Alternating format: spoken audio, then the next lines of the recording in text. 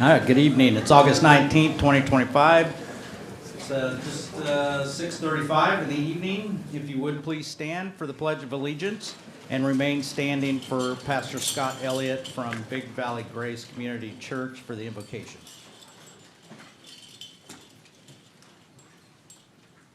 I pledge allegiance to the flag of the United States of America and to the republic for which it stands, one nation, under God, indivisible, with liberty and justice for all. Please join me as we pray.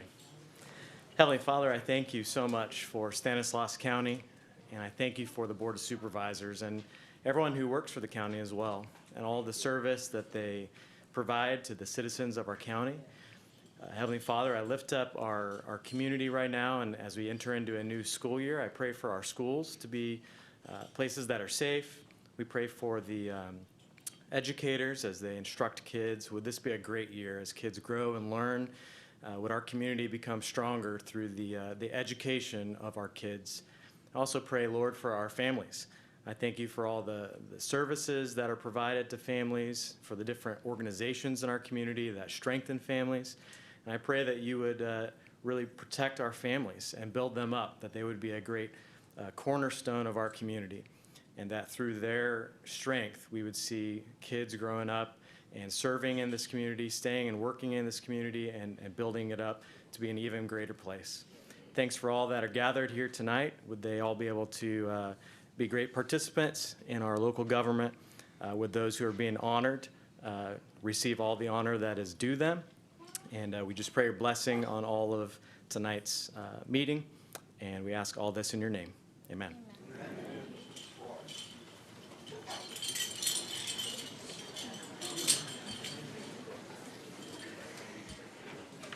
All right, first up is a presentation in recognition of Damon Flores' achievements in youth boxing. Supervisor Chance Congress.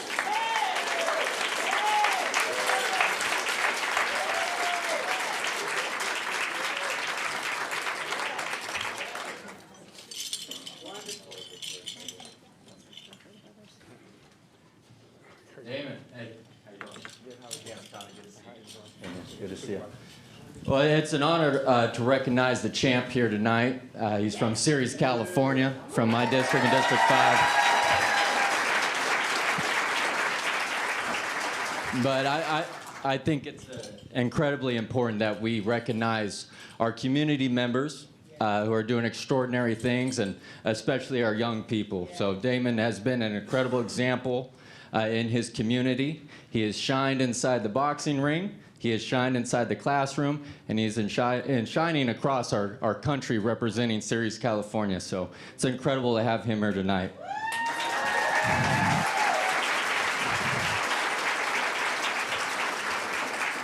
I'm going to read some words from the proclamation on behalf of the Board of Supervisors recognizing this young man's incredible accomplishments.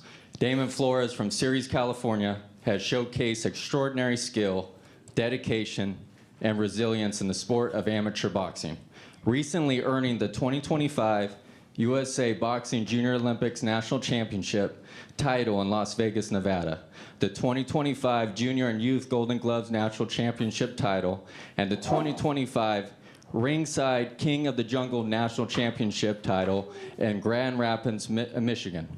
Growing up in a family deeply rooted in boxing, his grandfather, a Bay Area Sports Hall of Fame inductee, his father and coach, Damon Flores, and his two older brothers, who are also professional boxers, Damon has embraced the sport from the young age of 5, demonstrating early talent and passion.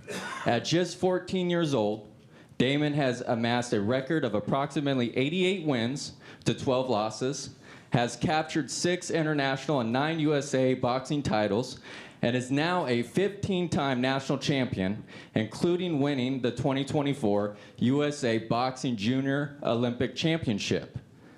In addition to his athletic success, Damon has excelled academically and was recently recognized as an honor student at Cesar Chavez Jr. High School in Ceres, California. And that's the most important.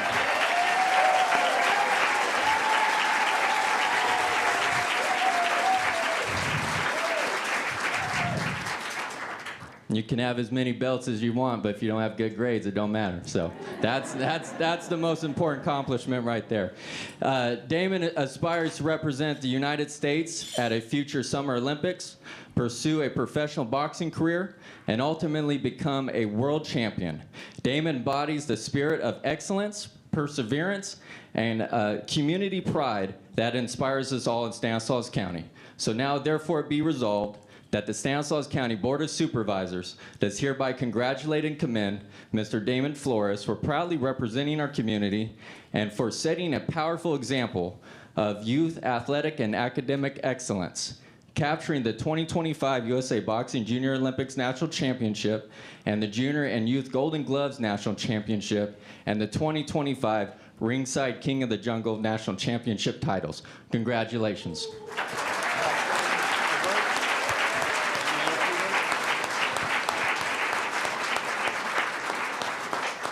I'd like to thank the Board of Supervisors for inviting us here. Mr. Condon for having us here. It was a pleasure. Thank you. And to our, it just doesn't happen with us. It doesn't. We have a team that we work with, other coaches within the community, Red Shield Boxing, Coach Juan from Red Shield Boxing, and Coach Mauricio from Rise Above in Turlock. So it starts right here with these guys and forming a brotherhood, and we go out and fight in these national tournaments, international tournaments, and we put all our hard work and effort, and it all boils down to we function in love and try to eliminate the hate. We're more than coaches. We become mentors, father figures, and you know, community leaders. So it's just more than just being a coach. So that's pretty well. So thank you guys for having us. And you guys want to come up?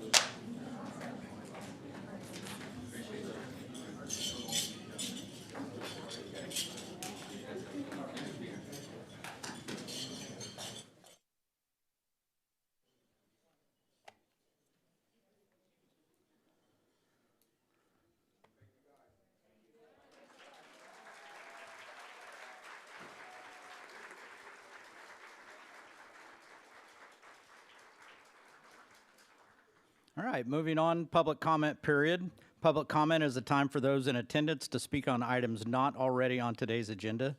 Please state your name for the record, direct all comments towards the dais, and so it is fair for every speaker, keep comments to the 5-minute time limit. First up is Cameron Perez.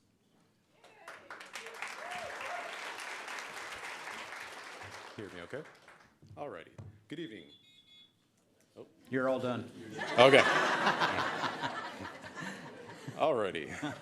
So, I'm good to start?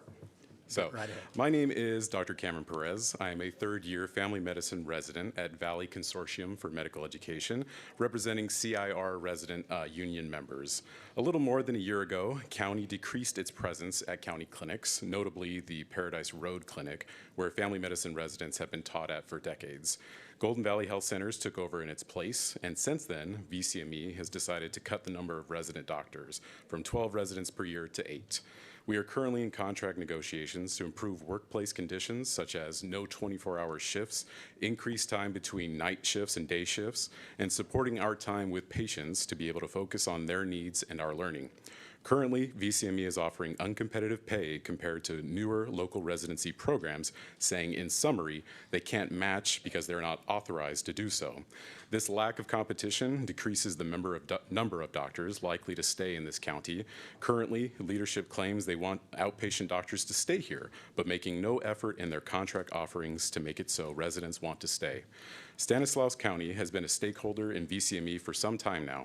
We're here to ask for your support in our contract efforts to help maintain and grow this long-standing residency program, which has been functioning since the 70s, educating many of the doctors working today in Stanislaus County. We ask of this for you, for the health and access to doctors for our county patients. Thank you. Thank you, Cameron.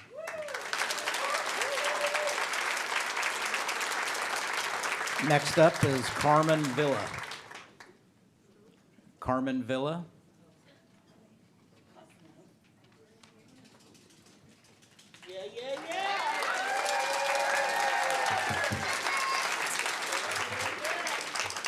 Good evening, members of the board. Thank you for the opportunity to speak today. I'd like to address 3 critical issues impacting our workforce: the value of telecommuting, increasing workloads, and the growing gap between rates and inflation. First, telecommuting is no longer a luxury. It's a proven productive model. Remote, does this work? I'm getting my 5 minutes. No. You'll get all your time. All right. Remote work has allowed employees to maintain high levels of performance while also improving work-life balance, reducing commuting stress, and cutting operational costs. Retention rates are higher, absence is lower, and morale improves when staff has flexibility. In a competitive job market, offering telecommute options isn't just progressive, it's essential.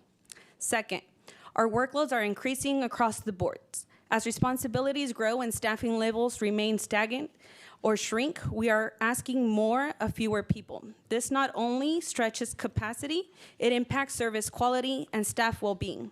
Burnout is a real risk, and without intervention, we jeopardize long-term effectiveness.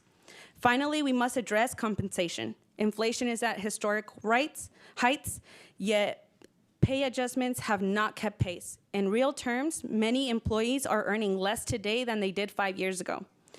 This erodes morale, hurts recruitment, and sends a message that we undervalue the people keeping our systems running. Together, these issues impact retention, recruitment, and performance. I urge the board to support policies that reflect today's realities, expanded telecommuting, realistic staffing levels, and pay that keeps up with the cost of living. It's not just about fairness, it's about substantiability. Thank you for your time and your commitment to supporting the people who serve Stanislaus County. Thank you.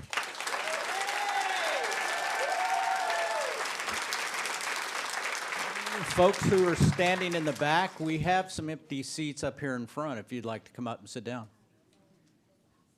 It's all up to you. Next up is Amy Johnson.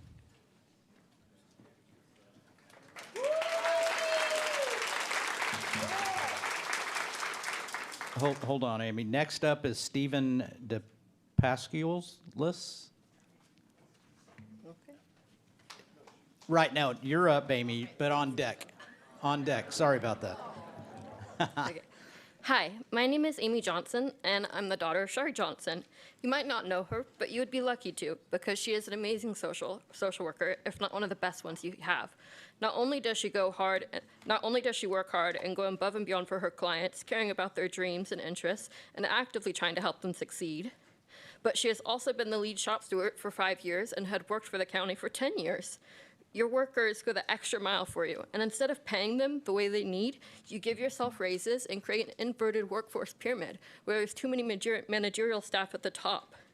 Your workers are struggling, some needing second jobs. Your employees are crying out for help. I urge those seldom decent few among you to speak out against your peers and to help your employees get the care they do not need but deserve.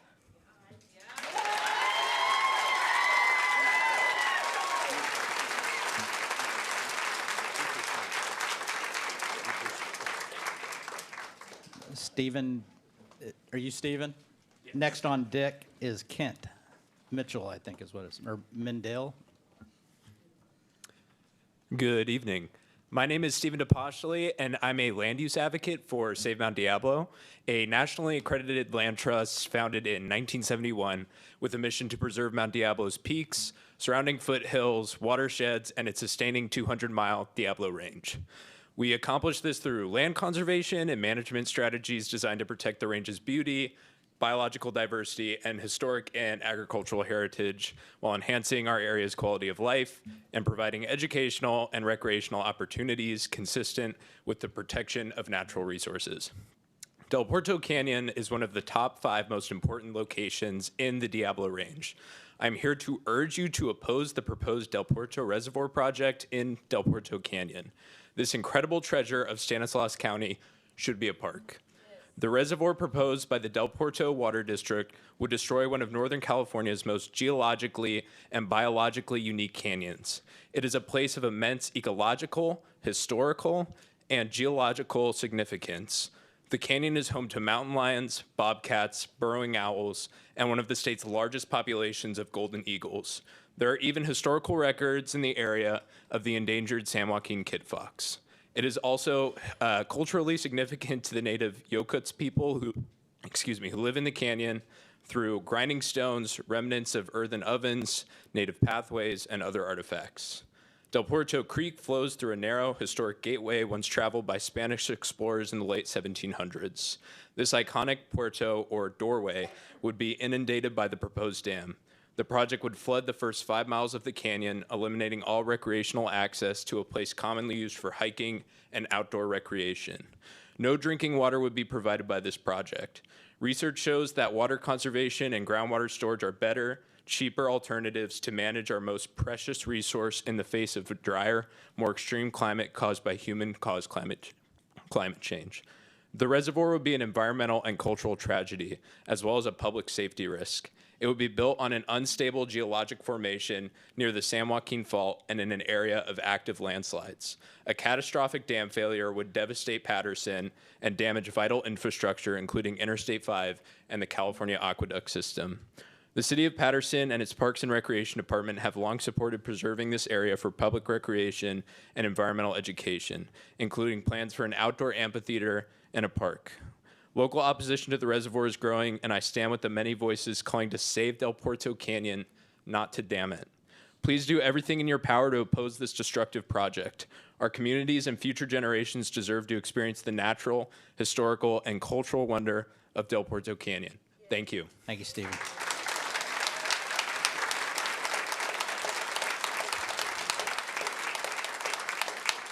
Kent, and on deck is Nick Guzman.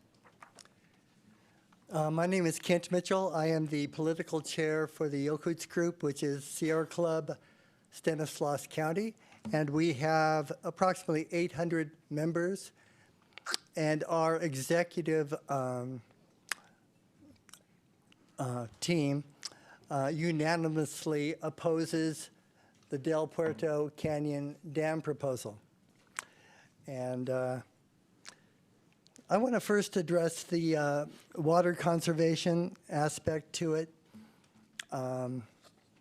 There is a professor at MJC, Noah Hughes, who describes dams as a 20th century intervention that harms the environment and destroys the landscape. And our group feels alternative measures of water conservation, such as aquifer recharging and groundwater storage, that have not been fully explored. Professor Hughes says a groundwater storage in western Stanislaus County is rated from moderately good to excellent. And this method of conservation has several times the capacity of surface storage at a fraction of the cost.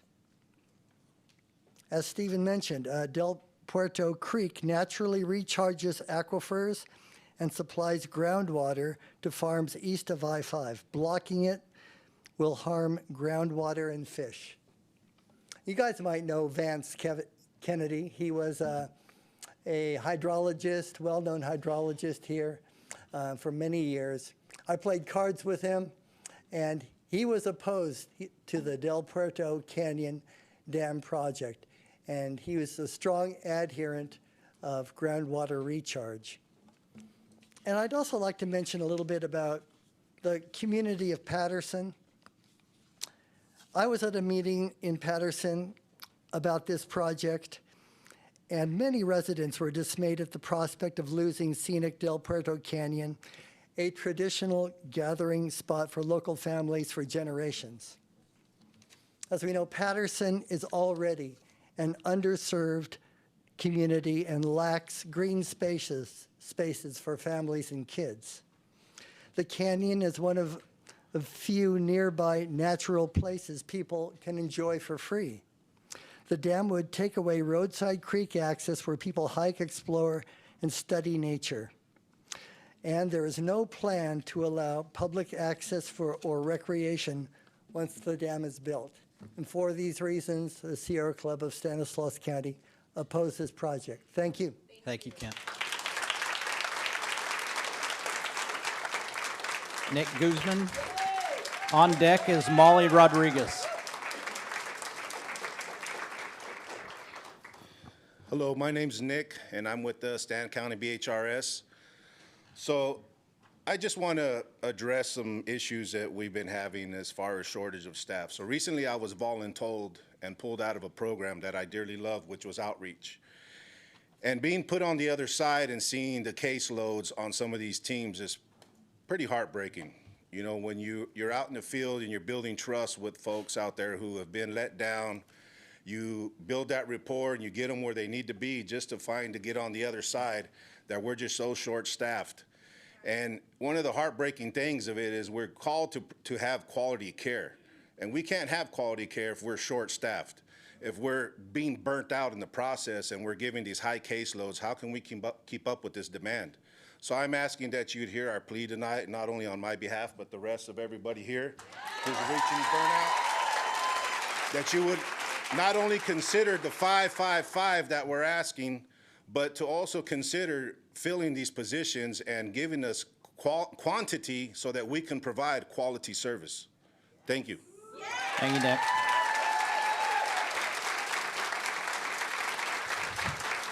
On deck is Corey Croson. Hi, thank you for Molly. this opportunity. First, I want to share a message that came from a coworker who's not here today because she's overwhelmed and she's got a migraine and she wasn't able to come to work today.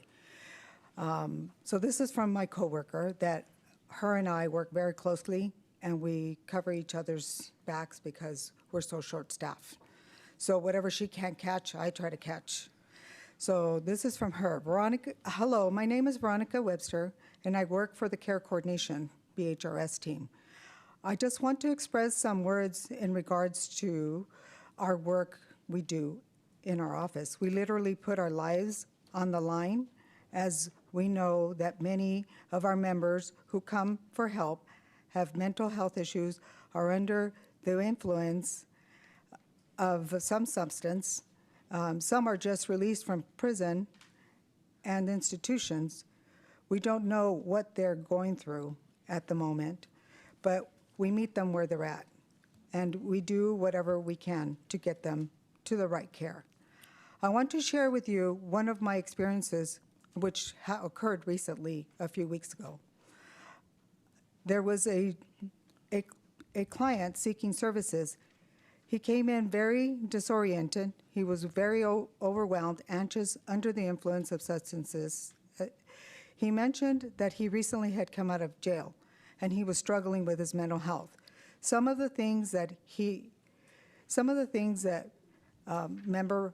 that client repeated was that he was struggling, and he was struggling, and he was saying, if you guys don't help me today, I don't know what I'm going to do today.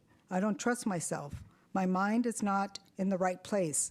And at that moment, I felt in my gut that there was something really, really wrong, like danger. He expressed to me that he felt like there was a spirit inside of him and that he was scared because he didn't want to act on what the spirit inside of him wanted him to do, that it was an evil spirit. To make things short, He confessed to me that he had a rifle in his car. He said it didn't have bullets. He also expressed that he was just very irritated and was just waiting for somebody to come at him the wrong way, and that he wasn't scared to hurt anybody, including the people he loved. He mentioned that his mother had brought him, and that she believed in God and that she was a woman of faith. I asked him if he would allow me to help him. I said, I have a plan. I'm going to be calling the mobile crisis line to evaluate you. He agreed.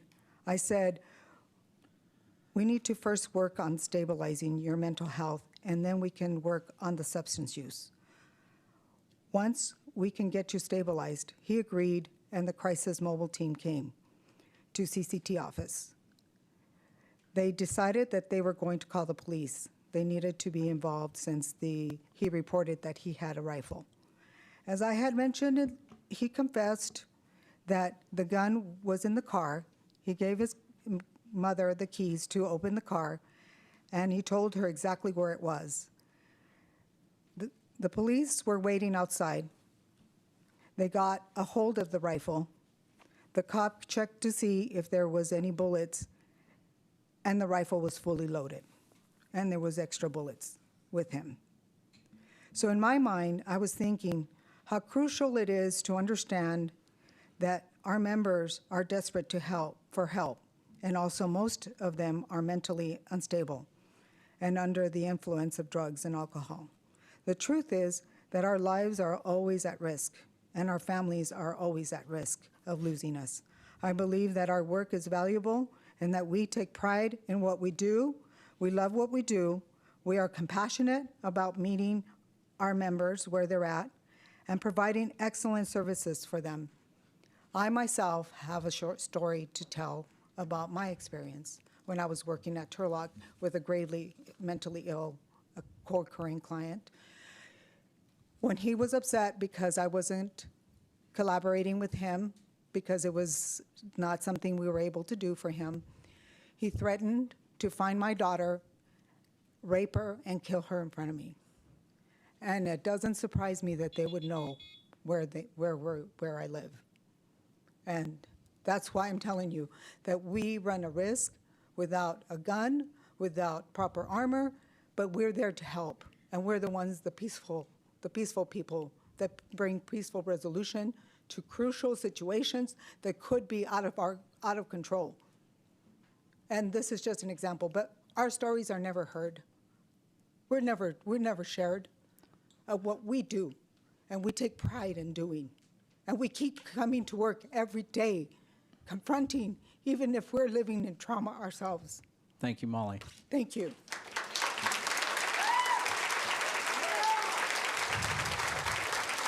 Corey Croson. On deck is Hortensia Flores.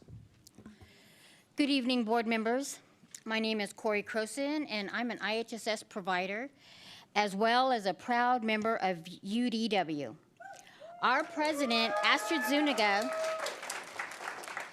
wanted to be here tonight, but she had prior obligations to serve our membership. She asked me to be here in her place to respond to the action you took last week. And to be honest, we were shocked and deeply disappointed.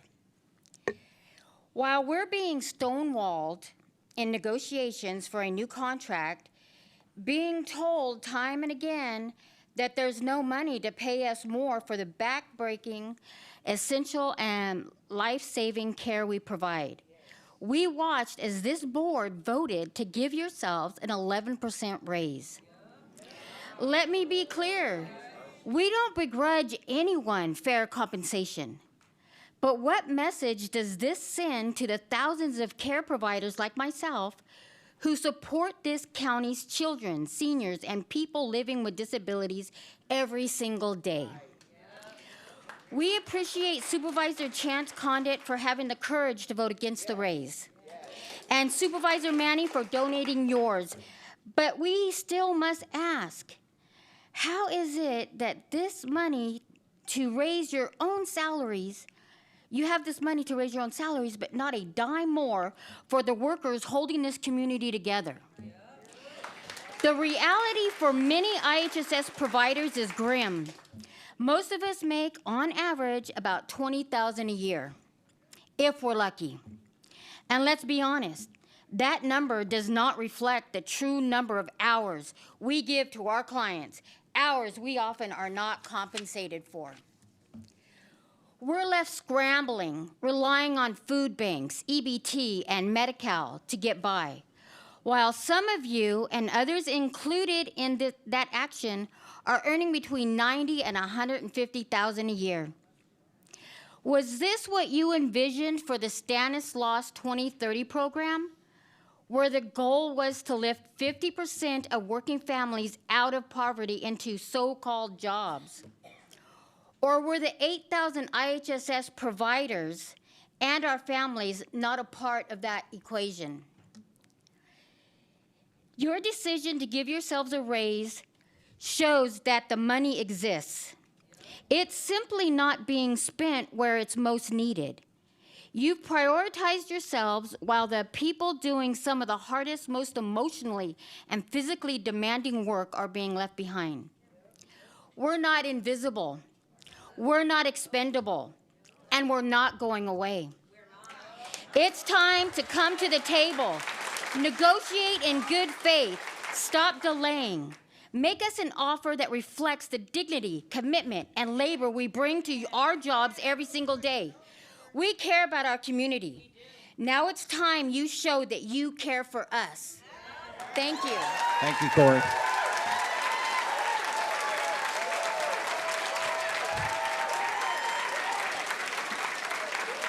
Next on deck will be Jody Smith. Hortensia Flores, you're on. Is this okay? Hello, my name is Hortensia Flores. I am my new job title that was kind of just presented to me, and even though after a little research and we went back and forth with what we currently are doing versus what the job description says now, I am now a senior community health worker. I have worked for Stanislaus County for 17 years. I am a member of the union. SEIU 521, woohoo to everybody. My coworkers and I are here to hire advocacy because too many in our community are suffering from mental health, substance use, and safety crisis, while your employees are overwhelmed by staffing and caseload crisis. I want to share a little story. When I started as a first home visitor, I got a promotion. I love and I'm passionate for my community and my families, which they are struggling. But sometimes I feel like I'm struggling myself with them. They're showing me a lot of strength. I went to this home visit. There was a mental crisis, and I just started myself with my youth going through mental health illness. It was all new to me. I really came out from the house and said, you know what, is it worth for my kids to miss their mom? Is there really a good wage for me to lose my life here on duty as a community health worker? I was really doubting. But you know what? I got assistance from IHSS, from Sierra Vista, from our partners, our community, and here we are. We want to have this county thrive together. We're in this together. I want to tell you that I continue. I got the assistance for myself, for my children, counseling. I am with the community. I am advocacy for the youth as well, which I'm very happy that we had the youth and giving them an award today. That makes me excited. We want to move the right directions. So there is a lot of risk as a home visitor, you know, dogs. We don't really actually go to homes sometimes. We're out in the field. It can be at a McDonald's. It can be an empty lot, at a room in the corner. But we're doing this because we are passionate for our families, and we are going to help them to continue. And there are future, our children, I can go a little bit more detail, but there's little kids here, and it's not the best place, I feel like. But I do want to encourage you to think about it, because when I heard that 11% rate for you guys, but yet we've been negotiating since February, we came with a 1.5, 2. We're here, and 11%. To me now, what we're trying to negotiate, to me it seems like a little bit very unfair for what we do, and we're going to continue helping our communities, and that's our goal. I want you to, it's time for us to bold solutions and stand with our union to demand that this board delivers a fair contract that prevents staff burnouts and attracts public service experts, that the only way our Stanislaus County can truly thrive and feel safe is by you guys supporting us, please, because you guys all have the vote. And not only the county wants the lights on, I want to be able to pay my mortgage. I want to be able to pay my light, my food. You know, I'm not even just right now thinking about the lights. Food for my family, rent for my family. We are at risk to become the same as our families, really struggling right now because inflation, we all know. There's numbers there, there's facts. Our bilingual pay it looks like it was rejected. Cesar Chavez, you know, this is leaders, people out there that are fighting for rights for our communities. Not long ago, I was here also for the mask mandate. And you know what? We made the change. As a community, we want to work together, and now those charges have been dropped as well. So I do want you guys, for all of us to come together to find a happy medium. Thank you. And I know there's money. We all know there's money. Thank you. Thank you, Cynthia. Next up is Jody Smith, and on deck is Brian Boldnick. Bolding.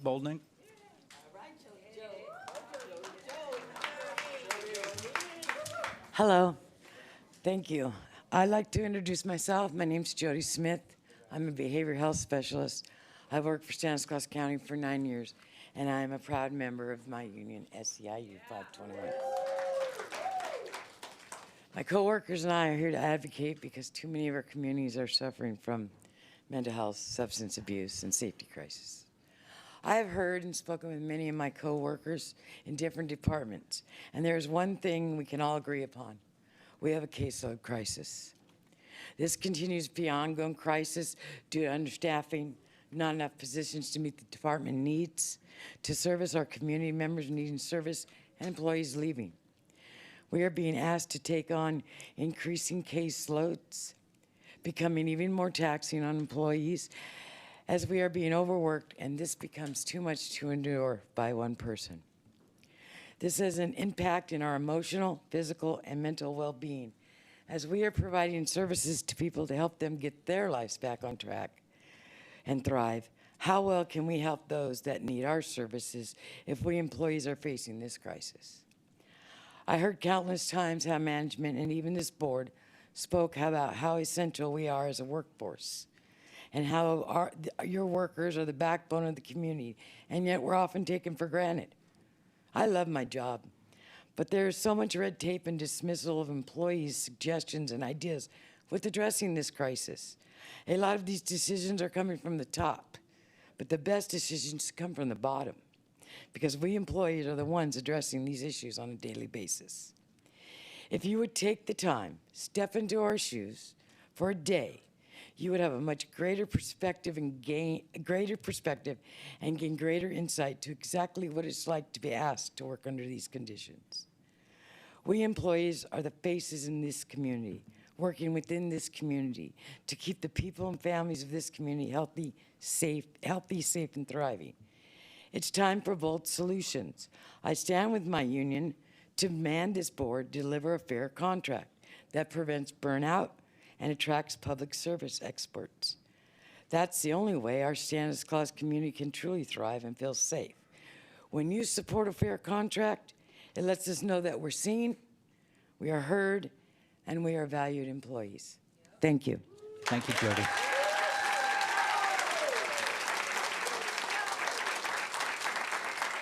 Brian, and the next up is Corinne Orth.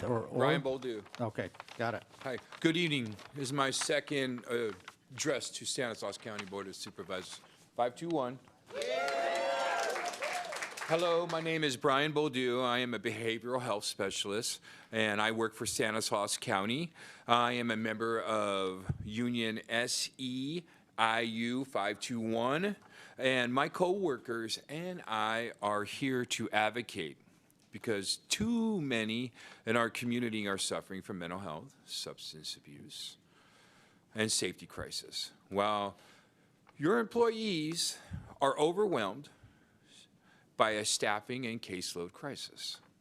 Behavioral health and recovery services staff are on the front lines of this crisis. Investing in staff is a direct investment in the well-being of the people we are missioned to serve. When staff are equipped and enabled with time, tools, and resources needed, they can provide the quality of care needed to the most vulnerable in our community. Addressing the homeless crisis is more than requiring affordable housing. We can build more affordable housing, but will the unhoused, when housed, be met with the continuity of care, time, and tools and conditions to maintain the recovery, to stay housed?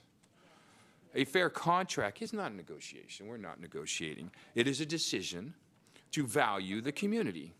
It is about empowering staff who are dedicated with compassion to the work with purpose, appreciation, and dignity to help others heal, which are the foundation of a meaningful recovery.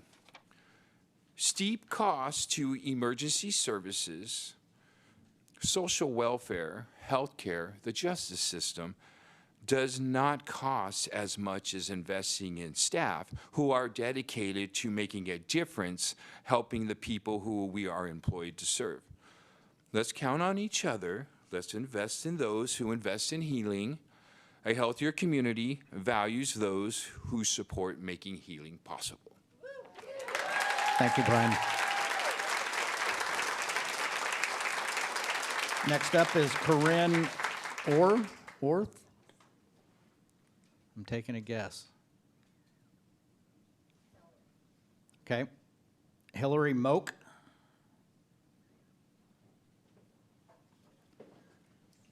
And next on deck is Maria Martinez.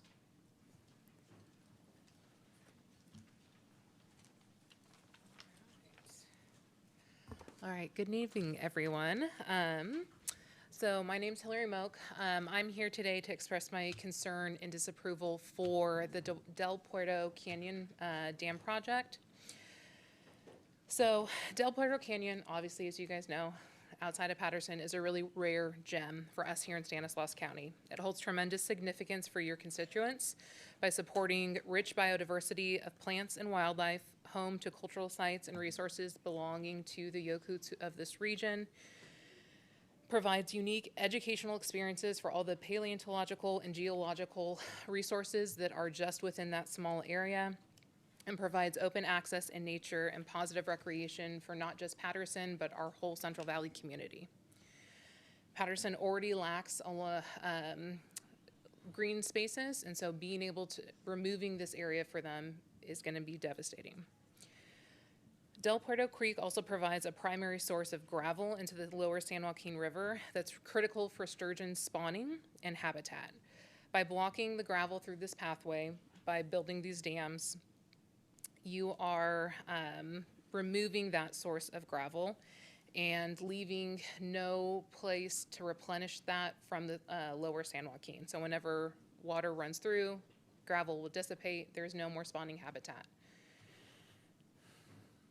Amazing strides have already been made to improve the health of local rivers along this Tuolumne, along the San Joaquin River. We've seen that through a lot of habitat restoration projects on the Tuolumne, as well as the amazing work of Dos Rios, both for the Tuolumne and the San Joaquin River. Both of them providing an active floodplain to help us here in the Central Valley and restore groundwater. This reservoir will eliminate the biodiversity of this area, really sensitive habitats, removing all this amazing green space and access, all for water that will be sold outside of Stanislaus County, down to Fresno, and won't serve us here. I strongly ask you to disapprove this project and listen to all the other constituents and save Del Puerto Canyon. Thank you. Maria Martinez, and next up, Brian Evett.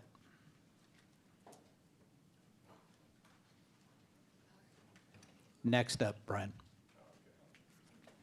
Hi, good evening. My name is Maria Martinez, and I'm with IHSS and Home Supportive Services.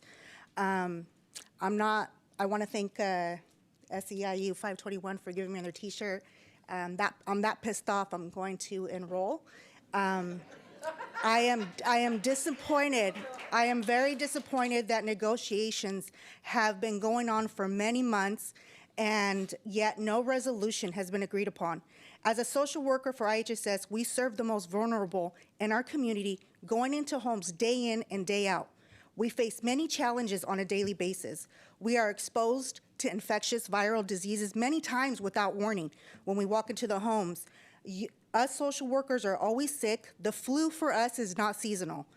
We are chased by aggressive dogs, especially when we go into severely economically challenged neighborhoods.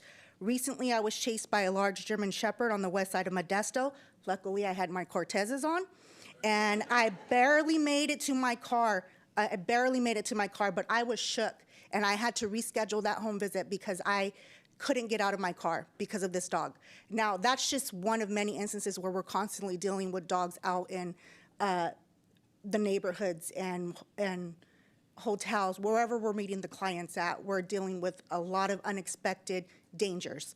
And we are understaffed and currently taking on caseload of other social workers. My caseload went from 220 to 420 in 2 months.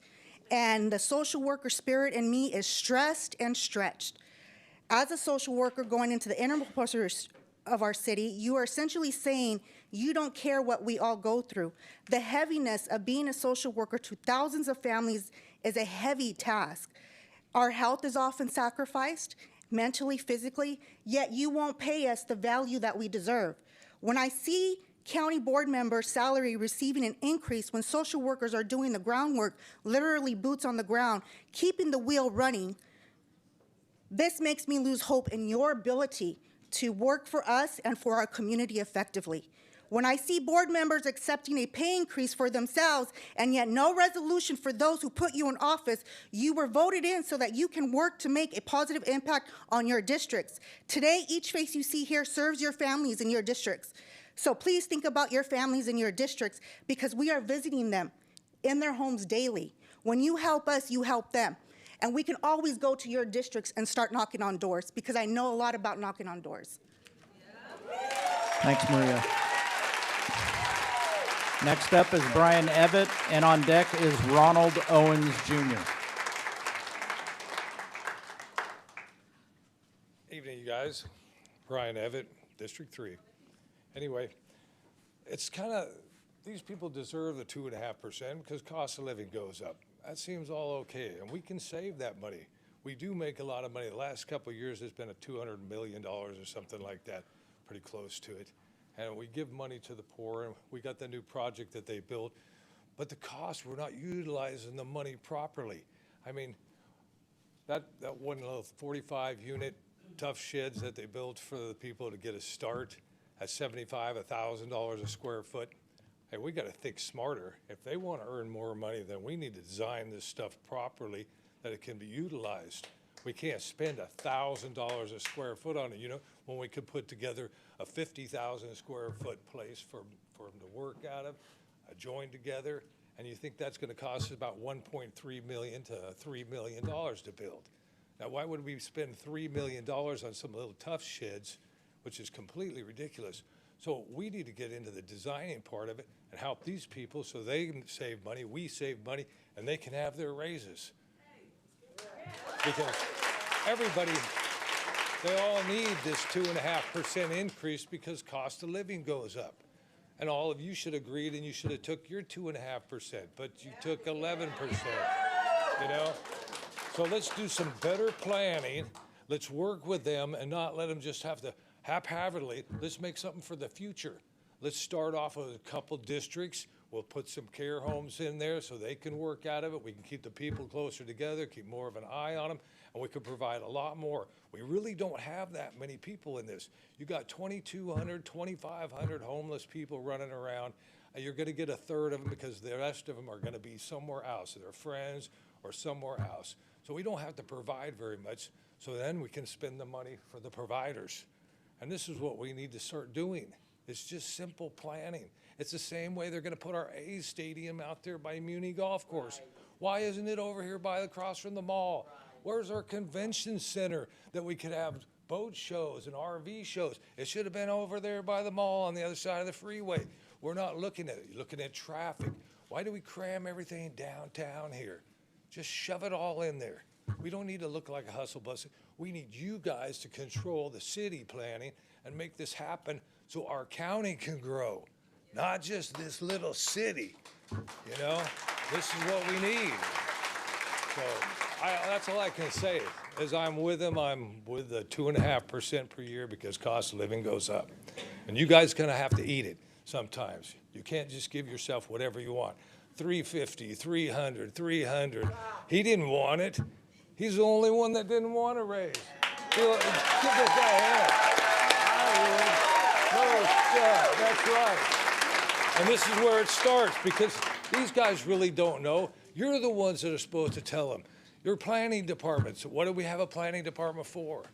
Don't forget, that's what they're there for. So if they bring you something, make it better. That's all you got to do. Pretty simple. And just look at the cost-wise. What can I provide them more for the same cost? No, don't just give it to some simple contract. We already had a loss. Our road commissioner, come on, he built a bridge. It was supposed to be $16 million. It cost us $38 million. Hey, and you give him a pile of shit. Hey, happy boy, hang that in your office. That money could have gone there for the 2%. Does anybody understand it, or do you just sit there like Easter Island statues? Nothing's getting done. It's just ridiculous. I'm going to keep coming in every single time because I've been through a lot in this county. And I've seen the way the changes, and they're not working. Our own sheriff's department is supposed to protect our constitutional rights inside the courthouse even. They've forgotten. We're going to just keep forgetting? Might as well just bury us up with sand. You know, and then later on somebody will just dig us up and steal it. Let's be stronger than that. Let's make it happen. Otherwise, I want to run for District 3. Okay? That's what I want. Because sometimes Terry needs to retire, man. He needs out of here. And we need more of a voice. Brian, make sure you look this way. We need more of a voice. No, if we were back in Rome, you guys are the one thing. Here's the people that should answer my questions. They work for you. And it's the same thing back then. You know, I can sit here and talk to you and just have comments and get nothing back. But the whole thing, those comments that I ask should be met by the people back here that work for us. They should be answered. It's the same way when we had COVID and I said, why don't you put a Doppler map together so we know where the infection's coming from? Oh, we never thought about that. Well, then the next time I come in, you got it. Next up is Ronald Owens Jr., and the next on deck is, it just has Jan. Yeah, go ahead, Terry. Mr. Owens, if you could just hold there for a second. Okay, well, just real quick, just to set the record straight, because I'm just sure a lot of you aren't aware of this. I don't think people would intentionally do this, but what happened a couple of weeks ago here, as far as the raise, was for approximately 600 of the unrepresented individuals who weren't represented by a union. They all got the raise, including the 5 supervisors here. And the raise was 4% for next year, 4% for the following year, and 3% for the next year. So it wasn't 11% for 1 year. I just want to make sure that you guys have the facts right. Then the other thing is that you need to know, as we do with everybody when we try to figure out in our union negotiations to figure out wages, we look up and down the 8 counties and we try to see what's comparable wages that everybody up and down the 8 counties of our valley are considered. And so just with that in mind, we make sure that the Board of Supervisors is always 20% lower than every other supervisor paid up and down these 8 counties. So I just want those facts to be out there so when you consider this. So thank you, guys. Go ahead. Sorry to interrupt what you're doing, but we just want to give the facts, sir. Mr. Owens, go ahead. I am happy to stand here and have this audience be here. I'm happy that this chambers is filled with people, because I stood before you guys on January 28th, 2025, and I shared with you what Department of Health and Human Services Javier Becerra said on April 14th, 2022. He said, quote, regarding the COVID-19 vaccines, we know these vaccines are killing people of color, blacks, Latinos, indigenous people at about 2 times the rate of white Americans. My name is Ronald F. Owens, Jr. I was a public information officer at the California Department of Public Health. I sent this board and your 57 other board of supervisors throughout the state, July 29th, 2024, a 5-page PDF detailing all this information, citing studies from Italy, Germany, Japan, that these vaccines are killing people. I followed up that email last December, the week of December 9th. I sent to this board another email following up that between July of last year and December 1st of last year, more than 400 Californians filed injuries with the vaccine adverse event reporting system. 1 man and 1 woman died. In total, 96,887 Californians have filed injuries because of these COVID-19 vaccines. In addition, 749 Californians have died because of these COVID-19 vaccines. I did receive one response from one supervisor. I will not divulge that supervisor's identity when I appeared before you last January. I've appeared before 44 California Board of Supervisors. I was in Fresno County this morning, Kings County last Tuesday, Kern County the week before that, Visalia, Tulare County. I don't know where I'll be next week, but I'm doing what the California Department of Public Health should have done in April of 2022. These vaccines are not safe, and they are not effective, and they are killing people. I have spoken to many of your colleagues throughout the state, and perhaps you may not do the right thing. I hope that you do, but at least I'm speaking to the people. I'm speaking to the people because they need to know. You have a statutory responsibility, according to Health and Safety Code 101025, to promote and protect the public health. You have a statutory responsibility. You have a moral responsibility, at least, to let your citizens know this. But I'm glad that you all are here today because you need to know. You need to hear. I urge you to direct your county health officer to stop promoting, stop administering, and stop distributing the COVID-19 vaccines. I'd be more than happy to come back and bring some subject matter experts to let you know that these vaccines are killing people. Thank you for your time. Thank you, Mr. Howard. Next up is Jan. And on deck is Arnie.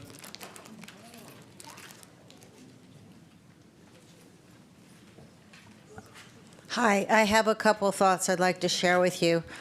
Since I'm following Ronald Owens, I am a retired respiratory therapist. I've been here quite a few times. And the COVID-19 is a very deadly vaccination. What I'm here about today, and I didn't really make up any notes, but these vaccines are detrimental. Statistics show. The worst thing right now, parents, there's a lot of parents, people here of age of small children, and there's grandparents here, that the autism rate used to be in the hundreds per every child born. Now it's down to 30 per every child born, and I believe it's 12 to 15 per every male infant born will be diagnosed with autism. Okay, today, just on the radio, I was listening to the radio, the Pediatric Medical Association had this advertisement on the radio reminding patients to make sure that they give all of their children the recommended vaccinations for the first 2 years of life. Well, this is causing autism, it's causing many different ailments. Personally, as a retired respiratory therapist, I know people that I worked with for 35 years. One of them died. Two of them are facing heart issues right now. One's at Stanford getting help for her heart. I'm switching now. I'm gonna, also one other thing I wanted to say, a resource that's very good for parents or anybody. It's called CHD, which stands for Children's Health Defense, and it's chd.tv. And this is the organization that RFK Jr. was very involved in and still is. You can go on this website and see testimonies of adults and children who have sustained substantial adverse reactions from these vaccinations. And there's more and more every day. So every day you can go on there and see more testimonies, and they're not pretty. We really do need to stop these vaccinations. The second major thought, I'm here to represent the state of New California for Stanislaus County. We're having a monthly meeting this Thursday, which is the 21st. We meet at the Secret Garden at the corner of, it's actually, the address is 2401 East Orangeburg Avenue. That's at the corner of Oakdale and Orangeburg. We have a guest speaker that's 2 nights from tonight. Starts at 6 o'clock. We have a no-host dinner, and then we have a speaker who's a gubernatorial candidate. His name is Daniel Mercury. He is a native born and raised Californian, and he served America honorably as a U.S. Navy Black Knight. He's a strong constitutionalist, and Daniel's knowledge is both federal and state constitution and is compatible to all the establishments that we believe in.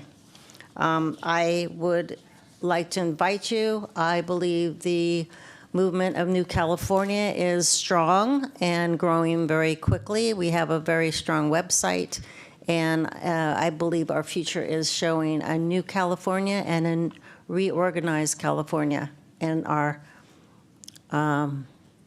soon horizon. Thank you very much. Thank you, Jan. Next up is Arnie, and on deck is Kent.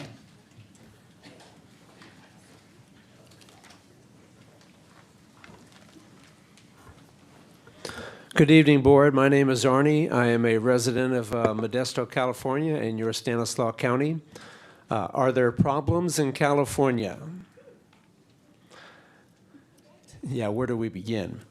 I'm here in support of Dr. Owens tonight.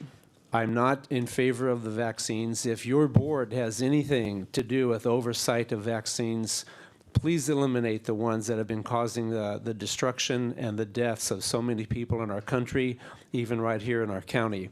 I'm a public school teacher. I was required to take the jab or have to have a COVID test on the computer every Sunday night before I can go to work. That lasted for about 2 years. I saw the devastation of what it's done to students to have to be out of school for that long as well. Vaccines have caused a lot of problems. My own son has asthma that I believe resulted from one of his childhood vaccines when he was about 1.5 years. We've seen the rate of autism, all the things that have happened from these vaccines. Additionally, I'm also involved with New California. We will be meeting Thursday night. I'll be there myself personally. I would like to invite you all to come down and see what is going on with the state of New California. We believe it's not long before it's going to come into existence. My own pet peeve that I'd like to talk about with you is, how did Stanislaus County come to be a vote-by-mail only county? You know, I asked some friends about that and researched a little bit. I understand back in 2016, the California legislature passed a bill, something about the Voters' Choice Act, which gave counties more leeway to choose how they run their elections. For the last many years, we've not had precincts here in Stanislaus County. It's a vote-by-mail situation. And we all know voting by mail is ripe with fraud and all kinds of problems. I don't know how that came to be in Stanislaus County. I've heard from friends in other counties that they still vote by precincts the old-fashioned way. And when I looked up something about Voters' Choice Act, I kind of saw that it was, again, is a county-by-county decision that got made. Did this board have anything to do with that decision? I know you can't answer that question. You're just supposed to try to listen right now. And I don't know if this board did or not either. If this board has anything to do with it, I would urge and request that you consider doing away with the mail-in balloting and that we go back to paper ballots, that we go back to one-day counting, election results announced in one night, and have elections done. We don't need an election season. We need to get back to election day.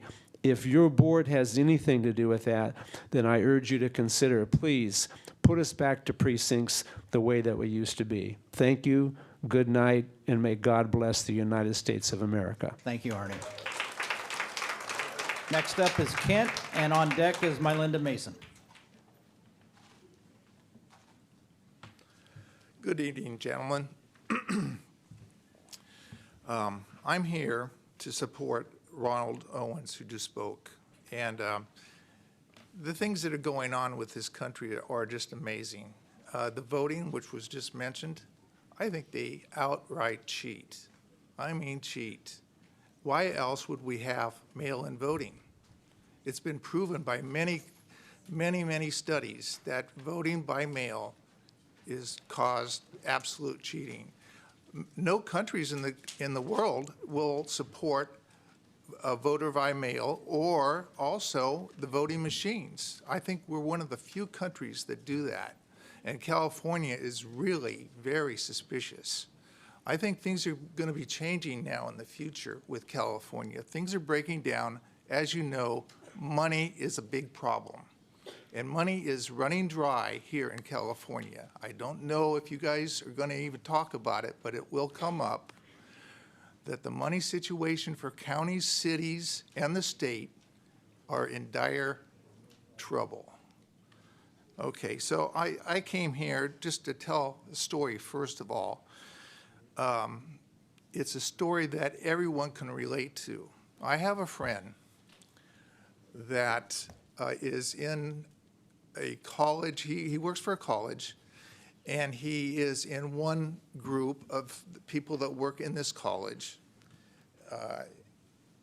He took the jab, and his colleagues completely put him down. They told him that he was causing trouble to his family, or their families.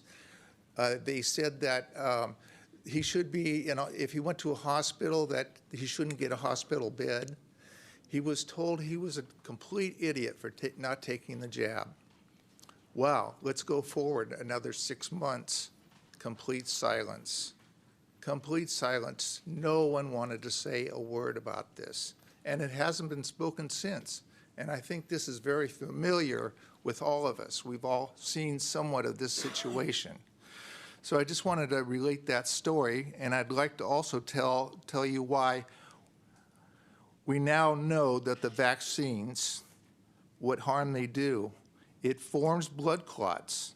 It's not safe and effective. Autopsies of vaccinated people are now showing that the spike protein is found in the brain, liver, kidneys, and ovaries. We were told that it would leave the body naturally. The spike protein can be around a long time now. According to actuaries, turbocancers are appearing in the vaccinated. There has been more than 500 studies showing the dangers of the vaccines, but the old media has ignored almost all of these. The media and the CDC did not let us use ivermectin or hydroxychloroquine or just natural immunity to rid our bodies of the virus. The reason so many people took the jab was fear. Fear from the virus. Fear of losing a job or a business. Fear of peer pressure. Fear of rejection from friends and family. And just fear to just speak out. Thank you, gentlemen. Thank you, Kent. Next up is Mylinda Mason, and on deck, David Avila.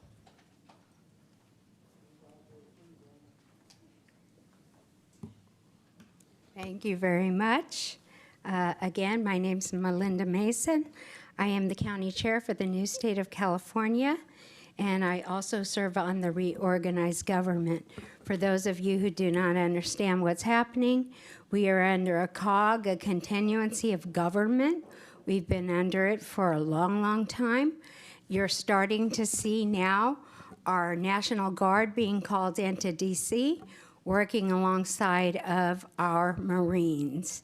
That is happening here in the state of California also. And as that becomes visible, I pray that the public will be able to begin to understand what's happened before their very eyes. We can all thank God for a man named Donald J. Trump who stood up and decided to take on the deep state. And those people who refuse to listen are going to be very saddened. So I plead with you all to understand that under that COG, there is a new state of California and a reorganized government that will soon be very visible to we the people. We declared our independence back in January of 2018. We're registered with the Supreme Court, have been a standing state ever since. And soon, again, the people will understand. We've established 57 new California state county committees in California, written a constitution that is Republican in its form. That's what the organic constitution that the founding father generation set up. And we have been under, unfortunately, a corporate constitution, and that's why these people behind me are not getting paid well, while those who sit in high places in government have been paid very well. That constitution is falling, and the organic constitution of 1848 is coming back.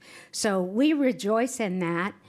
The new state of California has filed lawsuits against those who have committed crimes against humanity. And I'll just stop there. I could go on and on. People are invited to our public meetings or to come on the phone calls. But I want to remind everyone that in this beautiful, God-given republic of the people, by the people, and for the people, those of us who are Christians understand that we are called to pray for our leaders. That's in 1 Timothy 2, 1 through 2. We are to select leaders who advance liberty in government and not put oppression upon the people. My understanding is these people behind me make in that area of $20,000 or $30,000 a year. Not one of you could survive on that. Those of us who do without, we do without, some of us, to our own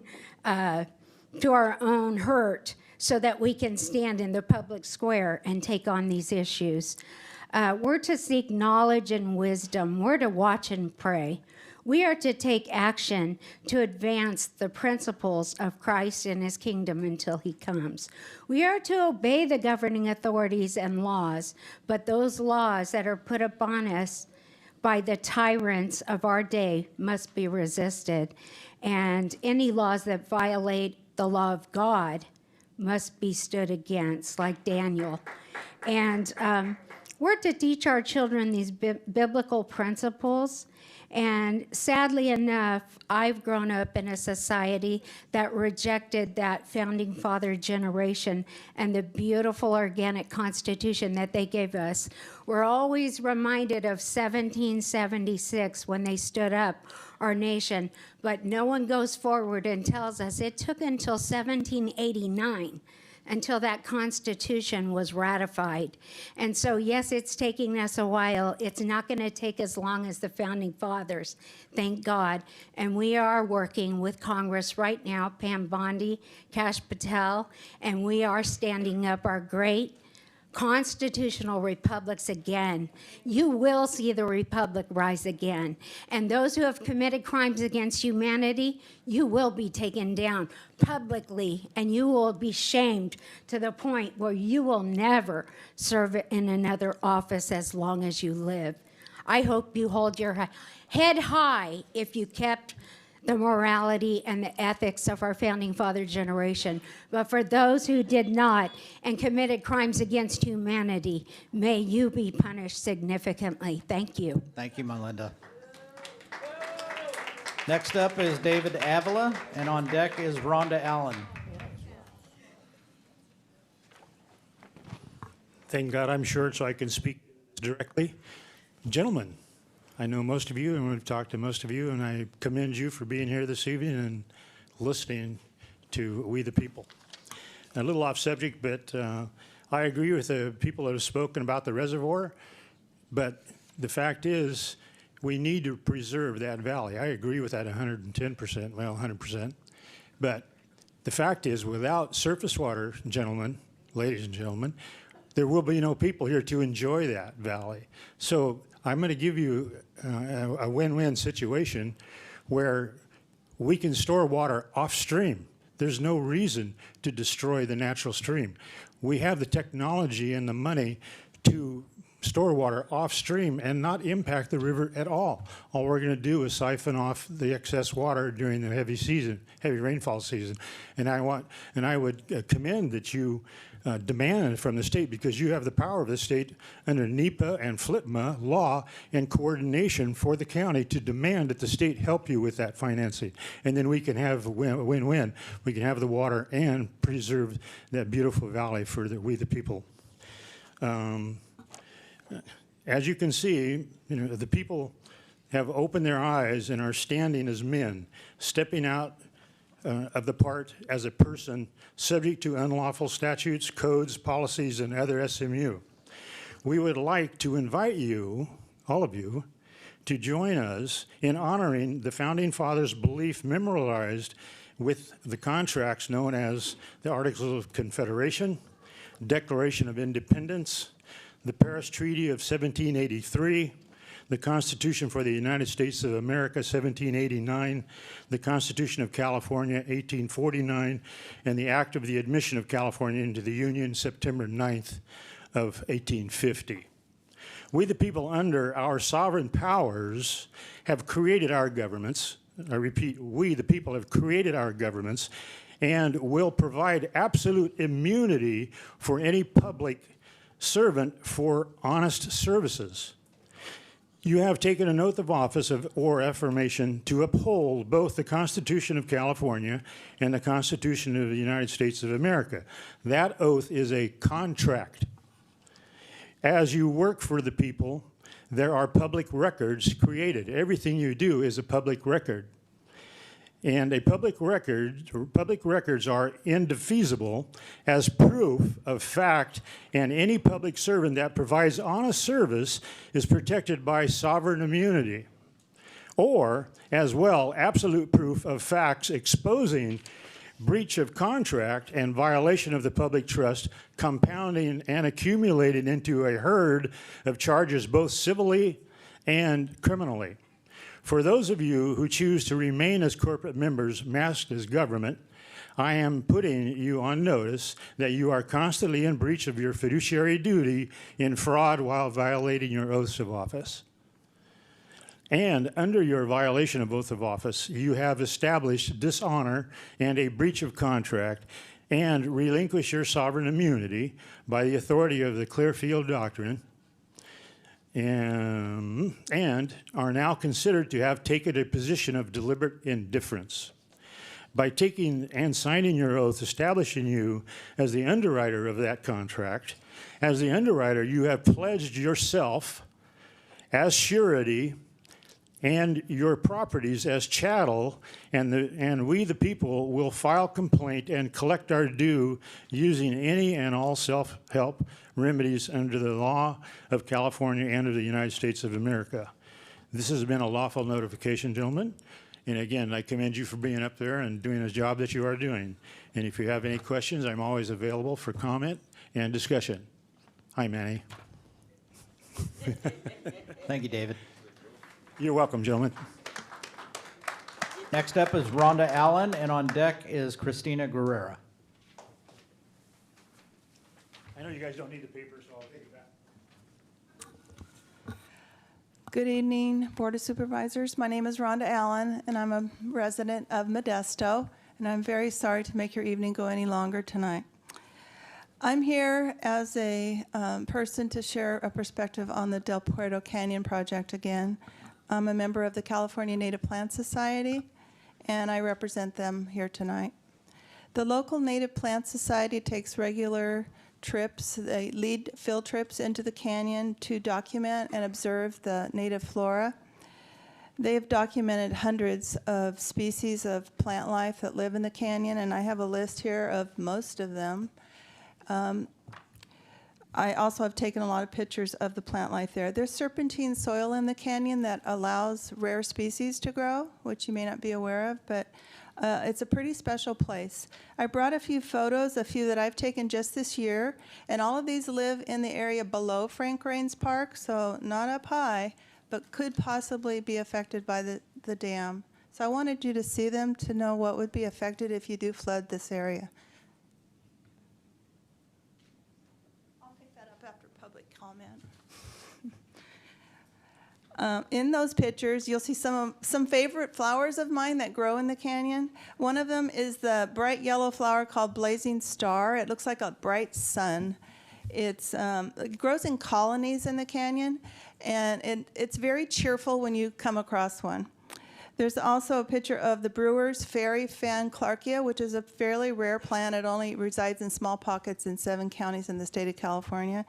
And it grows there. And also the Booth evening primrose, which both of those plants have very unusual structures to them that make them really fun to photograph. This year I discovered the golden eardrop, which is a plant that has a tall stem with these bright yellow gold earlobe-shaped flowers that come off the main stem. So it's quite different. When you see one, it's like, wow, I got to get a picture of that. So anyway, those are a few of the flowers that you see in the pictures that I'm passing around. The unusual flowers are not the only ones that are important, though. There are dozens more I could mention. At Del Puerto, it hosts a very high plant diversity. They call this a biodiverse hotspot. And botanists would consider this like their dream spot. So I very much want to see those plants protected.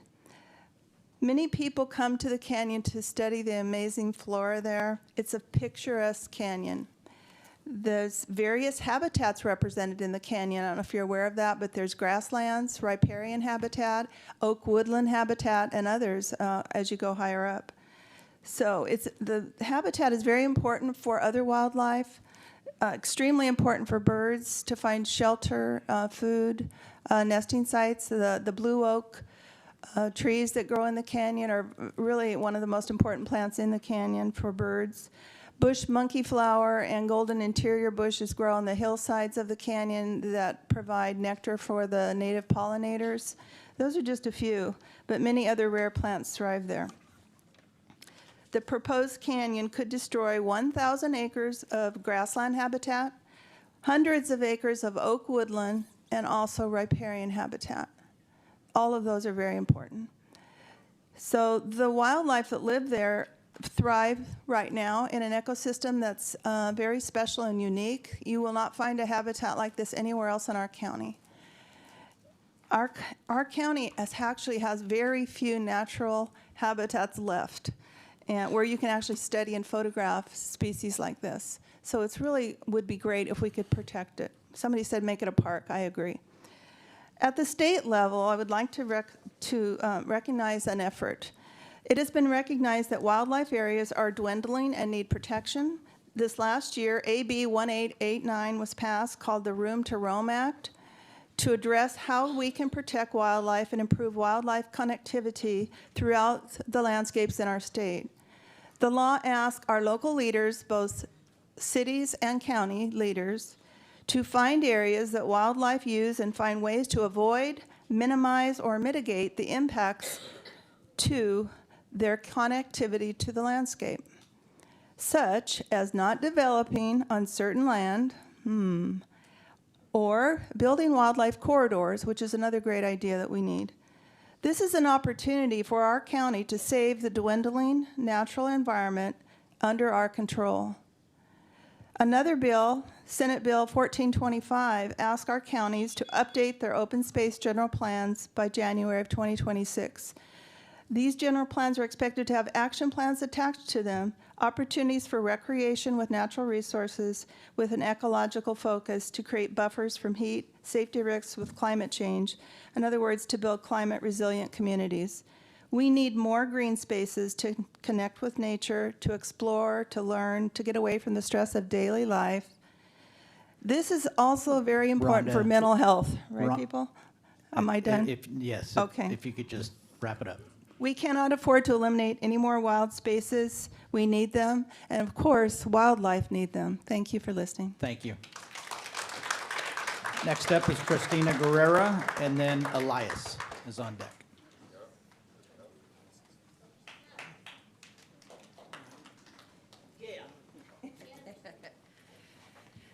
Hello. Hi, everyone. My name is Christina Guevara. I'm a mental health clinician, and I've been with Stanislaus County since 2022. I started as an intern, worked as a behavioral health specialist before becoming a clinician, and I'm a proud member of CEIU 521. There's kind of dwindled down over here, but we came in strong. I know everyone's pretty tired and rushed to get home, but I'm here today because our community is in crisis. So are the frontline staff you depend on to respond. Chronic understaffing have left clinicians with caseloads so high that we cannot provide the level of care our community needs and deserves. The numbers make it clear. According to California Department of Healthcare Services, fewer than 4% of adult Medi-Cal recipients access specialty mental health services. And even though 6% live with serious mental illness, that gap is real, and we feel it every single day. The people who we do reach often have the most complex, high acuity needs, but we're stretched so thin, and each client gets less care, less time, and less stability. And I want to make this personal for a brief moment. I'm the daughter of a parent with a severe mental illness, exactly like the kind of programs these are, exactly like the programs we're supposed to be serving. And I can tell you right now, knowing what I know, both as a clinician and as a daughter, this would be unacceptable. I would never settle for the kind of care our clients are forced to settle for. And anyone who knows me knows I would hold someone accountable if my parent was failed the way we are failing our community members. Our community members deserve more. And yet, the very workers maintaining these unsustainable caseloads are denied the same recovery time we encourage our clients to take. We are also denied the ability to work remotely, even though research shows remote work boosts both productivity and employee well-being. Denying that flexibility directly affects the care we provide. And add to that the unsustainable work schedules, clinicians responding to crisis calls at 4 a.m. and expected to run therapy sessions at 8:30 a.m. the next morning, or the same morning, I should say, 4 hours apart, with no recovery time, no flexible schedules. And then we see that there's a contrast that just can't be ignored. You guys, or the board, voted as an 11% raise spread over the next 3 years, as you clarified, while dragging our union through negotiations to barely reach a possible 2% increase for clinical staff in the next 3 years total. Even 11% for you, while the people holding the line for the community are told to make do with scraps, is what's going on. And that is not just unfair, it's an insult to every professional who sacrifices daily to keep this country safe and functioning. As you've seen, many of my colleagues showed up today feeling similar and expressing similar views. The results of this neglect is clear. We see the same patterns over and over in the community. People unable to reach their worker, tired of being shuffled between providers, and frustrated at the lack of consistent and appropriate care. This is not a reflection due to the workers in Stanislaus County. We have some great folks working within Stanislaus County. This is a system reflection. Meanwhile, staff are burnt out and it's driving people away. U.S. Health Resources and Services Administration reports half of community behavioral health professionals are already burnt out. Here in Stanislaus County, we haven't seen a meaningful raise in 7 years. On-call pay hasn't changed in 2 decades. And neighboring counties like San Joaquin are willing to pay $5 more than what we're starting our clinicians out here in this county, while also being able to provide decent care, insurance, medical care, things we need to care for ourselves so we could continue caring for our community. So there's no surprise we're losing staff faster than we can replace them. It's been like this for quite a while. I'm sure you guys are well aware of this. So today, I just want to stand with my union and the 5 professionals I work alongside with and ask for meaningful change and for bold changes. And I want to thank you all for your time. Thank you, Christina. Next up is Elias, and on deck is Hector.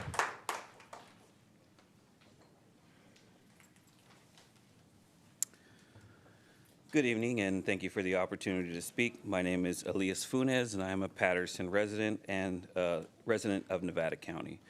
That would like to bring up some very important aspects of the Del Puerto Canyon Dam and Reservoir project, specifically regarding the proposed rerouting of the historic Del Puerto Canyon Road away from the protection of Del Puerto Creek and into the dangerously steep slopes of the nearby Diablo Range that are currently the fastest growing and fastest eroding mountain range in the state. Which brings me to the health and safety aspect of the new road. There's a reason why the Patterson and Western Railroad engineers chose to lay their tracks as close to the creek as possible. It's the easiest and safest access to Del Puerto Canyon that is still utilized by Del Puerto Canyon residents and visitors alike. By supporting the reservoir and road relocation, you would be forcing residents of the canyon to have to drive up and over a steep grade, meaning more wear and tear on the vehicles, on the cattle trailers, on the hay haulers, Adobe Springs water trucks, weekend warriors coming from the Frank Rains OHV Park, pulling trailers full of toys. It also means further exposure into the wildland-urban interface, further increasing the risks of wildfire. In Nevada County, where wildfire risk reduction is a way of life, we've learned that increased vehicle traffic can equate to increased wildfire risk, and users of the new, much steeper section of the road will surely be having to push their vehicles harder going up the hill and brake them harder coming down the hill. Let me remind you that Del Puerto Canyon Road is currently a challenging road for some to navigate, and this new section is sure to provide additional hazards for users, and that's given that the road holds up. As I mentioned earlier, it is the fastest growing and eroding mountain range in the state, and we even have the nearby Diablo Grande Parkway to look at that as an example of that quick erosion. The Board of Supervisors declared eminent domain to build the Diablo Grande Parkway about 2 decades ago, and that brand new Stanislaus County Roads project is already eroding away, forcing concrete K-rails to be put in place to try to slow this erosion down. And this is part of the road that is considerably less steep than the Del Puerto Water District's proposed road relocation. And why would the Del Puerto Water District send a community survey only to the residents of Diablo Grande, who would not be affected by the rerouting of the road or the reservoir project at all? The Water District has done a disservice by not polling the users of Del Puerto Canyon Road, and I urge you as supervisors to ensure that a thorough outreach in English and Spanish is done at Frank Rains Park, Adobe Springs, and with roadsides notifying users at each end of the 25-mile Del Puerto Canyon Road of the proposed changes. I am also quite surprised at the support shown by this body to the road's proposed relocation, considering the Water District's manager, Anthea Hansen, admitted to not ever walking the path of the proposed relocation. Not only do I encourage that you as supervisors to walk the proposed route, but that the community at large is also offered an opportunity to walk this proposed reroute for themselves. Only then can we accurately weigh what kind of impact the road relocation itself will have on the community. And for those who are still unfamiliar with what all is at risk of being lost in Del Puerto Canyon, You are all welcome to join us on our monthly cleanups held by the Save Del Puerto Canyon group each third Saturday morning of every month, where to date we have pulled hundreds of tons of trash from the fragile Del Puerto Creek watershed. We have partnered with the Love Patterson group over the past few years, and I'm happy to say that our organization has begun graffiti abatement, and we hope that in a few years the first few miles of Del Puerto Canyon will be graffiti free. We have a large group of those volunteers here today, and thank you for showing up. As an addendum, it is great to see so many of these SCIU members here bringing up issues about mental health awareness, and for me, the Del Puerto Canyon issue is intertwined. Many from the Patterson community and beyond find the nature and solitude of Del Puerto Canyon to address their mental health. I learned when I was a part of Patterson Parks and Rec and Planning Commission that parks and open space make life better. They reduce crime. They increase health and well-being across the community. So please, don't take Del Puerto Canyon away from us and increasing the mental health strain on us all. Thank you. Thank you, guys.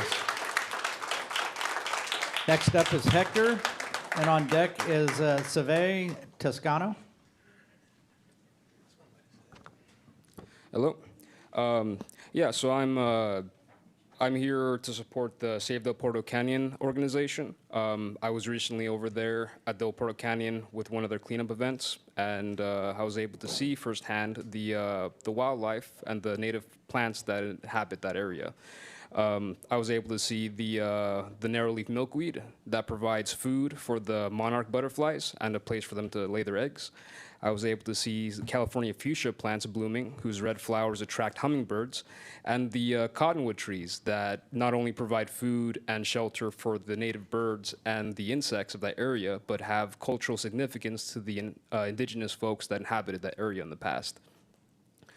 And these native plants not only provide the wildlife with food and shelter, nor do they just provide,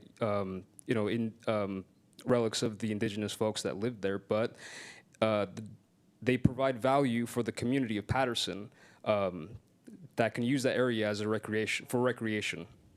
And the reservoir project aims to take that away from the folks there. In addition to taking away the Del Puerto Canyon away from the residents of Patterson, it can possibly take more. I noticed that on the canyon, there are 2 fault lines that are next to it. So common sense to me seems that why would you put a dam there if possible earthquakes that occur near those fault lines can damage the dam project? And the dam being upstream from or up from the Patterson city, it seems that not only would the folks there have to worry about the earthquakes if they come, but possible flooding events if that dam were to be destroyed from or damaged from earthquakes. You're able to see those fault lines if you go to the U.S. The CA.gov website. There's a map of the fault lines of California there. You can type in or look up the Del Puerto Canyon and see for yourself the San Joaquin fault line and the Greenville fault line there. So, I would say that please do everything in your power to make sure that the reservoir project does not come to be. All right, thank you. Thank you, Hector. Next up is Save Toscano, and on deck is Maria Gabriel.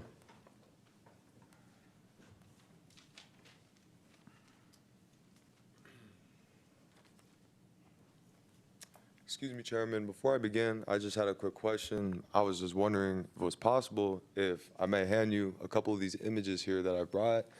I am very excited to share these with you guys. Stand them to the clerk. She'll give them to us, and we'll take a look.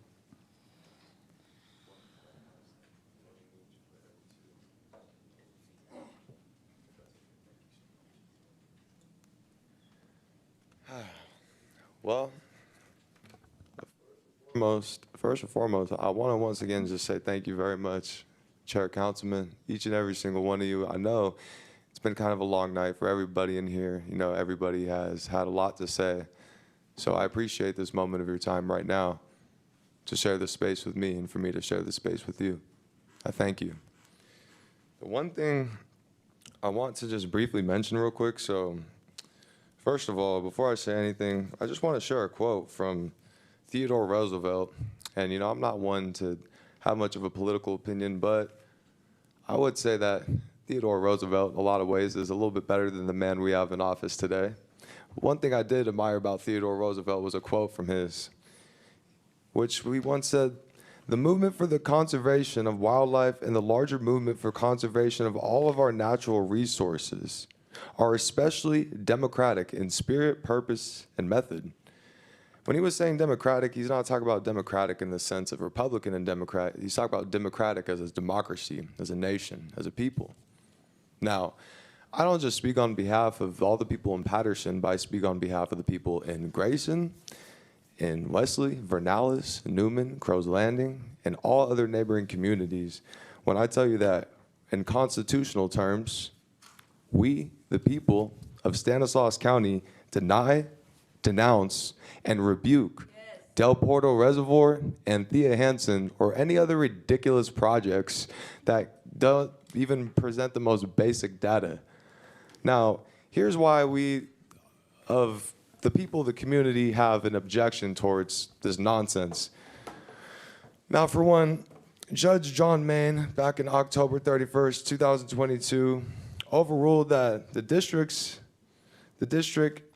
had not collected the proper data and that they had to decertify the EIR and vacate approval of the project because the Del Porto Water District failed to adequately address the relocation of Del Porto Canyon Road, the EIR report for the affected downstream wildlife, also the effects on the air quality and water from the pollution from construction, also driving endangered species to extinction, which nowadays we have a lot of endangered species in this country, everything from flowers to birds to mammals. And I'll tell you what, if we could make an effort to preserve these things, we could create a better world for our children so they can learn about the geology of the earth, the natural climate of California. It could give them an opportunity to actually take a step away from some of the mental health crises we've been experiencing. It's no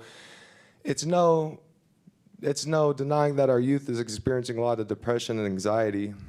And when we have places like Del Porto Canyon, we have a place to be able to heal, to be able to reconnect with the earth, and to actually feel love unlike anywhere else, because this is truly a unique place unlike anywhere else. So my thing is, I have a question for you council members. That's all. Simply, what are you doing to mitigate the impact on the surrounding communities based on the historical fact of the continual changing of the topography of this area, as this area has a rare and continuous change to its landscape based on its link to the Earth's mantle? Now, there's no denying that Del Porto Canyon is one of the few places in the world where the Earth's mantle rises to the surface. I learned this on my own of going out there, and there's plenty of evidence out there when you go out there and you see all the mantle rocks that lay before you among the serpentine and jasper and all the quartz and other wonderful rocks out there. What assurances does our community have regarding the outcome versus benefits to our community if this reservoir is built? And on top of that, how are we supposed to trust? First of all, I want to just say, too, to be quite honest, we as a community have felt very betrayed when you allowed for this road to be relocated without even having the proper data presented to you guys. That's ridiculous. They couldn't even present the most basic data for the most basic variables to not only relocate the road, but also for the fact that the landscape is constantly changing. There's constantly landslides happening. It's one of the few places on Earth where there's these geological shifts constantly happening, and these variables haven't even been basically accounted for, but you people have approved it. Anyway, I know my time is up. My last thing I gotta say though, what measures have been taken or considered to the local native and historical relevance of this region?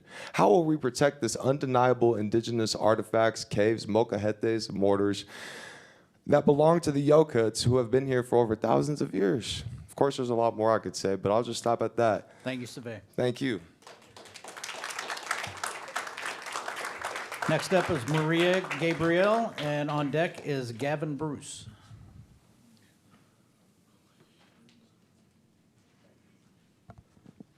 Good evening. My name is Maria Gabriel, and I'm a resident of Stanislaus County, also an advocate for Save Del Porto Canyon. I am here to raise concern for the proposed Del Porto Water District Dam, which is currently threatening both the rich indigenous history within our county, as well as all residents in the city of Patterson. Del Porto Canyon is more than just a beautiful landscape. It is and always will be indigenous land. holding the memories of culture, traditions, and sacred education within the hills. For thousands of years before Patterson was founded, the Notatomi Yokuts have called Del Puerto Canyon, as well as Stanislaus County, home. Del Puerto Canyon holds archaeological and cultural value that is not only important for Indigenous peoples, but also important for the education of all residents in Stanislaus County. The Del Puerto Water District Dam is threatening to erase the extensive history that the canyon holds. Once these historical sites are flooded, there is no way to continue honoring, studying, and practicing traditions on these sites. Indigenous grinding rocks, ovens, marker trees, and more can be found as soon as you enter the canyon, all throughout the hills and even past our county line. Having such rich California Indigenous history be readily available and free to admire and study is something that Del Puerto Water District is actively trying to take away from our Stanislaus County residents, as well as neighboring communities. It's a choice between protecting sacred shared heritage or allowing it to disappear like most of the state has done. Is this something you guys want on your hands? Preserving Del Puerto Canyon is not simply about honoring its past, but engaging in respect for the land, wildlife, and history. Keeping these cultural sites safe and available not only protects the history of past generations, but also protects future generations in harboring a safe place for hands-on education within our home area. One Indigenous principle that many practice is called the 7 generations. Decisions we make today about energy, water, and natural resources will affect the next 7 generations born after us. We are in charge of their future. Everyone here wants a reliable water source. Doing this at the cost of flooding irreplaceable history and education, as well as putting an entire growing city in danger of flooding, is flat out wrong. We should focus on investing in strategies that protect both these natural resources and Indigenous heritage, instead of building a dam for agriculture that is not even a necessity. Today, I am urging you guys, as the current sitting board of supervisors for Stanislaus County, to please educate yourself on the importance of the Del Puerto Canyon, as well as the dangers the Del Puerto Water District, as well as Anthea Hansen, is willing to put the city of Patterson residents in to fill the pockets of their general managers. Protecting Del Puerto Canyon and the water and the creek and all the land means protecting our future for 7 generations to come. Tlazocamati, and thank you. Thank you, Maria. Next up is Gavin Bruce, and on deck is Corinne Orr. Hi, good evening. Thank you. I'm going to try to keep this as short as possible, but I know time up here goes pretty quick. First I want to say, I'm here also opposing the Del Puerto Canyon project, and I have some concerns about that. First, before I say that, I want to just acknowledge the SEIU members here as well. Environmental justice, labor justice, public health, it's all intertwined together. I know a couple of other people had mentioned that connection too, but I wanted to reiterate that.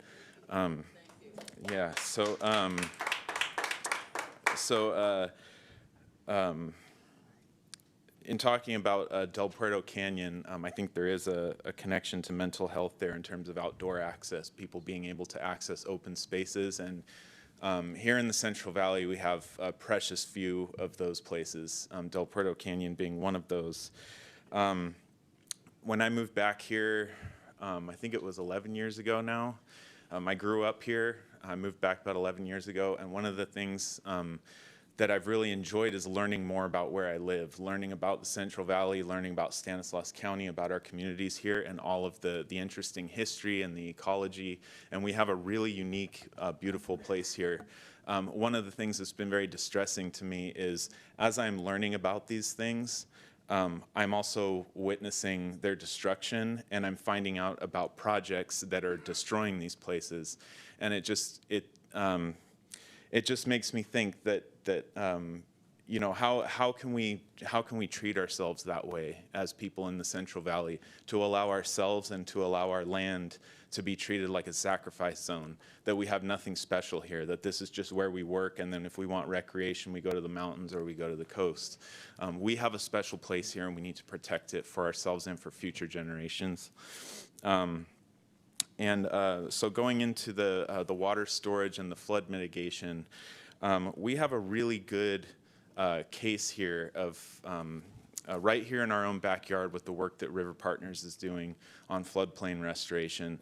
I saw a study about if you took all of the surface water storage in California behind dams, the storage capacity is about 50 million acre feet. If you took all of our aquifers across California, the amount of storage capacity there is 1.3 billion acre feet. So the answer is clearly floodplain restoration to allow our rivers to flood naturally in certain areas and strategically to replenish our groundwater. It also has the added benefit of supporting biodiversity and also through that, supporting jobs through habitat restoration, land stewardship, and ecotourism as well. All of those things can happen if we just take a more creative approach to this instead of just doing, a over 100-year-old piece of technology that costs a ridiculous amount of money and is not going to provide even a fraction of the benefit that floodplain restoration provides.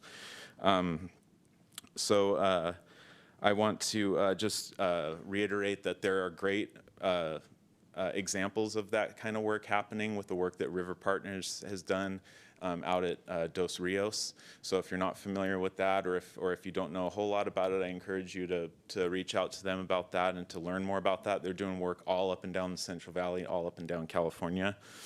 And then again, I just want to reiterate that I can't tolerate improvement by destruction, and I feel like that's what this county and what unfortunately a lot of our local governments seem to do, is seeking to improve something, but in the process you're destroying something that makes us unique and something that is beautiful and that reminds us of our heritage and who we are as a people that live here in the Central Valley. So I just want to urge you to oppose the Del Puerto Canyon project, and also again reiterate to support our behavioral health workers in trying to get better working conditions and better pay. Thank you. Thank you, Gavin. Next up is Corinne Orr. This is one I had to skip over. Nobody showed up. Is there a Corinne in the room or Karen? There's a Karen in the room. That might be you. What's your last name? Clark. You can still speak if you want. This is the last card, so if anyone has public comment to make about items not on the agenda, please come forward. You can line up behind. Okay. Doesn't matter. Did you go first? Okay. Well, thank you for the opportunity. I put in a yellow thing. I don't know what happened to it. It might be. Sorry, you're up.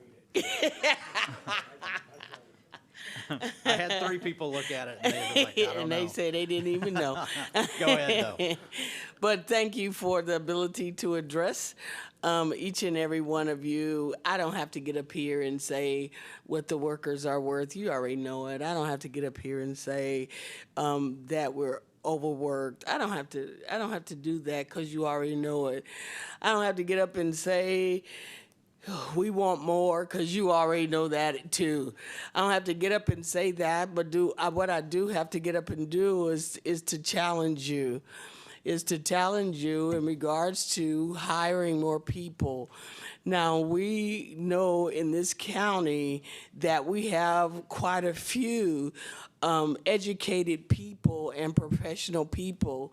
The thing that the county already knows, and I know haven't addressed in its entirety, is that 50% of all professional people in this county leave this county to go work. That just says that there is some deficiency in the amount of pay getting so that the people who are professionals do not stay in this county. And that's what we want to happen, is to retain the professional people in this county. We suggested some things. However, you haven't taken those suggestions as of yet. The next thing I have to do is to challenge you. I heard on last week the commentary on the amount of money that was clarified today, but that a champion of change in the person of Supervisor Condit actually proposed, and that was that for some people, this salary is the only salary they get to make not just ends meet or just wave at each other. It's not even meeting yet. It's just waving at each other. And so I have to challenge you that when you heard all these things today, that you actually recognize it'd be a wonderful thing to recognize different departments here in the board meeting with certificates of appreciation just because you're an employee, just because you care about the consumer, just because you're a member of this particular community. So I'll challenge you with that. I'll challenge you that on someday you will give a standing ovation to every employee that you see. That one day you'll be able to say, you made me look good, and I sure do, thank you. One day you'll be able to say that you put me here and I didn't make you ashamed. I challenge you. I really do challenge you, because 2 weeks ago in my particular department, we had an incident where people are overloaded and couldn't get a call back to a consumer or a member, we call them now. And when they couldn't get back to them, the member called and threatened, made a terrorist threat, and came to the building, said, I'm coming to the building and I'm going to blow up the building and shoot up the building. Now, this person actually did that. They came to the building. Now, you got to keep in mind that in this particular building that was going to be shot up, that there were probation officers there, there were sheriff officers there, and the Modesto Police Department came. And do you know where the person that made these terrorist threats? Everyone left but them. Everyone left but them. The sheriffs left. The Modesto PD left. And the probation officers left. And the angered client, the angered consumer, was left sitting and waiting. Sitting and waiting. I challenge you. I really do challenge you to make right choices for us, the employee. Thank you. Thank you, Karen. Go ahead, come on up. If you would, please just state your name for the record. Oh, my name is Sherry Johnson. I'm the mother of Amy Johnson that spoke first. My daughter has autism. She's up here fighting for her mother because she sees how much her mother gives. I challenge you to understand who you're working with. Who is SEIU? We love our jobs. We love the work that we do. Not one of us goes into this field for money, because I have a master's degree. Heavens forsakes, I don't make what I should make because I have a master's degree. I do my work because I absolutely love it. We all do. We all work hard to make our communities better. We love the families that we work with. It's amazing to see them change and grow, get off the drugs, get off the street, get their kids back, whatever it is. We're not here to fight and be mean and bully and all of it. We want what we deserve because we work so hard to make this a better community.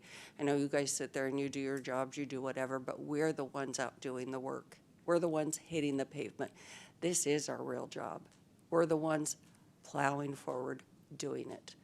So when you're thinking, making the decisions, whatever it is, realize, look at who you're talking about. Who is it? Who is SEIU? What is it? We're not just another union.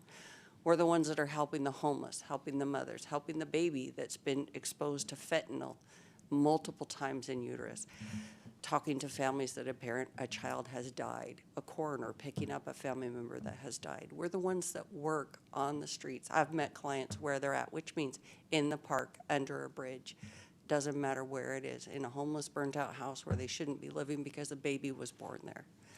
That's who we are. We're the ones out there trying to help these people get better. So please consider who we are when you're making these decisions. Thank you. Thank you for being here. Anyone else like to make public comment? Come on up.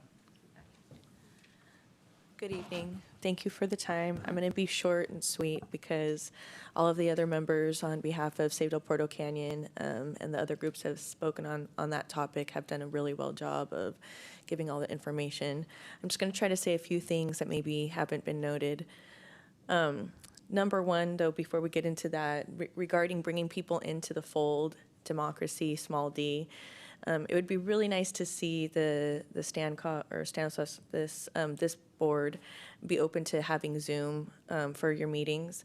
I feel bad that there's so much public comment, but then I reflected and thought, well, most of their meetings are in the morning. This is the one per month. It's actually in the evening, when working people can attend. So if maybe we could get that on Zoom to more participation, maybe they wouldn't be so late. But other than that, looking at Del Puerto Canyon, when they went into this process, out of the criteria for where to place that dam, and let's be clear, it's not one dam, it's 2 dams, up to the height of over 22 stories tall. If the South Saddle Dam were to break, and back before when they had the ERR, the earthquakes hadn't happened. Since then, there's been over 4.0 earthquakes up there. If a quake would happen and cause a tidal tsunami, and something happened to the South Saddle Dam, the city of Patterson would be immersed in up to 10 feet of water, going all the way down to the river, raising it 14 feet. And I don't even think that's taken into consideration the 2 aqueducts it would surpass. So there's still the danger, and that's not even talking about all the other attributes that come with that canyon. I know it's far along in the process, but we're still not going to go anywhere. There's so many people that care about that canyon, and it is the right thing when you really take a step back and look at it. For humanity, for us to enjoy what's beautiful about our county, Stanislaus County. It's not just the west side, where the landfill is, where there used to be an incinerator, where they try to put a tire facility there. Let's have something as far as a jewel out there. If we want to create that space over there at the old Navy space, have it be some sort of corridor of economical commerce and whatnot. Think of what other things can happen right there, positive, with the history of the Native Americans, the history of the trail, the mines going up, down, from way back, horse and carriage times. We're talking about Joaquin Murrieta going through the Del Puerto Canyon.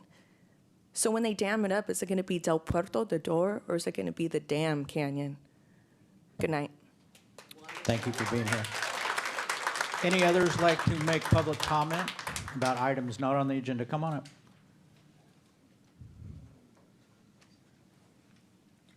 Good evening, Board of Supervisors. My name is Anne Marie. I just wanted to address COVID-19 vaccines and protections for the public. There were some pretty concerning public comments made earlier, spreading misinformation about COVID-19 vaccines. They are, in fact, not dangerous, as some would say. I would actually think that our county needs more COVID-19 vaccination access, and also better PPE and supplies, tests, whatnot. The COVID-19 pandemic does continue. To this day, it still spreads. It is still disabling people en masse, including our very own residents within our Stanislaus County. I do think that I'm not sure how the Board of Supervisors affects our general health care system. I'm not super informed on that, but I just wanted to make it known that there are people who are still affected by the COVID-19 pandemic. I myself suffer from some long COVID symptoms, and there are others in this county that do as well. I I believe it was a statistic, I can't cite my source here, but I think it was 1 in 10 people in the United States suffer from long COVID. So again, COVID is still going around. It is still infecting people and disabling people en masse. And I believe that as a county, we should be doing better to protect our most vulnerable citizens, which include disabled people, immunocompromised people, and perhaps better public health information so that there aren't people who believe that vaccines cause autism. So thank you very much for your time. Thank you for being here. Any others like to make public comment about items not on the agenda? Seeing none? That's not on the agenda? That's not on the agenda. All right, I'm going to close public comment. We're going to move to consent calendar, but we are also going to take a 5-minute break.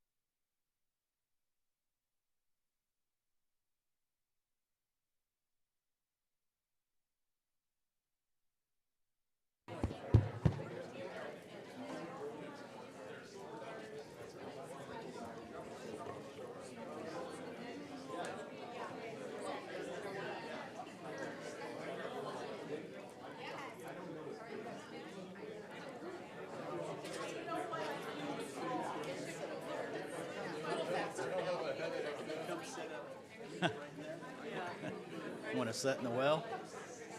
All right, we're reconvening. Back at consent calendar. Before the board takes any action on the consent calendar, does anyone in the audience wish to provide public comment on any matter on the consent calendar? Any supervisor like to pull any consent calendar item? All right. I will accept a motion. Motion approved. Second. I have a first and a second. All in favor say aye. Aye. Any opposed? Unanimous. Okay. Public hearing. Public hearing to consider the Planning Commission's recommendation of approval for general plan amendment and rezone application of number PLN 2024-0016 Atwell Properties, a request to amend the general plan and zoning designations of a 23-plus acre parcel from agriculture and general agriculture A240 to plan development to allow for development of a 40-space commercial tractor trailer parking facility within a 4-plus acre area located at 1018 Welty Road, west of Highway 33, south of the Stanislaus and San Joaquin County line in the Vernalis area, and consider adoption of a California Environmental Quality Act negative declaration, planning and community development. Kristen and Aya and Angela. All right. Now, hold on, your mic's not on yet.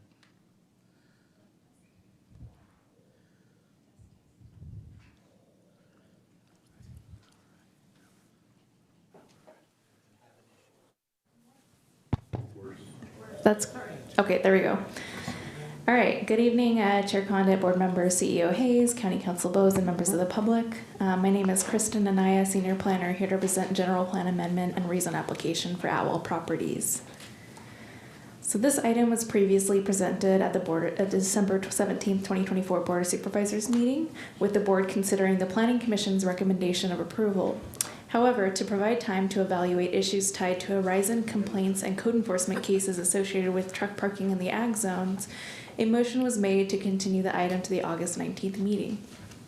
Since December, an ad hoc committee has been formed and has developed recommendations to address concerns surrounding existing allowances for the development of truck parking facilities. To recap the current request, Atwell Properties is a request to amend the general plan and zoning designations of a 23-acre parcel from agriculture in A240 to plan development in order to allow for the development of a tractor-trailer parking facility, including a maintenance shop and an administrative office.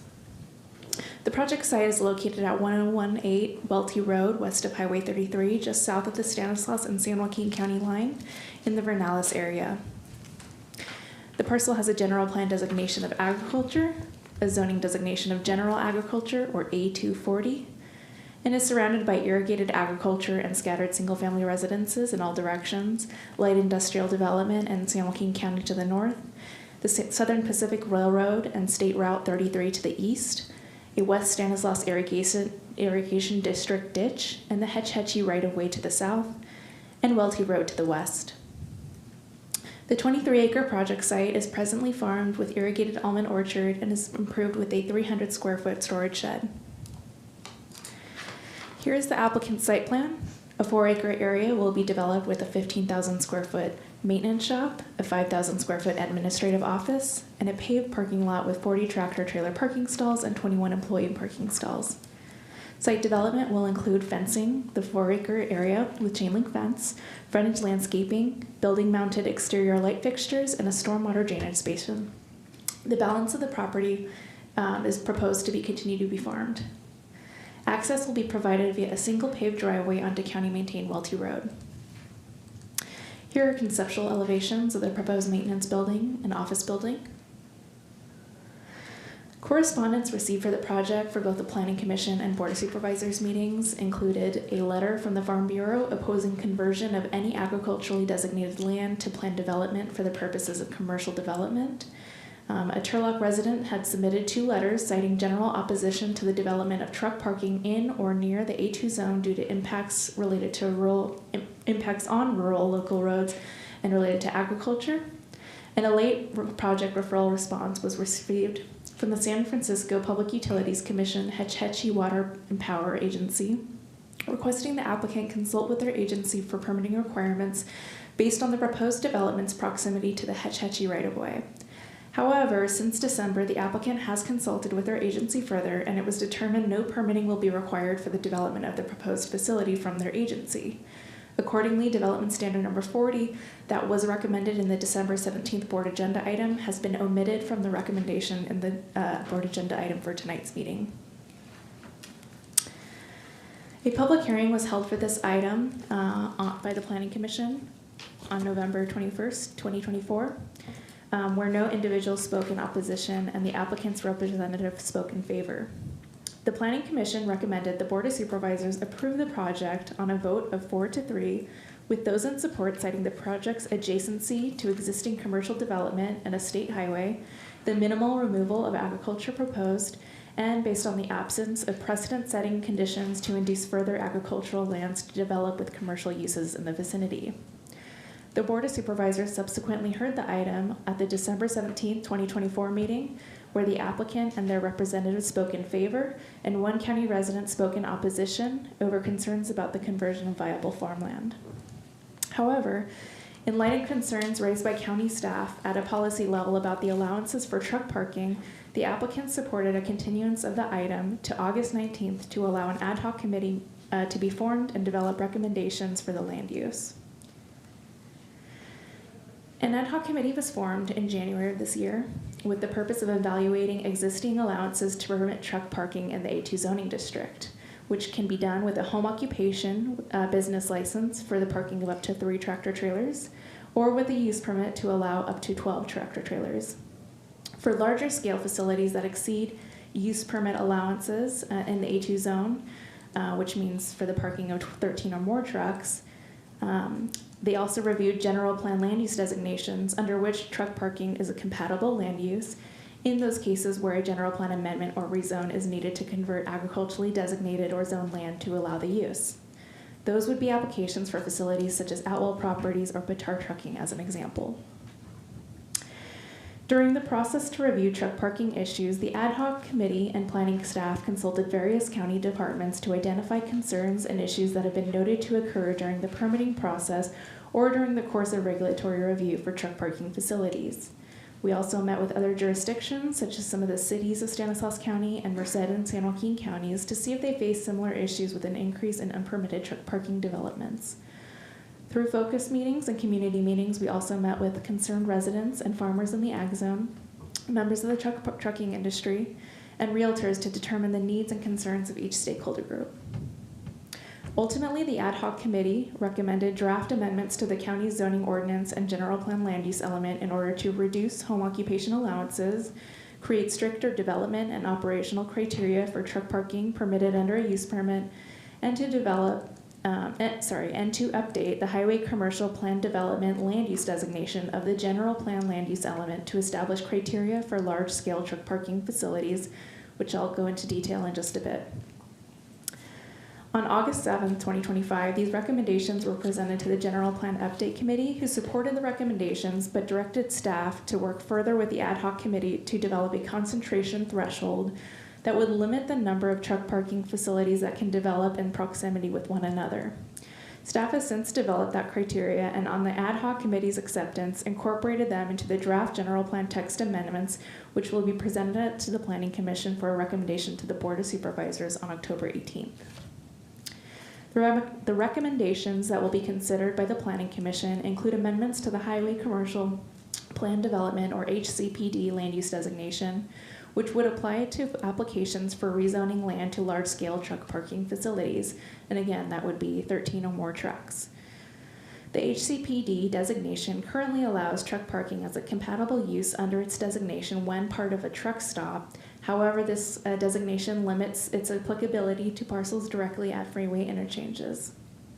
The proposed changes intend to establish the HCPD designation as the appropriate general plan land use designation for large-scale truck parking applications requiring a general plan amendment and/or rezone to develop, as opposed to a PD designation, which is a flexible designation that accommodates a broad range of development. Under the HCPD amendments, criteria has also been developed to limit the scale and intensity at which large-scale truck parking facilities may develop, and limits the concentration of similar facilities that may occur in one area. Specifically, the changes to the HCPD designation have truck parking proposed to be called out excuse me, as its own separate use from truck stops. Truck parking under the HCPD designation could be applied to parcels within a half mile of a state highway or interstate, rather than just at an intersection or interchange, provided that the parcel is not in a Williamson Act contract and is no larger than 10 acres. Excuse me.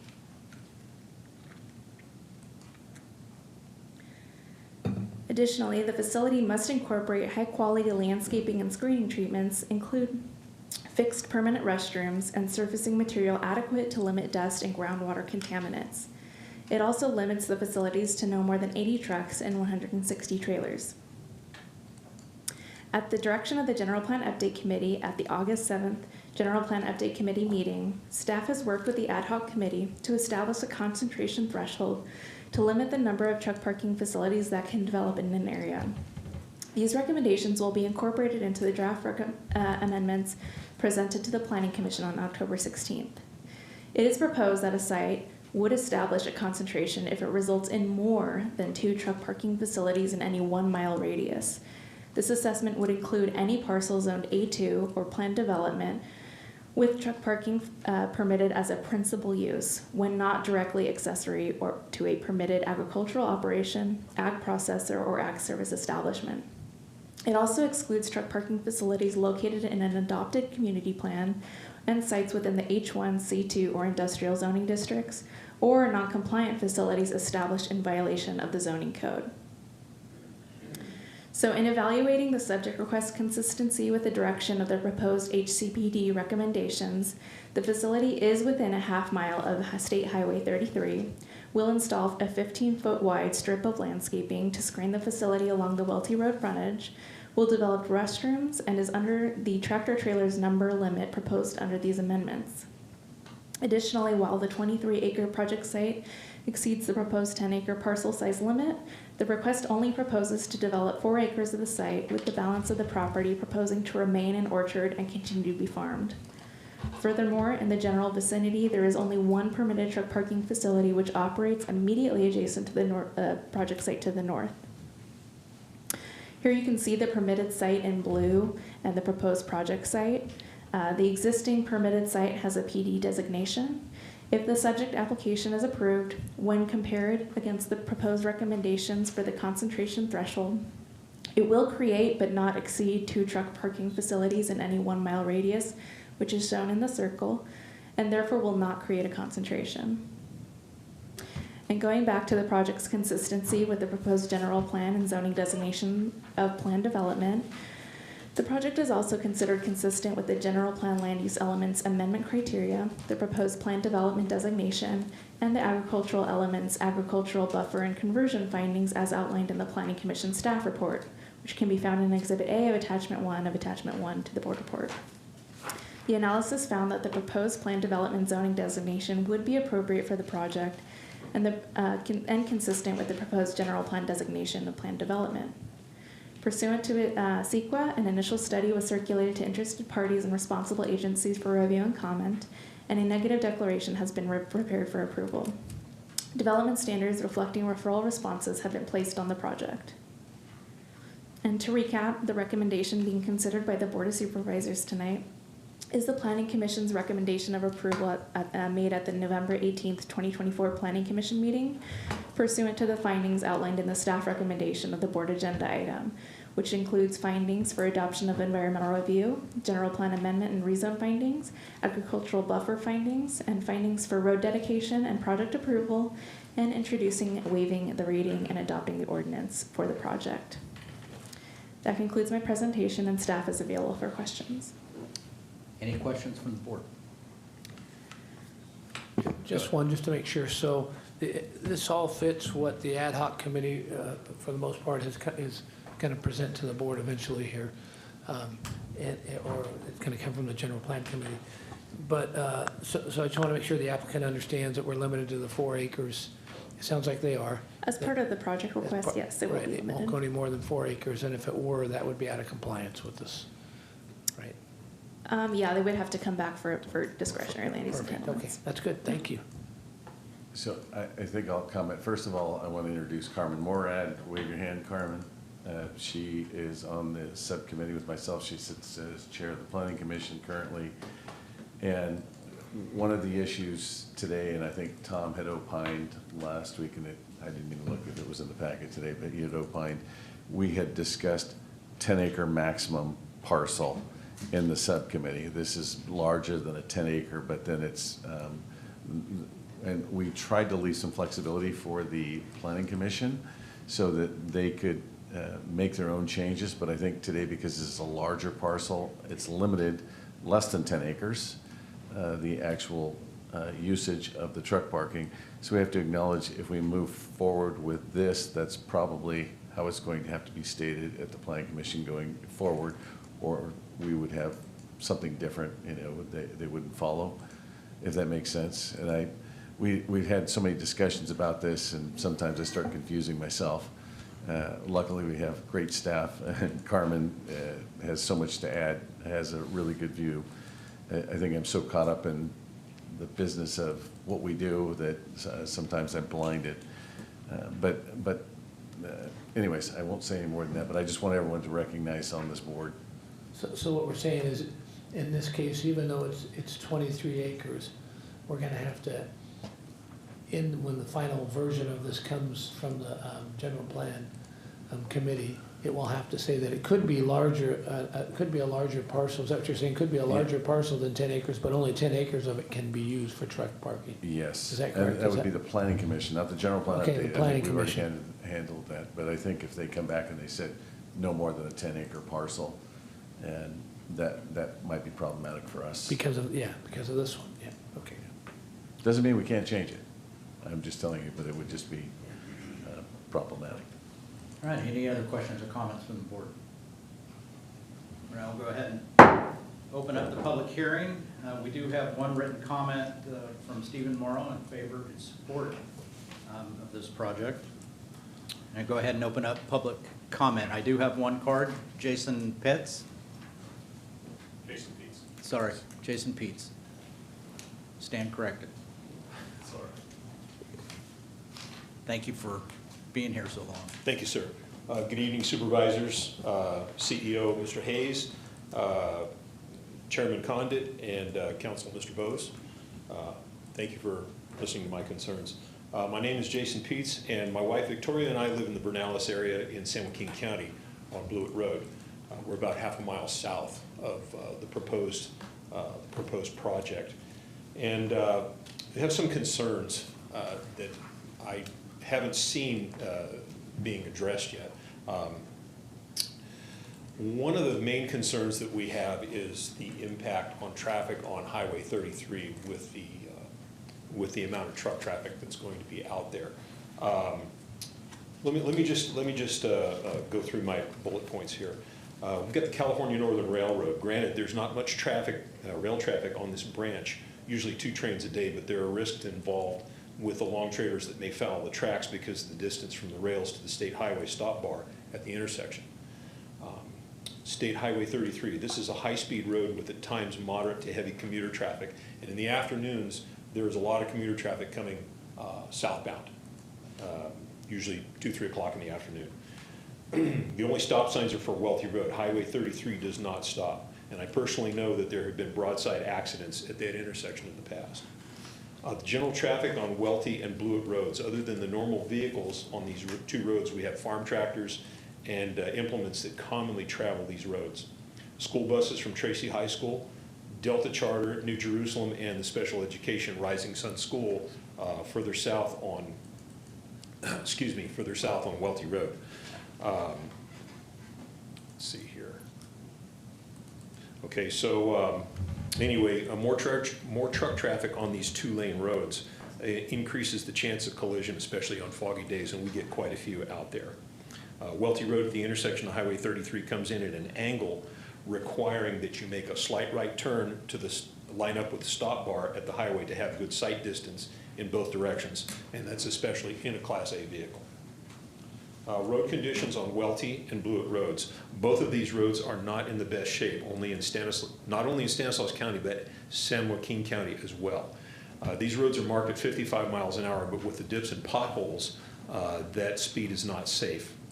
There are times on those two roads when you actually have to get off the edge of the pavement a little bit to let larger vehicles pass.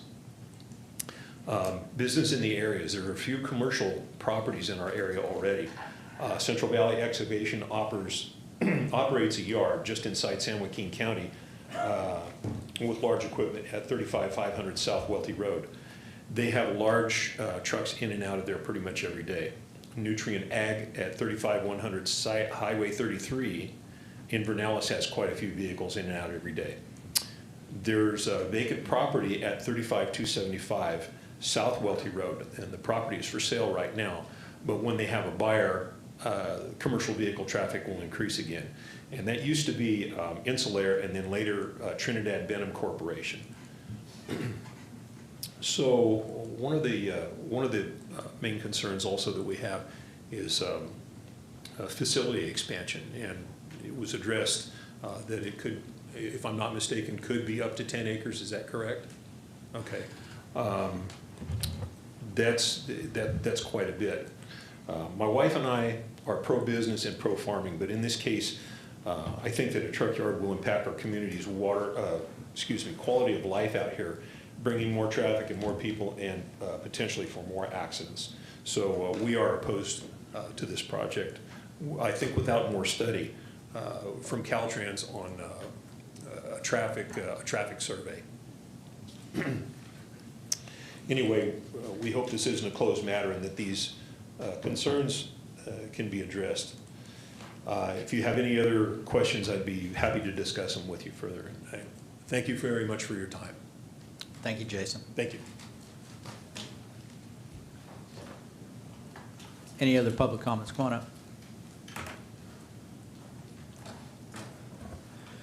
Good evening, board. Mr. Condit. How you doing? Kevin McClarty, District 3, and I'm going to say hello to my supervisor, Mr. Withrow. Always a pleasure. Good to see you. I have a question, basically, and my question is, have you done an environmental impact report on what the impact would be of having 80 trucks, potentially having 80 trucks running their motors all night long, because that's what they do. They don't, you know, diesel trucks don't turn off. They run all night long. So the environmental impact report on the impact of the pollution from the diesel fuel and the smoke and everything else on the surrounding orchards, that it's my understanding that the rest of that area there is going to stay agricultural, and you're going to have almond orchard. You know, the almond orchards are going to continue to grow. I'm wondering about the impact of the smoke from the diesel engines running 24 hours a day there. Has an environmental impact report been done on that? And you know, you've got to consider that because bees pollinate the blossoms. Now, if this is going to affect the bees and discourage the bees from pollinating the blossoms, we're going to have a problem. That means that the almond blossoms will not be pollinated. We won't have any almonds. So we've got to look at this more seriously. What is the environmental impact going to be from the pollution from these trucks running 24 hours, because these are diesel trucks and they don't ever turn off, especially in the early spring when it's still cold. That's when that pollution is going to be worse. I don't know. I think you guys maybe should take a look at this. So I basically wondering if you could possibly look into that, or have you looked into it already? Thank you. Thank you. Any other question? Go ahead, Vito. No, let's let the people speak first before I clarify. Any other public comment? All right, I'll bring it back to the board. Okay, so first of all, Caltrans, responding to Jason, this was referred out to Caltrans. Correct, yes. And based on the truck trip generation, I think it's 12 a day, 20 car trips right now currently with a 4-acre footprint. Correct. Did they have any suggestions or any requirements? No, Caltrans did not comment on the project. And if they want to expand beyond the 4 acres, they, will it be referred back to Caltrans? Yes. If we went to 80 trucks? And that might infer that there has to be a proportional share paid for a stop sign or a stoplight or a turn lane or an acceleration lane or something if the truck trip generation was not de minimis? Because right now I think they consider it de minimis probably. Correct. Is that, yes. is that a fair statement? Mm-hmm. And then going back to Kevin's comment, trucks do not run all night. I can assure you that they all have automatic shutoffs that after 2 or 3 minutes of idling, they shut off by themselves. It could be a generator, a refrigeration generator you're talking about that sometimes runs all night, which would be on the trailer set, but not the truck. And are they expecting to have refrigerated trailers? I believe so, yes. Okay, so that's the component which could run all night. Are any of those electric, do they have plug-in electrics, do you know? And maybe the applicant can answer that question, or are they all on diesel generators? I don't know if someone can answer that for us right now. Yeah, please, if you could.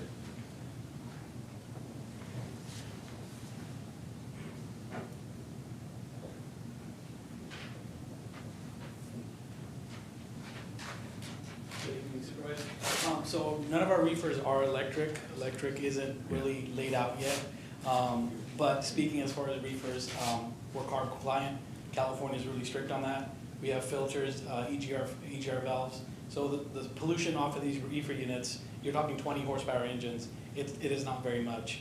But obviously with state mandates, we will be switching once mandated to electrical, but at the moment they are diesel powered. Sir, if you could just state your name for the Oh, record. sorry, Gomel Atwell. Thank you. Okay. I think if there was any, I think that answers questions. Thank you. All right. Any other questions from the board? I don't think I closed the public hearing, so I'll go ahead and do that. So I would generally say that, the location, when the subcommittee was taking these issues up, we're trying to put them as close proximity to state highways. I do agree there's always an impact no matter what you cite, whether it's an Ammon Huller or, a tier 1 or tier 2 use in the ag zone, there is some impact. We had, and when I say we, I'm only speaking for Carmen and myself in our conversations on the subcommittee.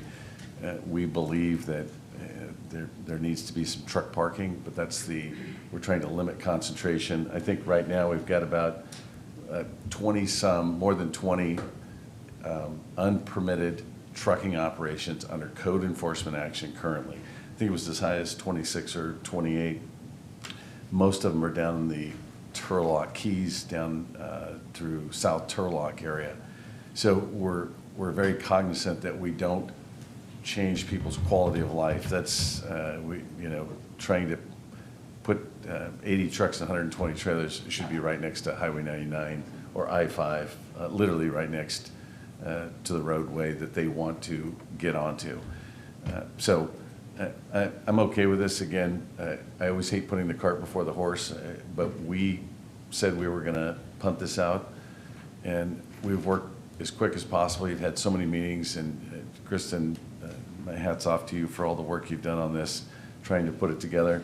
But I think we need to act rather than waiting until the planning commission and it comes before the board. I think we're fitting within those parameters, so I'm comfortable with it. And I'll just kind of, I guess, reiterate that we're very cognizant of I think the reason we're looking at this is that the ad hoc committee got together to look at this because there was this proliferation of these truck parking facilities, and they were impacting individuals living in the ag communities. And so that was the purpose to get in here and try to come up with a plan to minimize, to mitigate that to the most. And Jason, I hear what you're saying, and you and your wife, we get it. But that's what we're trying to do, is try to figure out a way to put these in just certain locations and try to minimize the impact to the agriculture community, because it was getting out of control, especially as Vito says down in his area. So, so I'm okay with this one. I think it's going to fit into the criteria that they ultimately will come before the Planning Commission, and yeah, and I'm hopefully that it won't be as bad as you think. We think, and like I said, the whole purpose of this is to try to help individuals like you in where you guys live. So I'm going to support this. Manny, yes. I entertain a motion. Motion to approve. I have a first. I will second that. And a second. All in favor say aye. Aye. Any opposed? Unanimous.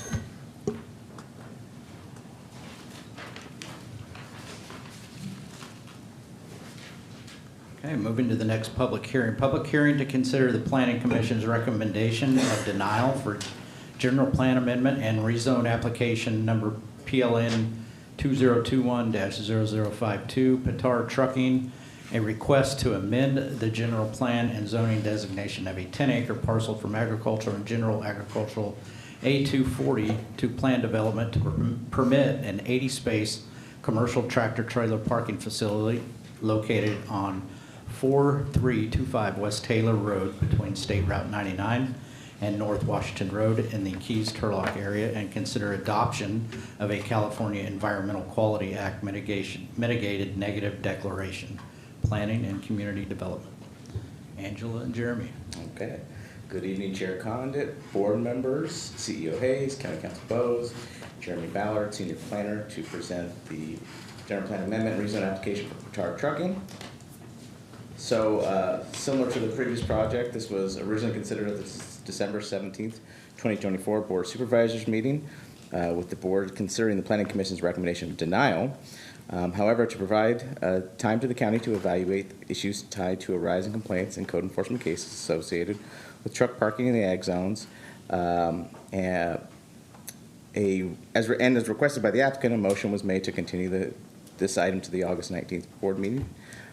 Since December, an ad hoc committee was formed to provide recommendations to address concerns surrounding existing allowances under the county code for the development of truck parking facilities, which were highlighted during the previous presentation. Ultimate recommendations will be presented to the Planning Commission and Board, which are tentatively scheduled for October and November and December of this year. As also included in the agenda item before you, this is a very general recap of the ad hoc recommendations as shown in the slide. That includes amendments to the zoning code to reduce the number of tractor trailers to allow it to be parked with a home occupation license, as well as adding additional restrictions to the use permit criteria for parking tractor trailers of 12 or fewer. For projects proposing to amend the general plan or zoning designation, the committee has recommended amendments to the highway commercial plan development designation and the general plan land use element. And also has been previously discussed, those amendments again very generally include to reference truck parking as a principal use, expand applicable parcels within a half mile of state highway or interstates, establish site criteria to minimize impacts to agriculture, and as well as establish concentration criteria for these types of requests. So with those recommendations in mind, the project before you this evening is a request to amend the general plan and zoning designation of a 10-acre parcel from agricultural and general agriculture to planned development to permit an 80-space commercial tractor trailer parking facility.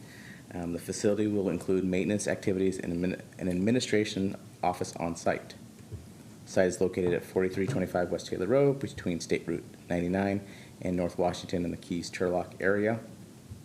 It has a general plan designation of agriculture, zoning designation of general agriculture A240. The project site itself is surrounded by light industrial uses and an RV service and sales business to the north and east. There are scattered single-family dwellings, orchards, and a large animal veterinary clinic to the west. Scattered single-family dwellings and orchards are to the south, and the city of Turlock and State Route 99 are to the east. As you can see, the site is currently in operation, having been previously gravelled. Use of an existing structure, existing structures have taken place, including repairs within an existing barn and utilization of an existing dwelling for administrative purposes. In addition to what was stated in the overview, the project is proposing to convert two structures to an office and maintenance building, which are outlined here, the maintenance building in purple and the office in green. All 80 tractor trailers are owned and operated by Petar Trucking with no on-site parking spaces to be rented out to non-contracted employees. The tractor trailer parking area is proposed to be a portion of the entire 10 acres, only around 6 acres in total, and it is proposed to be accessible to drivers 24 hours a day, 7 days a week, and the office and shop will operate Monday through Friday, 8 a.m. to 5 p.m. The applicant anticipates up to 12 full-time administrative and truck maintenance employees on a maximum shift. No cargo will be stored on-site, and no loading or offloading of trailers is proposed to occur. So here's some photos of the site. This is looking westward along West Taylor Road.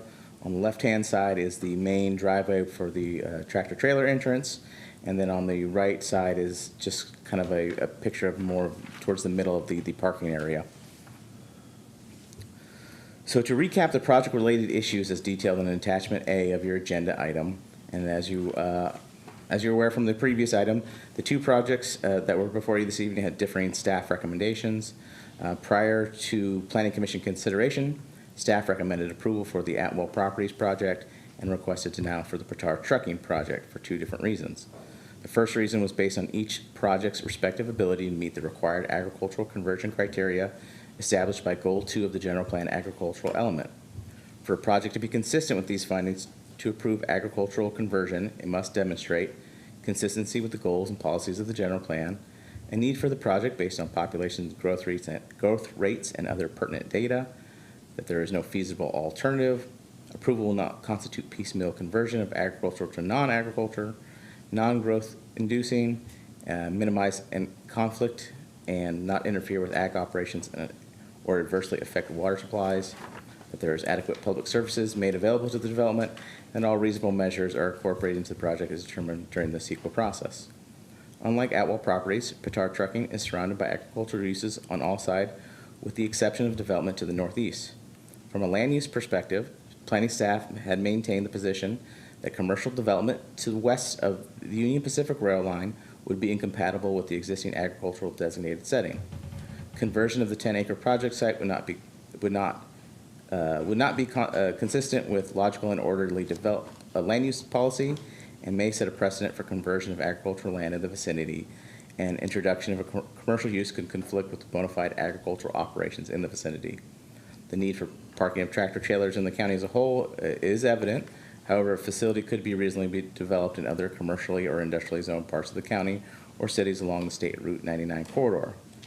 The second element of staff's recommendation of denial was based on the City of Turlock's position on the project. As stipulated by the county's general plan sphere of influence policy, as the project is located within the City of Turlock's general plan study area and is designated as urban reserve, and because it is not located within the LAFCO adopted sphere of influence, there is not a need for explicit written support of the project from the city for the county to approve. However, the county should still consider a city's support or opposition to a project, their request for environmental studies, and application of the city's development standards. Ultimately, the county has final discretion on the action of the project. A referral response was initially received from the City of Turlock that stated that they had concerns with the project, but if the county were to approve it, that development standards be required so the project would be consistent with typical commercial and industrial development within the city, such as full frontage improvements be installed along the project's site frontage. That would include curb, gutter, and sidewalks, commercial driveways, and pavement of the entire project area that revolves around the vehicle parking. That landscaping also be installed along the project site's road frontage, within employee parking areas, along the eastern edge of the property for screening purposes, and that the storm drain basin be landscaped as well. In discussion with county staff, the city further clarified their concerns with the project, stating that the proposed development was premature, precluding the city's future land use policy. The city's general plan urban reserve designation was not intended to allow piecemeal development prior to any clear idea of a preferred future land use. County staff has been in agreement with city staff on these points of opposition. However, if the board were to approve the project, there are development standards related to the city's requests that have been placed on this project. One of the last issues discussed in Attachment A was the project's development schedule and the defined timelines for compliance that have been incorporated due to the unpermitted nature of the site. If the project were to be approved, a development standard has been incorporated into the project which specifies that building or grading permits required for the project must be submitted to the county no later than 6 months from project approval and must be completed with 1 year permit issuance with the possibility of an extension if unforeseen or unavoidable conditions that were outside the applicant's control take place and that they were diligently pursuing the satisfaction of the development standard. So to move along, so prior to the December 17th board meeting, staff received 4 letters of correspondence, 3 of which were in opposition to the project. The 4th item of correspondence was from the applicant providing information as to how the project can meet the required findings for approval. After the December board meeting, 1 item of correspondence has been received by the county. The item was a letter of opposition received from Randy and Edith Watts on August 5th, 2025, which requests that the board deny the project, stating their opposition to these truck parking facilities due to the destruction of county roads, causing of traffic, and reducing available ag land. So to recap the previous hearing for Atwell Properties, excuse me, to recap the previous hearings for this project, initially a public hearing was held for this item by the Planning Commission on November 21st, 2024. During the public hearing, no one spoke in opposition of the project, and the applicant Harwinder Petar and his representative George Petrolakis spoke in favor of the project.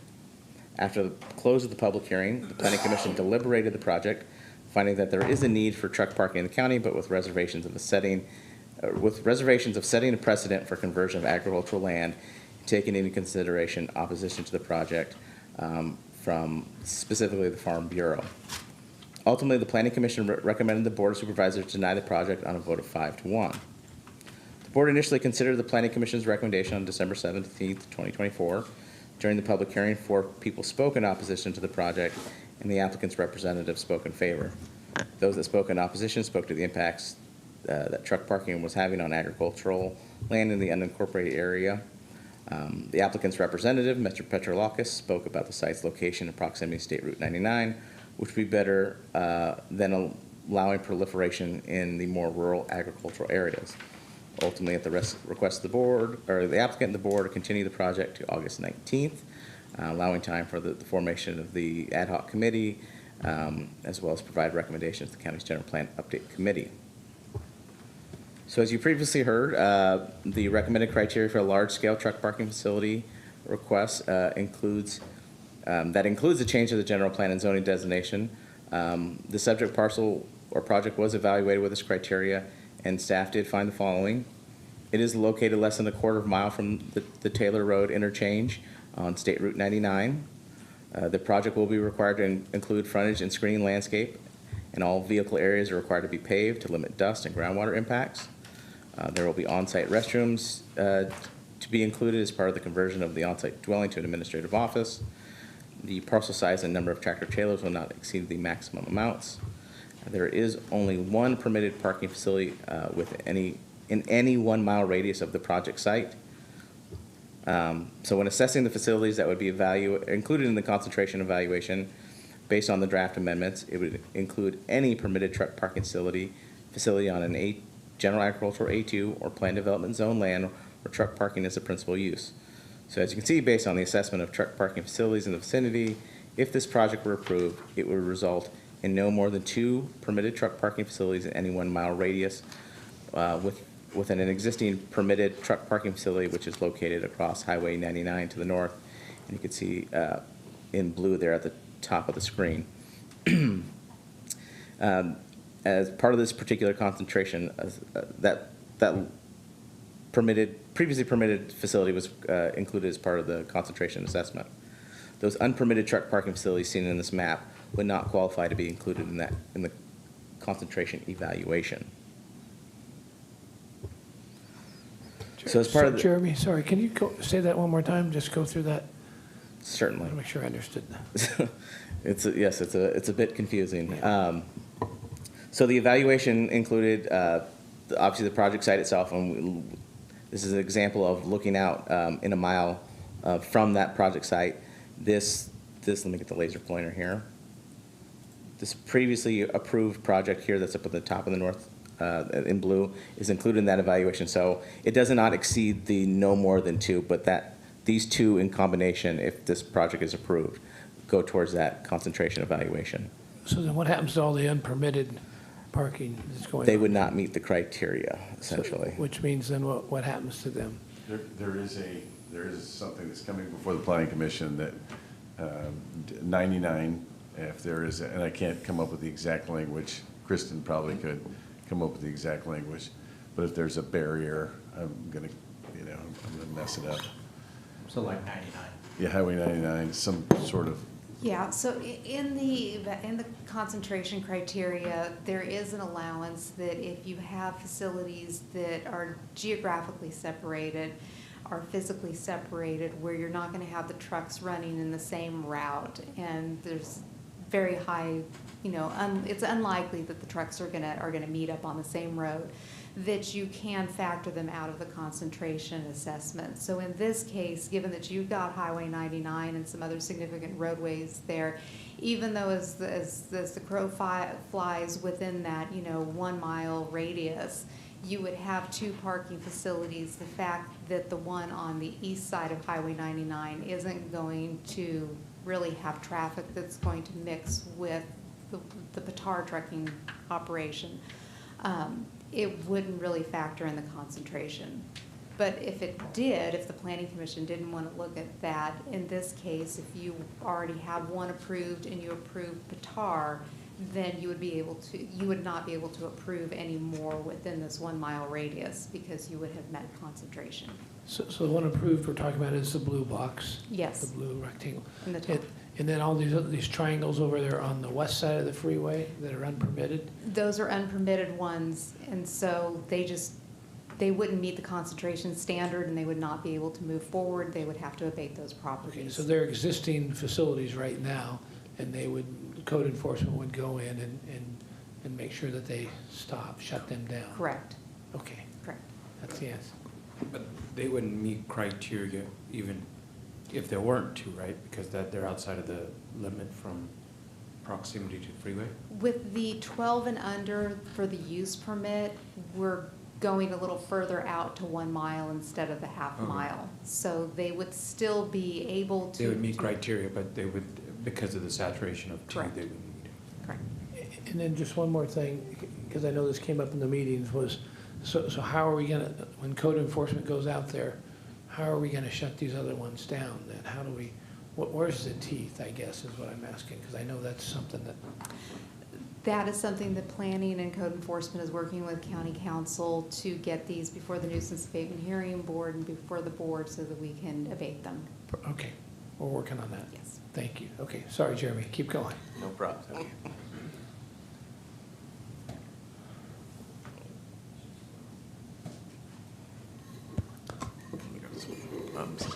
Okay, it's actually working again. So as part of the ad hoc committee process, staff had multiple meetings with the city of Turlock regarding the potential committee recommendations to modify the allowances for truck parking, as well as this subject. Okay, I lost it. So in summary, though, during this process, city staff still maintain the same concerns with the project as previously discussed. And if this project is ultimately approved, requesting the county include development standards typical of commercial industrial development. In addition to sharing these concerns, city staff expressed that future requests of this nature within the city's general plan study area or sphere of influence would not likely be supported by staff. The county staff does share these concerns and would caution that approval could become a precedent for future applications west of the Union Pacific rail line, and that consideration of projects in the future need to be evaluated on a case-by-case basis and to balance the needs of trucking industry as well as limited impacts to agriculture, and discourage further piecemeal conversion by allowing only for a limited concentration of permitted truck facility parking operations. So going back to the evaluation of the existing general plan and zoning designations and the consistency with each were evaluated. In addition to the ag conversion criteria discussed as part of the project issues, general plan amendment requests include findings related to maintaining a logical land use pattern without detriment to existing and planned land uses, and that the county and other affected government agencies will be able to maintain effective levels of service. Additionally, in relation to the ag elements agricultural buffer policy, the applicant has requested an alternative to the 150-foot agricultural buffer consisting of a reduced setback of 60 feet. Its activities are proposed to take mainly within the existing office and shop buildings along the western property boundary. The Agricultural Commissioner's Office has not stated any objection to the project alternatives. Also, to approve a rezone, the board must find that it's consistent with the general plan. If approved, the tractor-trailer parking facility would become the only permitted use of the planned development zoning district, and any expansions or amendments to the uses will be subject to all applicable requirements of the county zoning ordinance. And then ultimately, as stated previously, staff did not believe the project could meet those conversion criteria, findings required for project approval, and could not find the project consistent with the general plan's agricultural element policies. So pursuant to the California Environmental Quality Act, an initial study was circulated to interested parties and responsible agencies for review and comment. A mitigated negative declaration has been prepared for approval. Is discussed in attachment A of the board agenda item. A mitigation measure has been added to ensure a fair share fee for future improvements to State Route 99 and Taylor Road intersection be collected prior to issuance of any permit. Additionally, if the project were approved, development standards reflecting referral responses have been placed on the project. So to conclude, the Planning Commission has recommended denial of the project to the Board of Supervisors. If the board should choose to approve the project, the required findings to do so can be found in staff recommendations of the agenda item, including findings for adoption of the environmental review, general plan amendment, rezone findings, conversion criteria, and alternative agricultural buffer findings, road dedication findings, and project approval, as long as introduced waiving the ordinance. And that concludes my presentation. Happy to answer any questions. Any questions for Jeremy? No? I'm going to go ahead and open up the public hearing. Acknowledge a written comment that is not in support of the application from Stephen Morrow. And open it up to public comment. Does anyone in the audience wish to provide public comment on this item? Applicant?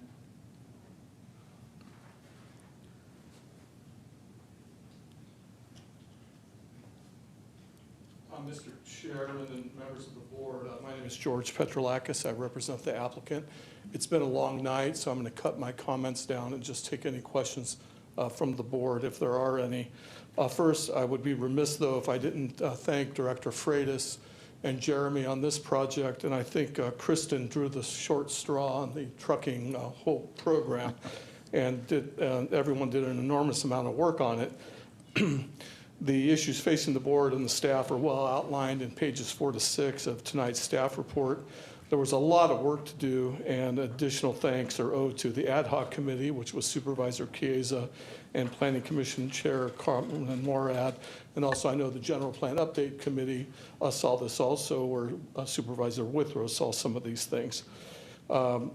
Input was received during that process from all parties. I think you've heard a very good description of the project from the staff. My client agreed to do all the things requested of him, so that's not really an issue at all. You heard about those. I think the process has been important because I think what has happened based on when we were before you earlier and before the Planning Commission is I think the public has some confidence now through the work of the ad hoc committee and the policies that are going to be coming forward through the Planning Commission and the board that there aren't going to be an over-concentration of these facilities. I think with sort of the anti-concentration methodology that's been developed, it's made these issues quite a bit easier and better for the community. So I think everyone should take a bow. If you take bows, I don't know. This project itself is truly limited to truck parking, no loading or offloading on site of any cargo, primarily agriculture and agricultural related materials. You are a strategic use of an interchange, and we're reusing existing buildings on the site. There's no construction on the site. That's really all I have. I'll just point out that it did come up, as you heard, from a denial from the Planning Commission. A lot of water's come under the bridge, and I'll just point out page 14 of the staff report says the subject application is an in an appropriate location within a half-mile of a desirable interchange for truck parking, and the project design aligns with the ad hoc committee recommendations. So I'll stop there and apologize for my sexy, gravelly voice that I'm not sure where that came from, and I'll take any questions. Any questions for Mr. Petrolakis? Thank you. Any other public comment on this agenda item? Seeing none, I'm going to close public hearing and bring it back to the board for any further comment. So I want to bring it back to, there's one other issue that we talked about at the subcommittee, and I'm not sure we ever came to an absolute resolution, but it was everyone is under code enforcement action. Literally, you saw all those yellow ones. There was one blue one on the other side, but people have applications in. And the letter that we got from Stephen Morrow was that he opposed it because it was under code enforcement action, and that we're, I guess, helping someone out who did it wrong. And I'm trying not to look at it that way, I think, and I don't want to, again, I don't want to put words, but I don't think we came to an absolute conclusion other than they could apply. And I'll look forward to what comes out of the Planning Commission. But the location here is a very good location as far as proximity. As we talk about trying to get them close to the freeway. Paying the proportional share to Turlock, because Turlock is not excited about this at all. But I think they're allowing it to move forward, holding their nose, for lack of a better word. But the location is good. I'm going to tell everyone, and this was if Atwells were still here, which they're not, you got to be a good neighbor, because this will circle back around if you're not a good neighbor. If you don't do your paving, if you try and short on the bathrooms, if you don't put up your landscaping, and just generally, because I hear from people say Gomes Trucking or Ralph Serpa Trucking, these old legacy people who are parking, they've got the most perfect yards, well lit, everything's granite rocked, and so you want to have that professional look, and pretty soon people won't even know you're there. I really believe that. So being good stewards of the land, and not letting things run all night, just the normal stuff. Yeah, I think you guys would know that. And again, I don't like that you're under code enforcement action, because it doesn't ever make me feel that good. But the location is exactly what I envision anyways. That's Vito's view of the world. But that's what I envision as a good location. So I'm going to support this today. I think, again, the overriding considerations are there for me to overturn the Planning Commission's decision. Thank you, Mr. Chair. I'm going to support this as well. I think it's a good project. I know that there's been past issues. I believe that those issues are going to be mitigated and resolved. And it's a great location for this, and I wish you guys nothing but success moving forward. I'm going to support this today, too. Just something George said, a lot of water under the bridge since the Planning Commission did this is correct. There's been a lot of work that's been done to try to turn this into a better project. And I think the elimination of all these triangles, thanks for putting that one back up again, George, all the triangles and rectangles here with code enforcement, in the end, will accomplish what we tried to accomplish and what the ad hoc committee is trying to accomplish, to try to minimize the effect in our agriculture communities. And I think this does that. And hopefully we'll have some, with whatever we come up with from the code enforcement, and it'll have a lot of some enforcement ability to shut down all these other ones, and then that's great. So I'll support this tonight. Thank you. I did want to add one other comment. It was another discussion we've had is on either paying public facility fees or a fair share component. And we're still trying to work through those machinations with county council on how to do it for a proportional share, because there's no doubt, because I have trucks, although they're only licensed for a month out of the year, it does a lot of damage to the road. And so we need to make sure that we can, that there's some sort of mitigation for that in one way or another, collection of fees. So with that, I think All right, I'm going to go ahead. Yeah, no, I was just going to say, I'm also going to support this, and I'm not going to repeat everything you guys just said. I'll just leave it at that, because it's, it's true fact. Motion to approve. Had a first. Second. Got a second. All in favor, say aye. Aye. Any opposed? Unanimous. Thank you to staff and Carmen. Thank you. Appreciate it. Thanks, guys, good work. All right, moving on to discussion items. Acceptance of an update on the status of the Stanislaus Regional 911 Computer-Aided Dispatch System Implementation Project Chief Executive, CEO Hayes and Joshua Woolworth. Yes, good evening, everyone, and thank you for sticking it out, because I know it's been a late evening. While Joshua gets the slides going, I'll go ahead and just make a couple of introductory comments. We were asked to provide an update on the CAD implementation system through Stanislaus Regional 911. And the information that you're going to see in this presentation is largely what's in the staff report, which is largely just information that was in the public record already through a series of meetings, both with this board as well as with the Consolidated Emergency Dispatch Board that we refer to as CDAC. So we're going to go through and just share with you the information that's been in public in both of those forums. We also just had a few issues that came in very late yesterday that we'll update you on as well. And with that, I'm going to go ahead and turn it over to Senior Management Consultant Joshua Woolworth to kick us off, and then I'll chime in about halfway through.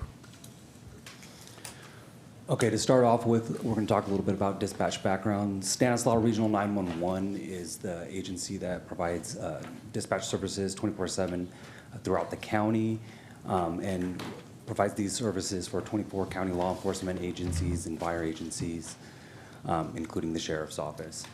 The dispatch agency was formed in 1999 through a joint powers agreement with the City of Modesto and County of Stanislaus, and is governed by a 4-member commission with representatives from both entities. Supervisors Graywall and B. Conant are appointed members representing the county on the commission. While the JPA was formed in 1999, the county and the city have jointly contracted for services since June of 1978. The current CAD system used by the dispatch agency is 2 major software versions behind, and there is no option to update the system. The technology is antiquated, and the potential for system failure exists. The commission selected and approved the procurement of Central Square CAD system on April 24th and June 26, 2024, authorizing staff to use Modesto's grant funds to purchase a new system. The benefit of this system for all participating agencies was largely from the CAD system's one-time startup costs, which were estimated at $1.7 million.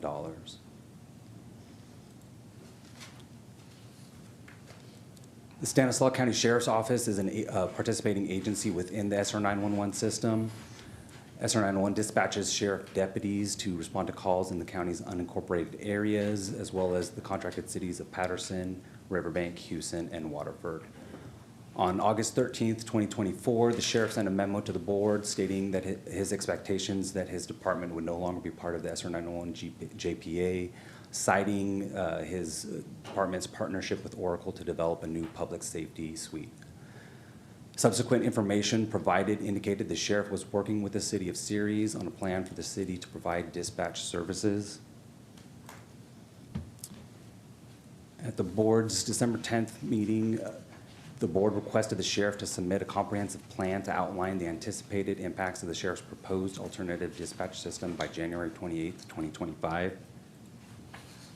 On that date, the sheriff's office presented the department's assessment of the JPA and the Central Square computer-aided dispatch system, information regarding the benefits of the Oracle Public Safety System, and the department's cost analysis of the proposed alternative dispatch center.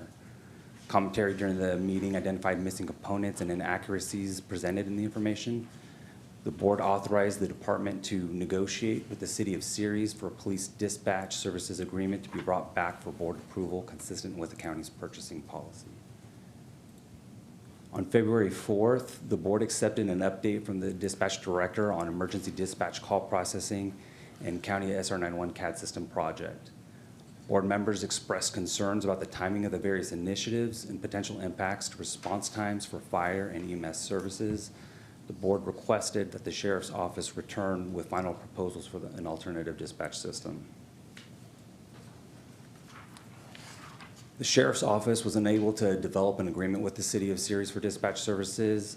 Lack of clarity created growing uncertainty among partner agencies. So at the March 11th, 2025 meeting, the board approved sending a letter to the sheriff to establish clear expectations and a structured framework to ensure complete and accurate information should the sheriff pursue an alternative dispatch services. Board comments expressed support for considering a CAD-to-CAD option that would enable the sheriff to pursue the Oracle software in tandem with Central Square CAD systems.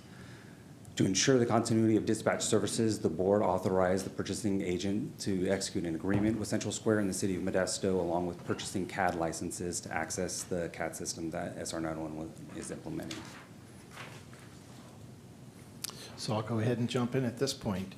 So coming out of the March 11th meeting before the Board of Supervisors, we had pretty clear direction from the board on what it would take to pursue an alternative dispatch system, potentially in the future. That was outlined clearly in the letter that the board signed for the sheriff.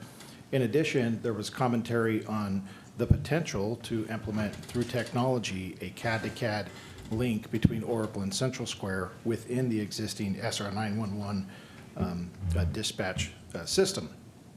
So I personally engaged in this process and follow-up as requested by the board, conducted multiple meetings with stakeholders. I personally met multiple times with representatives from Central Square, with SR 911, with the city of Modesto, and also with the sheriff. Had several what I thought were good meetings between myself and the sheriff to share information from both perspectives, consider options, and just really kind of make sure that all the information was voiced between our office and the sheriff's office. My research concluded that the only viable path going forward for us to have this CAD-to-CAD link between Oracle and Central Square was to have a two-phased process. Phase one would be for the sheriff's office to implement the approved Central Square CAD system with all other partner agencies in September 2025. And then phase two would be for the sheriff's office to work with all stakeholders to build the CAD-to-CAD system to be implemented 6 to 12 months after September 2025. To be clear, that means that all the stakeholders would need to work together, build out a proposal, bring that proposal forward, gain all the supports, and then seek implementation at that time. But it would require two phases. I did document all of these conclusions, not just in my conversations with Sheriff Dirksey, but also in a letter dated May 2nd, 2025, which was attached to this board report. In that letter, we did confirm, and I thought it was really important to note, that if the Sheriff's Office did not promptly assign resources to the SR 911 CAD implementation project, that there would be an interruption of dispatch services for the Sheriff's Office as early as September 2025. In addition to that, we did let the department know that we had moved forward and we did purchase Central Square licenses for the Sheriff's Office to ensure that they had access to all the new software platform that would avoid any disruption to dispatch services. So all that was communicated as well. On July 29th, so just last month, there was the first of two meetings with the SR 911 CDAC Commission, so we'll just call the commission, to provide an update on the CAD implementation project. At that time, SR 911 staff informed the commission the Sheriff's Office had not engaged in the Central Square CAD implementation process. There was a lack of participation from the Sheriff's Office, and that would result in disruption to dispatching for Sheriff's deputies following the planned go-live in September of 2025. After hearing this, the commission directed staff to return within 7 to 10 days with any options to address the sheriff's integration into the CAD implementation project. There was a lot of back and forth information in that meeting that suggested that maybe there's some ways that technology could help reduce any challenges here. So staff did come back within the 7 to 10 day parameters, and they met on August 7th again as the commission. We learned at that time that the staff involved had held 4 meetings since the July 29th commission meeting. Representatives in those meetings included the Sheriff's Office, Modesto Police Department, Modesto Fire, County Fire, the dispatch agency, representatives from Oracle and Central Square as well. including all the appropriate information technology folks. They got all of the people together that could potentially solve some of these challenges. Staff returned with 4 options and then presented that 2 of them were not viable for different reasons. There were 2 remaining options after that. One of the options would have provided what we characterize as just a one-way transmission of limited information to sheriff vehicles, meaning that dispatch would take calls and then they would send electronically one direction, some limited information to sheriff's patrol vehicles. The dispatch director did present numerous safety concerns with this option, including a reduction in the information transmitted to deputies and a lack of ability to track the location of deputy vehicles. I'll talk a little bit more about that in a moment. The other option that was discussed was the sheriff's office potential to just reverse course and join the CAD implementation project, potentially as outlined in that two-phase process that I discussed. The sheriff's staff were present and provided responses to the information as well. They reiterated an unwillingness to use Central Square, citing objections regarding unfair treatment of the sheriff's office during the CAD project and what we would characterize as inferiority of the selected product. Expressed the department's intent to go to pen and paper when the CAD system upgrade occurs. There was a question very specifically asked that said, okay, after this system goes live on Central Square, what will the sheriff's office do? And the answer was, we are going to go to pen and paper. In addition, they followed that up by indicating that going to pen and paper would not impact public safety despite safety concerns raised during the presentation. They were also asked if the project were delayed to allow the sheriff's staff time to complete all the steps necessary to join the Central Square platform, would that change anything? And the answer was that they would not join the Central Square platform even if the project were delayed to allow time to catch up with the project. They did also commit to communicating to the public that there would be no impact to public safety for the sheriff's office operating without the CAD system, so that they understood there would be a need to be communicating with the public. In addition, the Modesto Police Chief Gillespie expressed disagreement with many of the talking points from the sheriff's staff and reiterated the need to move forward with the CAD project as approved by the commission without delay. After all of this information was received, the commission members did express support to continue the project without delay. So as of today, it does remain on its track for implementation. We have had some additional information come in since your board agenda item was written in preparation of today's presentation. And so I just want to provide you some background, specifically related to an agreement that this board approved on May 23rd, 2023. On that date, the Board of Supervisors approved entering into agreements with Oracle for public safety related systems, and the General Services Agency Director or purchasing agent was authorized to execute agreements. The 3 agreements were for research, development, and piloting of the new system. As the program was still in the development stages, the board agenda item stated that the sheriff would work with local partners and stakeholders, county leadership, and Oracle to develop a comprehensive implementation and long-term plan that would be brought back to the Board of Supervisors. This was a key feature of that agenda report to the board and was central to gaining support for approval of the Oracle agreement. Yesterday afternoon, we learned that the Sheriff's Office has forwarded requests to the General Services Agency to approve 2 amendments to that Oracle agreement, which would, just on a quick review of the information, looks like would facilitate additional equipment for implementation of the Oracle project.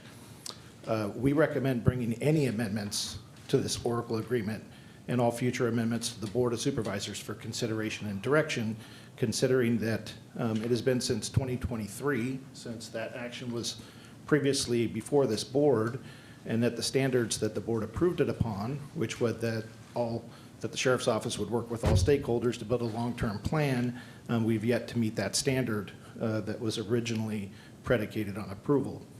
So I can state that I would expect those amendments to come back to the board, or at least seek your direction about what you would like us to do related to the Oracle agreements and any future changes that the Sheriff's Department might be seeking.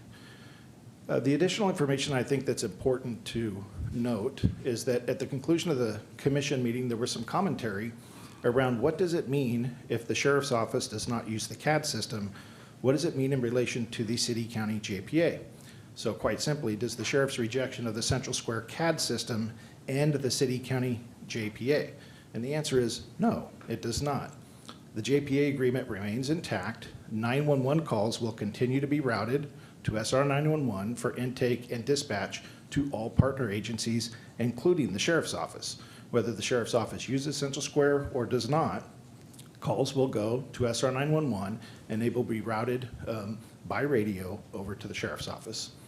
I think it's also worth noting that the city and county continue planning for future improvements to SR 911. We have frequent contact with the city and considering future options for our partnership, which would include what we're hoping to be are some improvements to SR 911 around our EMS partnership, and we're hoping to develop a future standard where we could potentially eliminate call transfers for medical emergencies as well. So I know there's been discussion about the JPA resolving, but I'll just share with you at the staff level and the leadership level and working with Modesto, we're actually working on improvements in future relationship. We're not going the other direction. The Board of Supervisors, I think this is important to note as well, the board approval is required to form any new dispatch operation within the sheriff's office or to contract with another dispatch agency.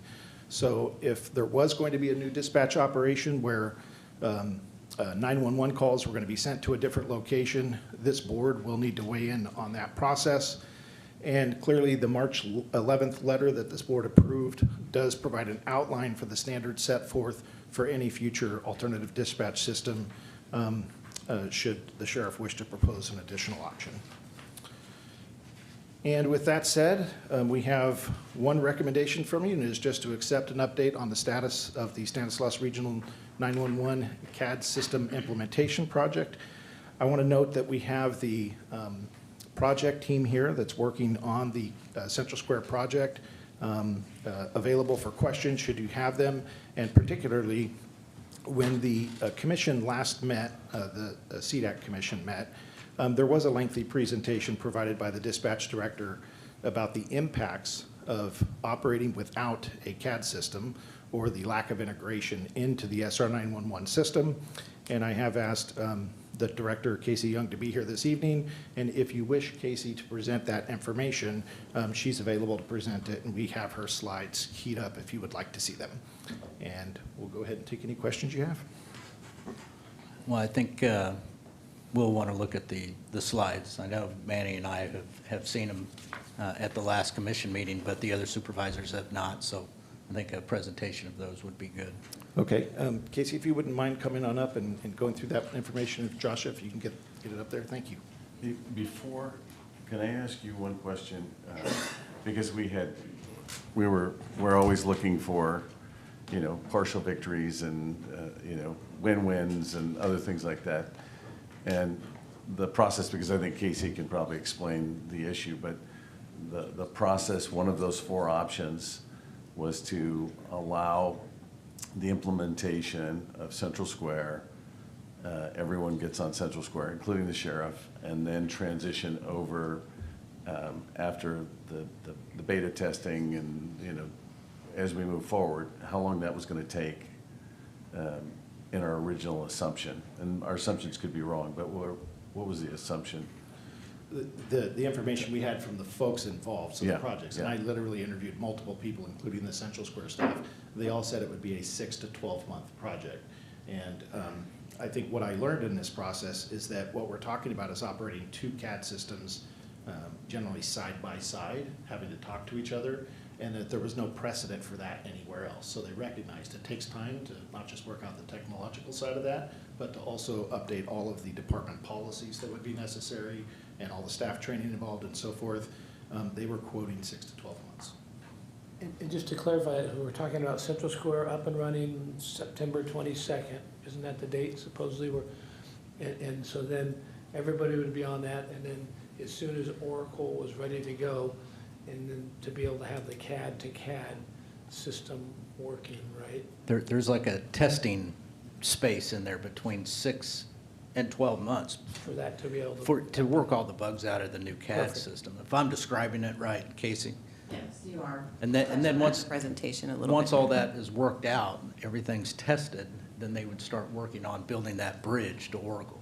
Perfect, okay. Yeah, and I do want to just make it clear, in order for that, ultimately for that CAD-to-CAD project to be successful, a plan would have to be developed with everyone involved. And then that plan would need to come to the commission for consideration. So we have partners that would need to weigh in on that plan as well. It's not just a one road street. These are multiple folks involved, everybody impacted. And I think I was on the assumption, I don't know if anybody else was, that plan was supposed to be, that's what we were working on the last 6 months, was that plan. Is that right? I think in my letter in May, I outlined that was the path, that was the best path we could come up with. We didn't see any other path other than that, and I can't really speak to what work was done by the other partners since that date. Casey, It's me. you want to go ahead? Yeah. So as CEO Hayes stated, at the direction of the commission, SR 911 staff were asked to return with implementation options that both allow the project to proceed with participating agencies without impacting implementation timelines, and identify ways to support the sheriff's office following the go-live of the Central Square CAD system. If I can get this to work. So just recapping, we did have meetings on July 30th, 31st, August 4th at 12:30 and 3 p.m.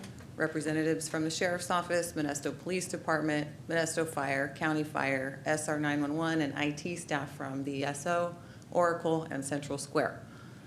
All integration options do require the Sheriff's Office to configure in the Central Square CAD system. In the August 4th meetings with the Sheriff's Office, they identified personnel who would be available to configure the Central Square system.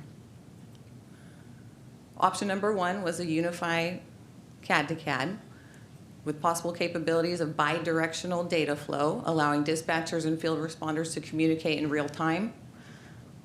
Also with automatic vehicle location, or AVL, GPS data sharing, so that field units are visible to dispatch. We can see their location, and sharing of all call information and unit statuses. However, implementation of the CAD-to-CAD would affect the go-live timeline. The timeline would need to be extended. Best practice is that both CADs are fully configured prior to any CAD-to-CAD configuration. A test environment needs to be built and tested. A hub production environment needs to be built and tested. And this Can you explain that, Casey? Sure. They're not built yet.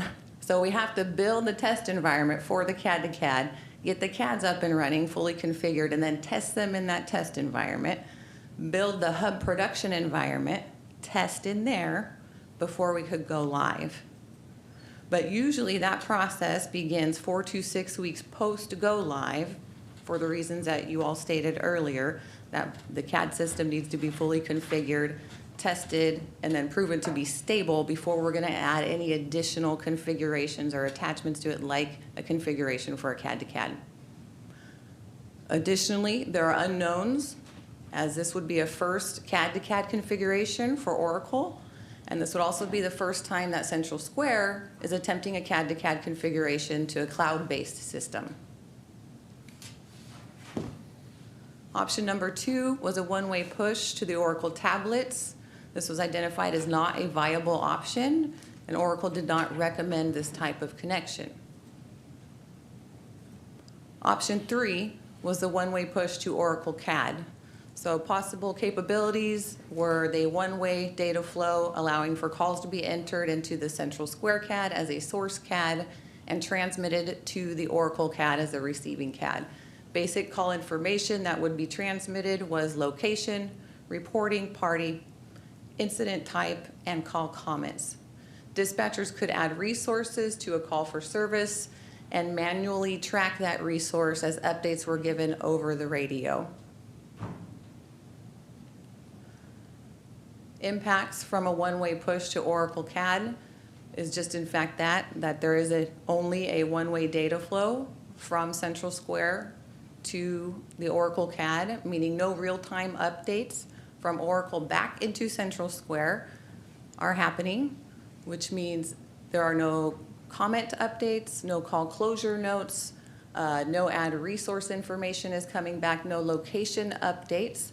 Call type or priority changes would not be transmitted back to Central Square, and the dispatcher would not be notified of any of those.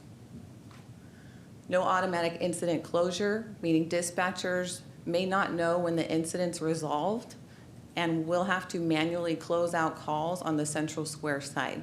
So for instance, if a field responder cleared themselves from the call in the Oracle CAD side, that information would not come back to the SR 911 dispatcher. They would have to be sure that they are communicating that over the radio, they're communicating a disposition code, and then the dispatcher would have to manually close out those calls to ensure that they are properly tracking the availability of units. Possible impact is that if a unit made themselves available and forgot to communicate that over the radio, they would look as if they are still assigned to the call for the SR 911 dispatcher and may be overlooked for calls for service. No acknowledgement or receipt of confirmation, so dispatchers will not be able to confirm call receipt and must verify that information over the radio.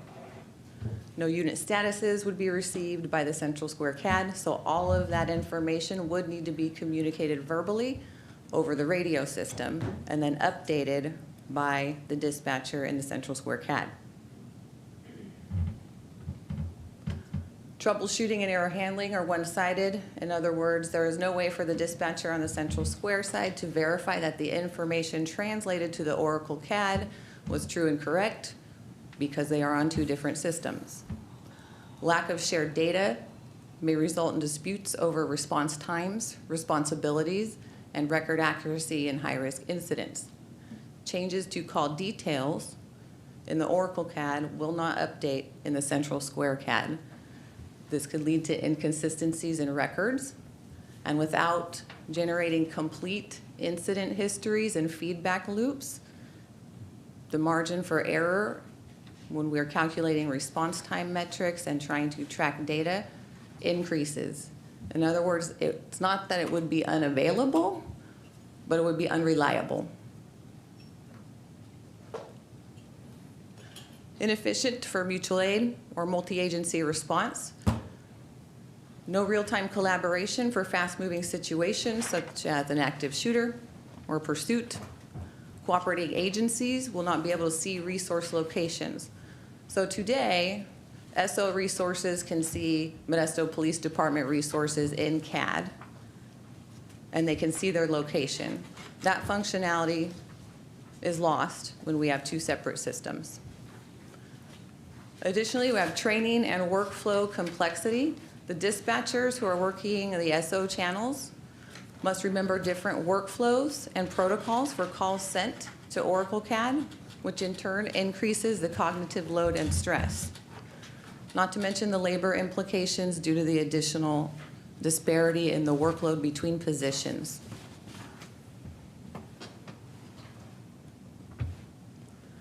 Criminal justice information will not transmit to the Oracle CAD system. It will not attach to the export, meaning information for probation, warrants, parole, restraining orders, firearms information, stolen property will not translate into the mobile computers to the Oracle system. Oracle did inquire if we could copy paste that information into the call comments. We cannot. That's a Department of Justice violation.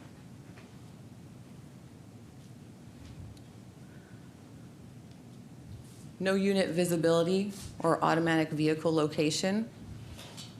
So dispatchers will not be able to see where resources are located. No location visibility presents multiple officer safety issues. Dispatchers will not have the ability to dispatch closest resources because they cannot see where they are. All calls will need to be broadcast over the radio, and deputies will need to know who is closest and add themselves to a call, which limits situational awareness.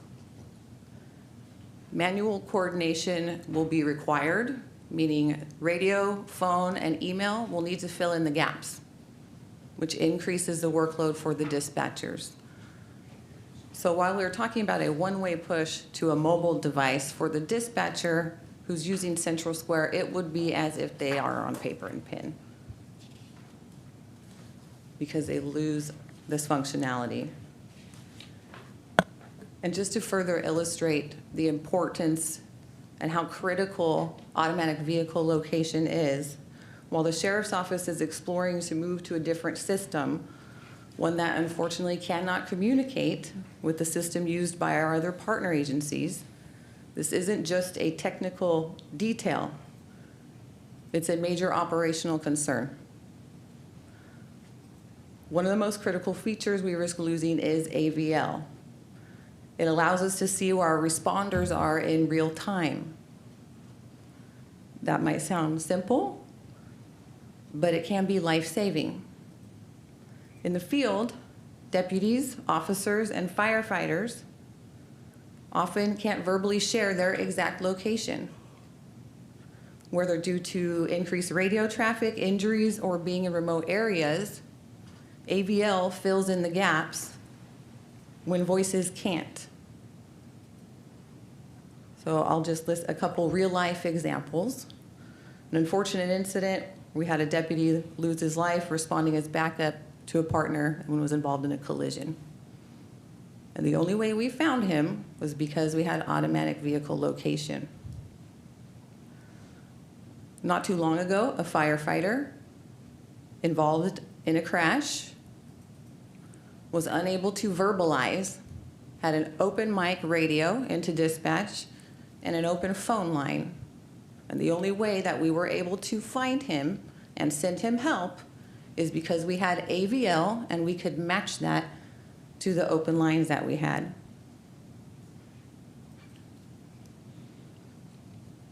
This tool has saved lives.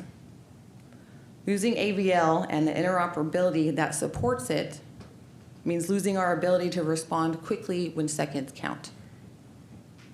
And when you combine the loss of AVL with increased radio traffic and increased phones, we're not just talking about an inconvenience, we're talking about putting lives at risk. We all use the same radio system. When we increase radio traffic on one channel, we increase the likelihood that someone anywhere in the system, regardless if it's PD or fire or SO, may receive a busy signal, kind of like a phone line. When you increase traffic on the phone line, you receive a busy signal. And so then the question becomes, if you can't get out on the radio and you can't get to us on the phone and I can't see where you are, what do we do? This is why the CAD system conversation isn't just about a software, it's about safety.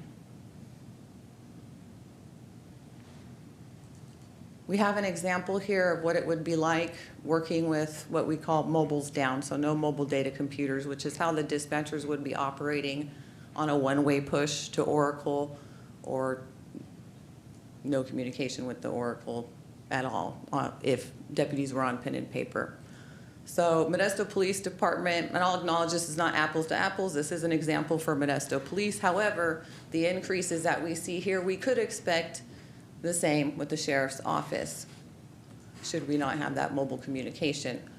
So MPD experienced a ransomware attack in 2023. What we did here was compare the difference in radio traffic for a 2-week period in 2023 when they were down on mobile devices to regular operations in the same period of time in 2024.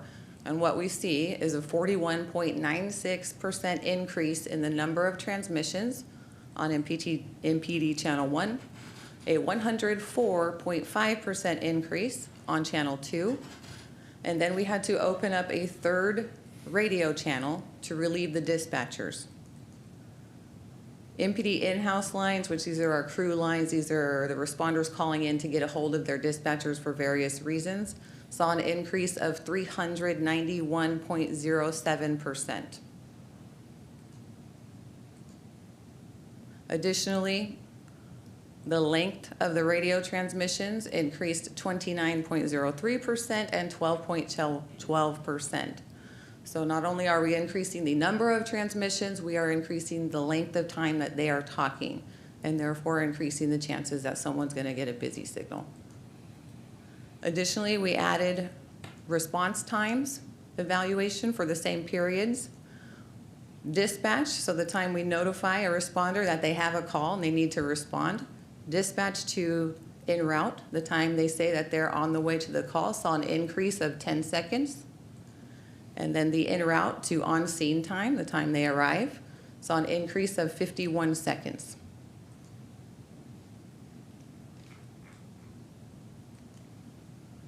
And finally, the fourth option, configure the Central Square mobiles, configure SO into Central Square CAD so that they have full CAD capabilities in real time without impacts and standardize operations across all disciplines represented in SR 911. And with that, I'll open it up for questions. Any questions for Director? I just want to ask on option number 4. This is the one we were talking about, right? That was option number 4. Do both Central Square and Oracle believe that, because they have to be able to configure so they can talk to each other, they can interface, do both sides believe it can be done? It's just a time. Once we're able to work on a Unify hub CAD to CAD. Can you explain that hub, Casey? Yeah, it's a regional hub, and basically one CAD system hooks up to it, translates information to another CAD system, and then the receiving CAD system can talk back. So we're not losing functionality because we have a bi-directional informational feed. However, as we saw on the slides previously, there are some unknowns because neither one of these vendors have connected. Well, Oracle is not connected to a CAD to CAD before, and Central Square has not connected to a cloud-based solution before. So there's some unknowns. So we would have to verify that, in fact, we do have full functionality and full communication back and forth. But basically, that's what it allows for. Multiple CAD systems to be able to communicate through the computers bi-directional.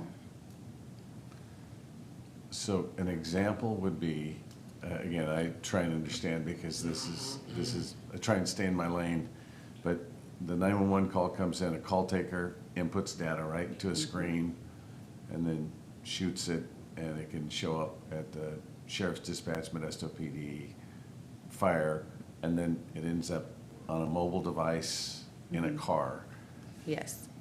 All three the same thing because that's the CAD system working amongst itself. If you don't have a CAD, the sheriff's dispatcher, let's say, has the call in Central Square with descriptions and what the emergency is, the questions that you go through, and then that all has to be broadcast. Direction of travel. I don't even know all the things you ask, but that has to be broadcast over the radio. Over the radio. Correct. And then when people are on scene, they're gonna call it in. I guess they don't because they'll have a radio system.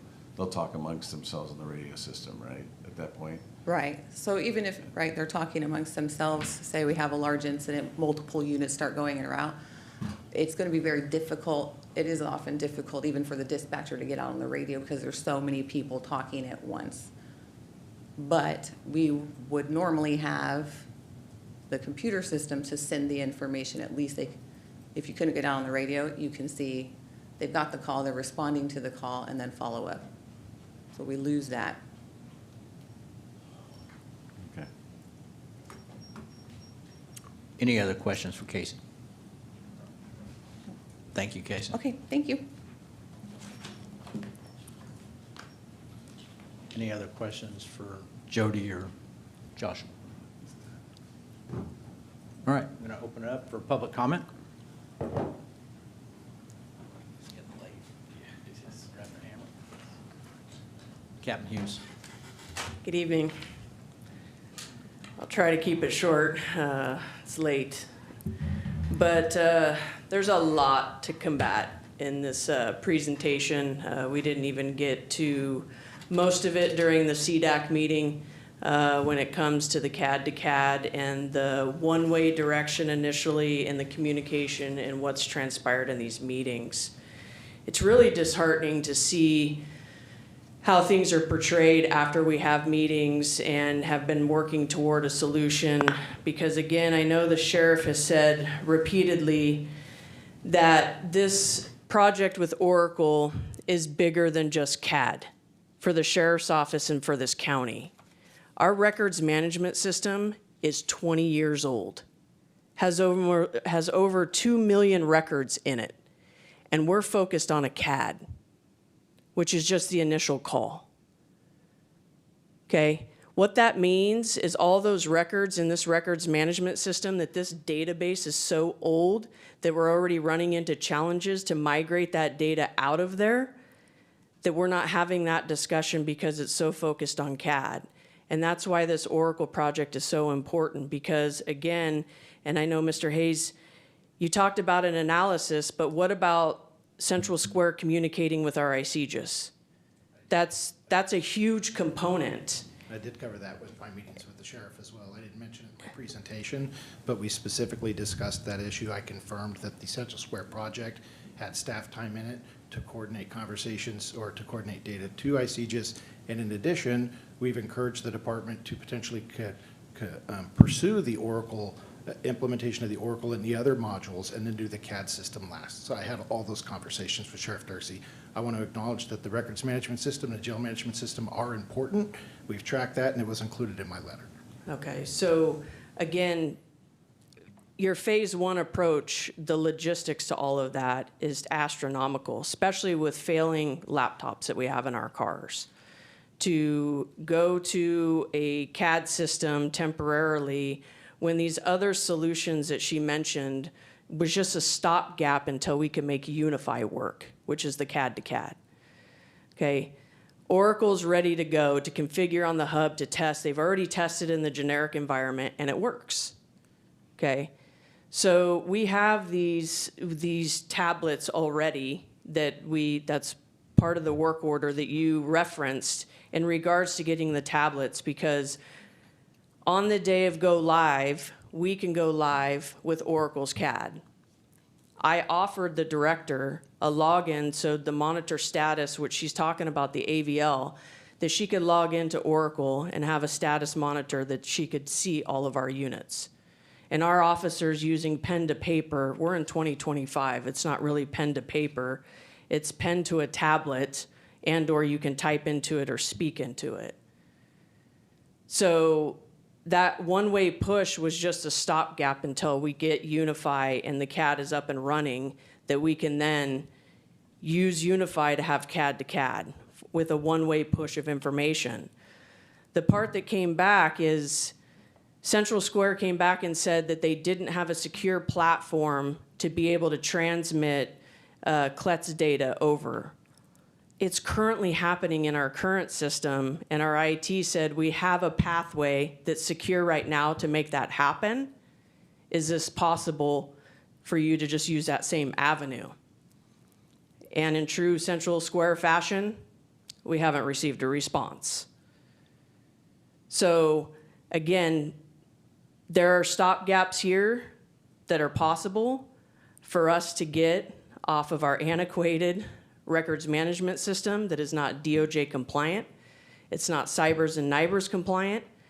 Our staff has been working tirelessly with Oracle to configure a new RMS and JMS. The presentation that I see in multiple documents that we did not give a complete and accurate depiction of everything that was needed is super disheartening, because we sat here on January 28th and gave a presentation outlining all the issues, not only with CAD, but with RMS and JMS for the sheriff's office. And why this relationship, I mean, just the cost savings alone for 5 years to have a single platform that Oracle is developing and designing. I mean, they're one of the largest tech companies in the world. And where they're going, we're going to end up paying less for a single platform to get all 3 systems in one than we'll pay for one CAD system. And then again, I'm still receiving calls. Got a phone call Friday from an agency about our size, dumping Central Square. They're going to the Oracle platform, and it's a sheriff's department in another state to get to that single platform because of all the issues and open tickets that haven't been resolved since 2017 with this agency. There are a multitude of issues, and again, I still get the calls, and it blows my mind that we're sitting here still talking about a product that everybody's telling us. I just talked to Turlock again, all new computers. Still can't implement them. Still can't run a license plate from the vehicle. I mean, these are basic law enforcement functions. To try to push to go 280 computers for us to train our staff to go to a CAD to then turn around to go to another CAD. Logistically just does not make sense. When there is a stopgap, we can be ready to go pen to paper, that they can enter the call. There's AVL location that everybody could see. And when I explained to the director that I could give access, well, no, we can't have 2 CAD systems in the center. I said, you don't have to have 2 CAD systems. You don't have to run it. All you have to do is have a status monitor up there and you could see all our units. So again, I think that the opportunity should be given to the sheriff's office to come back and combat a lot of this information, because the technology folks are telling us all this is possible. Oracle's ready. They're ready to configure the hub. They're ready to be in the test environment to do everything that they need to do on our side. They're ready to go right now. The holdup's been Central Square, and the holdup has been that it's 60 days after go live. 60 days we can function with a push one way. And we can enter our stuff. It does not change. We have been handling radio calls since the 70s over the radio. The majority of the time, the deputies aren't even in their car. They should be transmitting over the radio. That's where they should be getting their information. Going to the Oracle platform the day that we go live, we not only could have the tablet, but we could also have the phone application for the deputies. And we could also start integrating into the RMS and the JMS, which is a huge component. I mean, otherwise there's zero crime statistic data that the community is going to get. And that system, with having all the documentation, crime victims, I mean, that's what matters.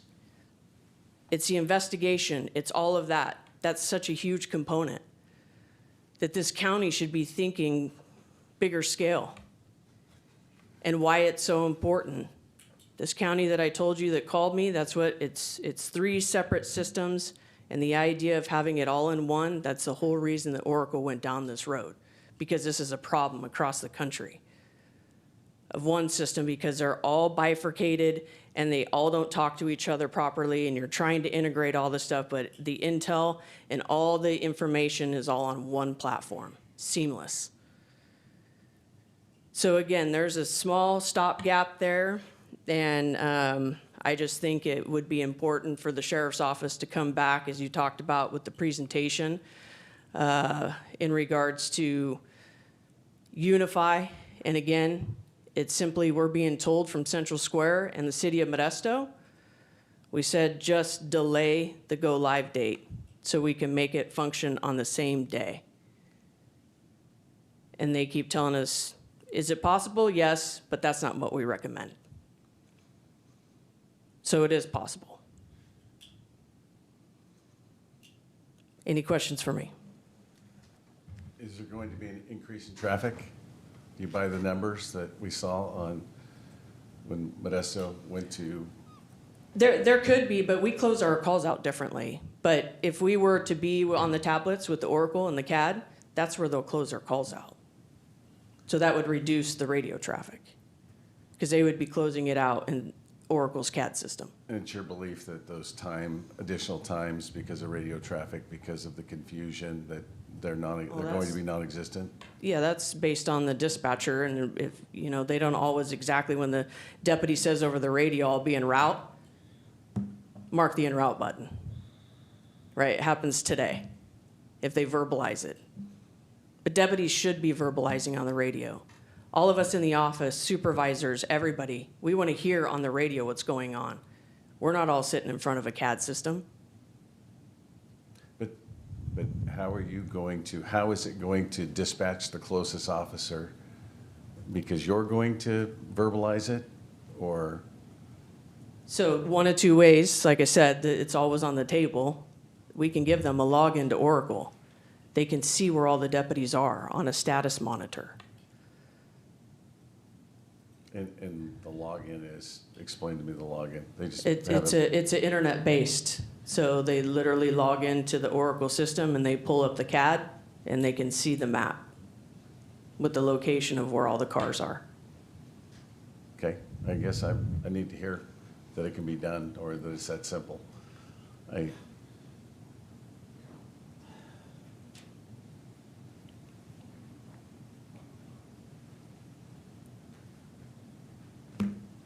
So yes, essentially what we're talking about is monitoring a second CAD system in dispatch. And Oracle is solely web-based. We do not have our CAD workstations opened up to the internet at all. This means we would have to display that on what's a shared computer screen between positions, and not all positions necessarily have that screen between them. So the dispatchers would have to share it and monitor it. And yes, the concern is now we've introduced, here's a second CAD system that I'm asking you to monitor for their location. What happens if they're not monitoring it and something happens to the unit or to the responder? Are we then held accountable because we have some shared screen between positions where we may be able to view a map with units on them? Because again, we don't have the internet open up to the CAD terminals at all. Additionally, I just want to clarify a couple things. So in our meetings with Oracle, they did say they tested a connection to a generic test system, no data flow, no information coming through. Also, I want to clarify when we're talking about RMS, JMS, and CAD that Central Square does offer all of these products in one public safety suite. Also, are we putting static data above real-time call information? Crime victims are what matters. Those are priority calls for us. But I would think that the real-time call information coming through a CAD system may take some priority of what's left, what we're pulling from a records management system. Just my thoughts. There are units within the sheriff's office that currently don't use the radio. Civil unit, they mostly use their mobile computers. They put themselves out on calls and things like that. So it would be some retraining for the people in the field to use the radio 100% of the time. Do you have any other questions while I'm here? I have another question for you, Tori. I'm sorry. Explain me the reticence for the 6-month transition or the 1-year transition. What is the option number 4, not option number 1? You're sending a packet where you train your deputies on Central Square for the time, whatever that time frame is. Well, just to get through the whole integration, if what he said is true, that it can even communicate with our RMS and make all that integration and configuration work, I mean, they've had such a head start on that that, I mean, you're still looking, you would have to do all that to even see if it integrates with our RMS, number one. We don't know that for sure that that will work. And then to train all the deputies, you figure we have 280 MDTs, right? We have 180 something deputies to pull them off, train them, That's a huge task on that system. And then we may be back to square one anyway, because even if we did load this on the computers, our laptops are dying every day. We have a pile of them. So so we would be almost probably right back to square one, which would legit be pen and paper.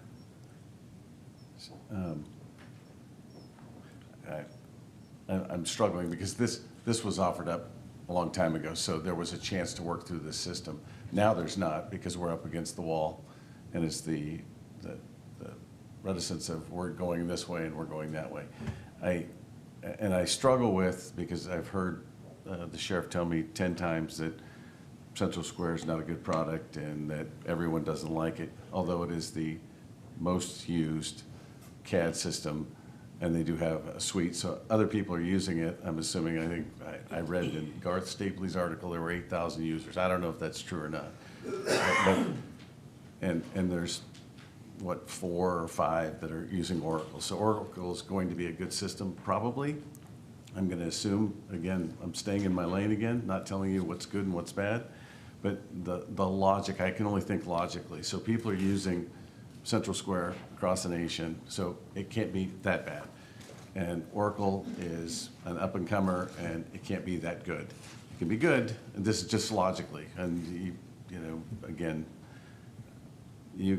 I've heard from the sheriff, and I've heard from Central Square, so, and they're completely different. But again, I have to think logically here. And it seems to me that the way we're going about this is we're looking for efficiency in the system. And it's the system. It's not just the sheriff's department, it's not just Modesto PD, it's fire, it's EMS, and the system working together, because there's nothing more frustrating than someone calling and having to give their location and then get transferred over to EMS. And the sheriff's been very clear to me too, that's not his bailiwick. His bailiwick is providing the best service he can for sheriff's dispatch. And I think that's where, I don't know, that's where I differ from him, disagreed on, like, the system has to work together. And so I've got the same, I'm disheartened in the same way you are. I just want you to know that it seems like there was a path to get the Oracle system, which is the configuring of it. And it seems like we're trying to snatch defeat out of the jaws of victory. That's the way I feel right now. It's just frustrating for me. And again, I don't want to speak for anyone else. And I'd have to agree with you. There was a pathway to get to Oracle, to get what the sheriff wanted, to get that JMS, RMS, and CAD. There was a pathway. There was also a pathway for the rest of the JPA membership to have Central Square. But it just required a little bit of time and patience for phase 1 and then working towards phase 2. I just can't get over the fight to not even try it, not even try those phases. No, we're not doing it. There's no desire for me to go backwards in our SR 911 dispatch, and that's what it feels like to me right now with what's happening. Like we're going backwards. There's, you know, the possibility, and I think it will happen, for an extended response times, dispatch times. I just think there is a major possibility of that happening. I think it's a deputy safety issue. I think it's a citizen safety issue for unincorporated areas and the contract cities. I really think I have not been moved away from that thought. And as I look at this and see how our sheriff's office is not even working to help configure, to put information which could be used in the system. It's just, it is. Vito said it's disheartening. Let me clarify on the configuration, though, that when we did have the meeting, and this is the part that hasn't been talked about publicly, is that Central Square did the configuration, and the list and everything for the units were all provided from what's in the current system. It was as simple as just providing the sheriff's office list. because Central Square did the configuration. So that's the part is, if we're paying SR 911 for dispatch services, and that was the plan and that was the pathway, then why didn't they just provide that information to Central Square to do the configuration at that time for the sheriff's office? I don't know the answer to that. Casey, do you want to respond to that?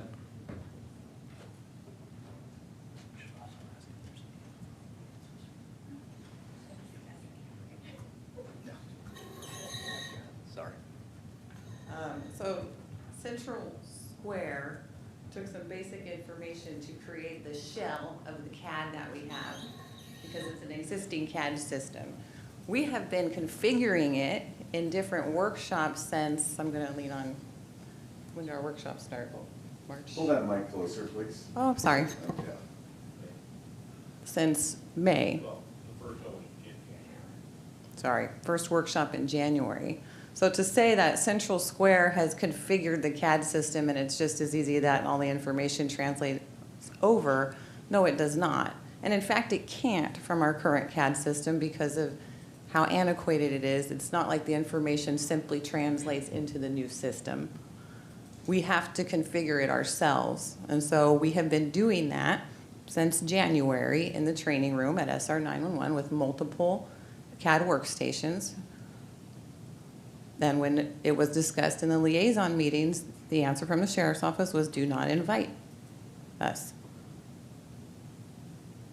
And so that's the work that's been done. Good. So thanks, Casey, for your presentation, and then Tori, thank you for yours. I wish the sheriff was here, first of all. I did get a call, I missed it, and then a text from the sheriff last night that said he wasn't going to be here today. I think this is kind of important to be here. And I know he relies on you guys maybe to do this, but first of all, I'm not sure why the sheriff's not here. Okay, that's disappointing for me. And then, so what's going to happen? I can't believe we're in this spot. Disheartening, this just makes my stomach, I want to throw up is what it makes me feel like. To see that we're in this spot right now, that we've come down to this right now. September 22nd, 30 days from now, what's going to happen? So I just want somebody to tell me what's going to happen in 30 days when Modesto goes live with Central Square. What is going to happen in Stanislaus County?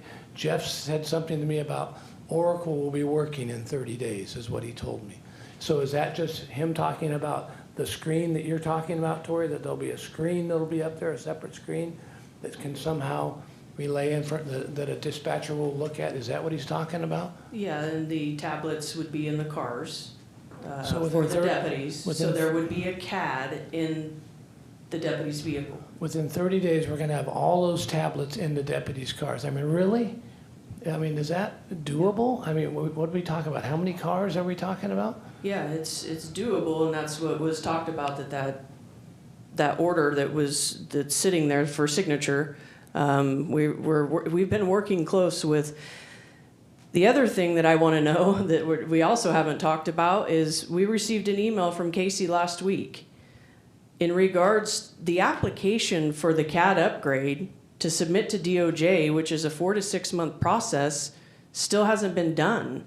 We've been talking about this and explaining to both Casey and the police chief that application has to come through us so we can submit it to DOJ. She sends an email asking if we had done it. We don't own the CAD. And it was made very clear, and we clarified in the email, copied it right from the Clue website, in regards to that application needs to come to the sheriff's office so we can submit it to DOJ, and that needs to come from Modesto. Okay, so this is amazing that we're having to do this back and forth at this point, but go ahead. Modesto is working on that application. I believe DOJ is trying to fast track that process for them. However, I think my question was also geared towards, since the sheriff's office has stated multiple times that they have no intention of cutting any of the other agencies off or disconnecting them from the message switch, that they've applied for a new connection and are configuring that and have in fact moved over some of their CLIPS terminals, did they in fact include the other agencies and knowing that we were going to Central Square in that application? Those are two separate things. The switch and the upgraded CAD application are two different things. The upgraded cloud application is to connect to the switch, to the DOJ connection. Correct, and that's what we have to have from Modesto, that application to submit to DOJ.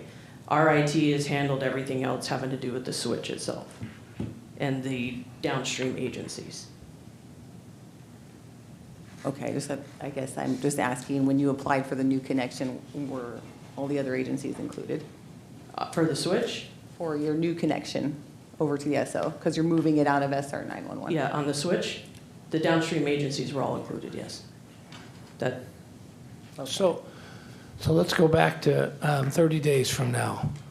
I mean, what the hell is going to happen here? I mean, we're talking about deputies' safety, we're talking about the public safety, and we're sitting here 11 o'clock at night trying to figure this out right now. And we rely on you guys for this, right? We rely on you to be able to figure this out.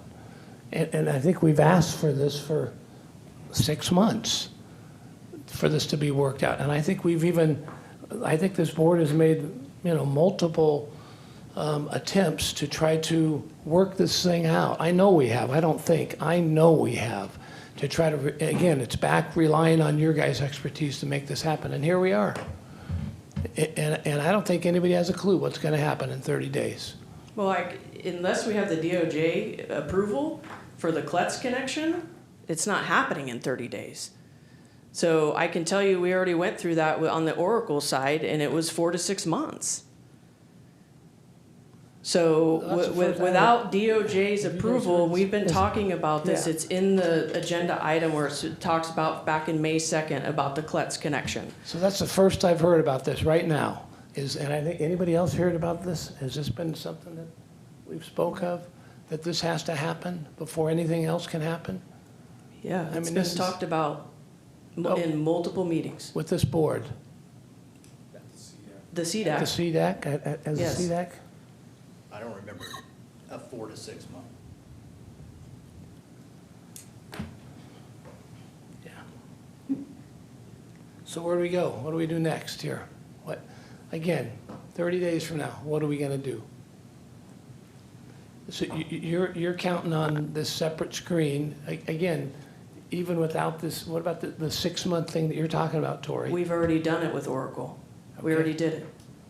So you think in 30 days you'll have the screen in dispatch? You won't have your separate dispatch. You'll be still operating out of our dispatch, but you'll have a screen in there that will then be used by the dispatchers to transfer to all your tablets in your cars. Is that correct? So how's that going to get to the cars? Again, there's the options that were presented that we could work out, but there's the one-way push option where Oracle can come grab that information and it can go into Oracle's CAD. Right? It wouldn't be bi-directional right now until we did the unified connection, CAD to CAD, then it would be bi-directional. So in the interim, right, everybody with the sheriff's office, they could have it up on their screen, they could see where all the deputies are through AVL. The deputies would have access to Oracle's CAD to still input and run individuals and do everything that you can do in today's CAD in the Oracle platform. But we are ready to go. We're just waiting for the delivery of the tablets. We have submitted our DOJ application, right? So we are ready to go. So we don't Oracle's also ready to go with the Unify and to do everything they need to do on the Unify. But so you said the delivery of the tablets. We don't have the tablets yet. Correct. Okay. So do we have to get the tablets to install them? So how long would, so we have this request, I guess, is that what you're saying? So with the purchasing agent, the minute that that's signed, we get it back. If we get it back tomorrow, those things are being sent. Okay. And they'll be sent and installed within 30 days? Yes. Wasn't Oracle covering the cost for those? Yes. Again, this is a $7.5 million deal with Oracle that is cost $1 that was in the contract. So then you still need approval from the purchasing agent? Yeah, that's correct. So we just received yesterday afternoon, as I tried to describe, this request for amending the contract to include additional materials. I couldn't articulate everything that's in that contract. Others may want to do that. But it is our position, when we go back and read all those materials, that it indicates that the approval of the board was contingent upon the sheriff's office returning with a long-term plan for Oracle and working with all the stakeholders. Based on all the prior conversations with the board and the letter that was submitted to the sheriff's office, that has not occurred yet. We're not in a position to sign amendments to that contract. We believe that comes back to this board for consideration at a future meeting. That's one thing that I'm at least tracking.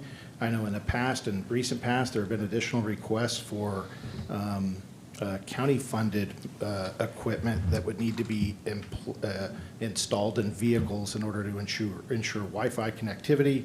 I don't know what the status of that issue is. I haven't heard any updates on that, and I don't know if, Captain Hughes, if you have a status update on that.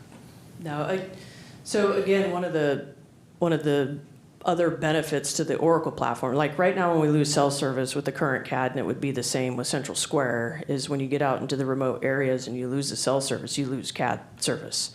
So that's one of the benefits in the Wi-Fi and going and looking at, Starlink options and everything with Oracle, is to be able to have that reception in those areas where we don't have service currently. So as far as the connection in the cars, that's what we're looking at. Same with, all the technology and drones and Wi-Fi and everything. It's all very important in getting that in the vehicles. I understood that the current technology is that the mobiles themselves have connectivity, and that in this new environment, in an Oracle environment, you would have to have an additional device in the vehicle. And I'm just tracking this because there was a budget request of about $500,000 to ensure that happened. Cradle Point. Cradle Point, okay. So can you confirm, are you pursuing Cradle Point? Is there Yes. a budget request for that? Yeah, I believe I would have to confirm, but yeah, we have been pursuing the Cradle Points. Okay, and so I'm not aware of that request currently in consideration. So is there an assumption that those Cradle Points will be funded, approved, and installed in vehicles in the next 30 days? I'd have to confirm that. Thank you. I just go back to the first the Oracle agreement, May 23rd, 2023, in which was part of the presentation. As the program was still in the development stages, the board agenda item stated that the sheriff would work with local partners, stakeholders, county leadership, and Oracle to develop a comprehensive implementation and long-term plan that would be brought back to the Board of Supervisors. And that was all going on and taking place prior to the decision and the approval of Central Square. Because you remember that early on that all those stakeholders were a part of the Oracle project. Yeah, but you still can't ignore what the Oracle agreement says, right? I mean, it still has to be brought back as a plan to the Board of Supervisors, right? Yeah, and I'm pretty sure that was a lot of that was covered when we did the January 28th presentation as to what that looked like with the CAD, RMS, and JMS, and the going to that platform. That you probably need to come back and do it to us again. Okay, I'd be happy to. Okay, so it sounds like, go ahead. So I know I asked this in CDAC, and I guess I'm just asking for the entire board. There's some new information that just came out yesterday about having the handheld devices and stuff like that. But in CDAC, I asked that same specific question that my colleague Supervisor Withrow's asking. What does the world look like in Stanislaus County on 9/23 when all the other partner agencies go to Central Square, if that's the date it gets implemented? Obviously, this DOJ situation, I remember you bringing it up at that meeting. I also know that Modesto's got a fast track. They have a DOJ representative strictly allocated for this option, but I don't know if those two, and this is where I rely on both of you, but I don't know if those two are parallel as far as if they get the DOJ approval, Modesto does that circumvent them needing it from the sheriff's office? And that, I'm not asking that question. My question is more in line, again, yesterday we got the information that there's these handheld opportunities, but what the answer that day was pen and paper. And if these handhelds don't get purchased, is that what, services in Stanislaus County look like on 923? If, you mean if the tablets aren't available, Tablets, then, yeah. handhelds, and lack of better, or Yeah. using a different term, but yeah, let's say tablets. So then legit pen and paper, yeah, with the tablets. But with the tablets, again, I mean, it's digital. You can speak right into it. I was messing with it yesterday in calls for service, and, it's real easy. You can So actually. the tablet approval isn't an approval of a function of a cost approval, it's circumventing the process, and that's the reason why we'd have to go through a thorough process if we're gonna make any amendments. I'm tracking two different things after this discussion. One is that we have 2 amendments to contracts requested. At least one of those, pretty much on the plain reading of the request, it includes like equipment that allows you to attach a tablet to a dashboard or something. I mean, Like it's a pretty mount. simple, like a mount, stuff like that. So it includes, Oracle's going to provide a bunch of mounts that are suitable for public safety vehicles in cars, okay? But the other thing I'm tracking that we were just having some back and forth on is it will not connect to anything without a Wi-Fi cradle point in the vehicle. And previously, the department had indicated that they would need the board to approve about a $500,000 request for additional equipment to outfit sheriff vehicles with those cradle points. So I was seeking clarity on that. Lieutenant Condit just got clarity that apparently we already have them and they're already being installed in the vehicles. Okay, so apparently they were acquired without the board authorizing or having to fund them in some way. So I'm not sure how they were acquired. Yeah, so he just got that confirmation. Interesting. So they're being installed in every vehicle right now? Yes. How far along are we? I mean, how many do you?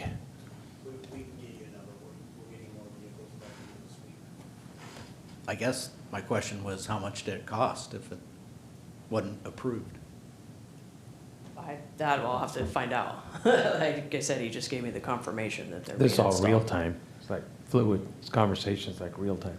Yeah. Things are no happening. kidding. Things are Yeah. happening we're not aware of, but they're happening. Oh, that's interesting. I don't know if it's because it's 11 o'clock or just things are just happening without. Well, we have a Yeah. September date, that's why things are happening. Is this the request that you just sent in? For You're the already- the you're already tablets, yeah. installing it? No, for the this tablets was and the a cradle mounts. So there are 2 different things. One is 2 amendments that requested to the Oracle contract. At least one of those deals with just mounting equipment. Then there was a separate budget request from the department for about a $500,000 to install Cradle Point technologies. I think we're learning tonight that those are in process of installation.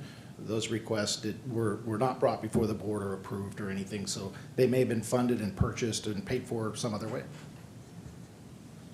Does there still need to be a subscription to Starlink to hook those up? I don't know, I'll have to ask IT. Not for those cradle points now. They're already. So what would the- Starlink is separate from these cradle points. Get on the mic so that. Yeah. So what would the Starlink Sorry, be? Lieutenant Condit, Sheriff's Office. How you doing, brother? Board, I've been kind of dying to get up here, so, yeah, that's separate. So Starlink would be available in those areas, 5 beat, 7 beat, those beats, those outlining beats that have areas that just completely go blank. You don't have any reception at all. That's what Starlink would be purchased to cover. And I think those subscriptions, I mean, we're talking a couple of $100 here and there, but that would connect to the Cradle Point, provide service to the Cradle Point that we already have. The Cradle Points that operate around here that we have service from towers, those are going to work just like anything else. But that's what will provide service to the tablets. So I guess just to kind of summarize this. So it sounds like within 30 days, we're probably going to be at paper and pen or pencil. It sounds like we're not going to be ready in 30 days. And so in the interim, that's where we're going to be. Unless somebody can, it doesn't sound like we're going to get there. Even if, I guess we have to jump on the approval of the mounting, the tablets, I guess. Say we jump on that as quick as we can. And so, so we'll be paper and pen in 30 days. And then from there, it'll just be a matter of time until you think you can get a screen up in dispatch. Well, we can do that tonight. I mean, you grab a computer, we can log into our Oracle system now. Okay. I can log into this tablet and it will show where I'm at. Okay, but I'm thinking the people in dispatch are gonna have to know how to No, I use that understand and that. read that and No, I get understand that. it. And I'm just, the point I'm trying to make is Oracle has been ready to go. We went live in December of last year, dispatching calls to deputies on the street in series to test the platform. We went live last December. We did it again in several demos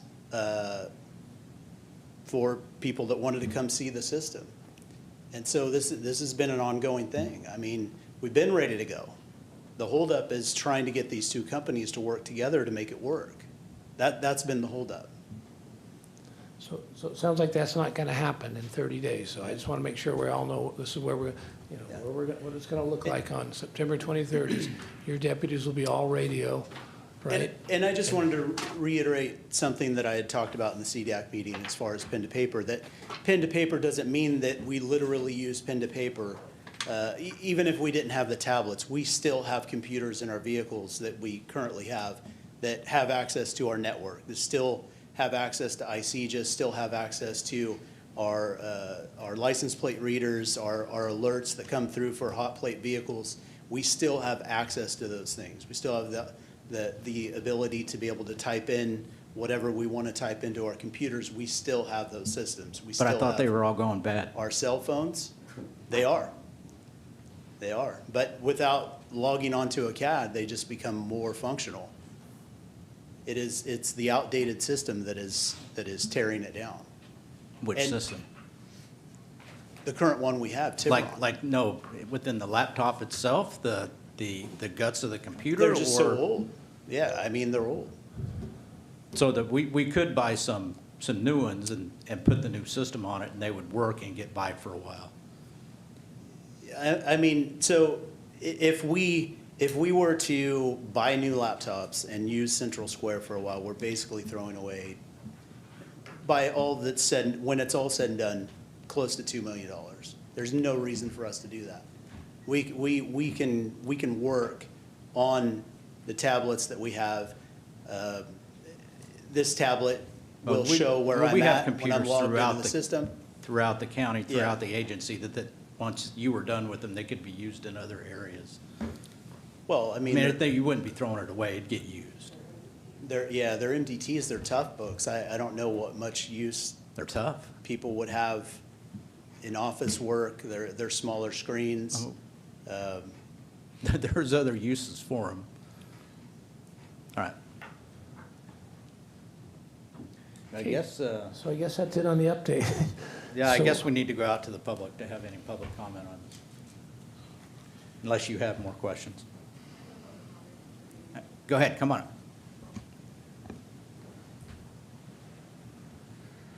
Good evening, Board. My name is Serena Otero. I'm the records manager at the Sheriff's Office, and I'm also the agency CLETS coordinator for the Sheriff's Office. I'm here today just to express how important for my staff and patrol and other support staff the records management system is. A public safety system isn't just about the CAD. It starts there, but there's more that occurs in an RMS until the final disposition of an investigation or the prosecution. Our record staff, like I said, our patrol, our analysts, and other support staff use this system 24/7.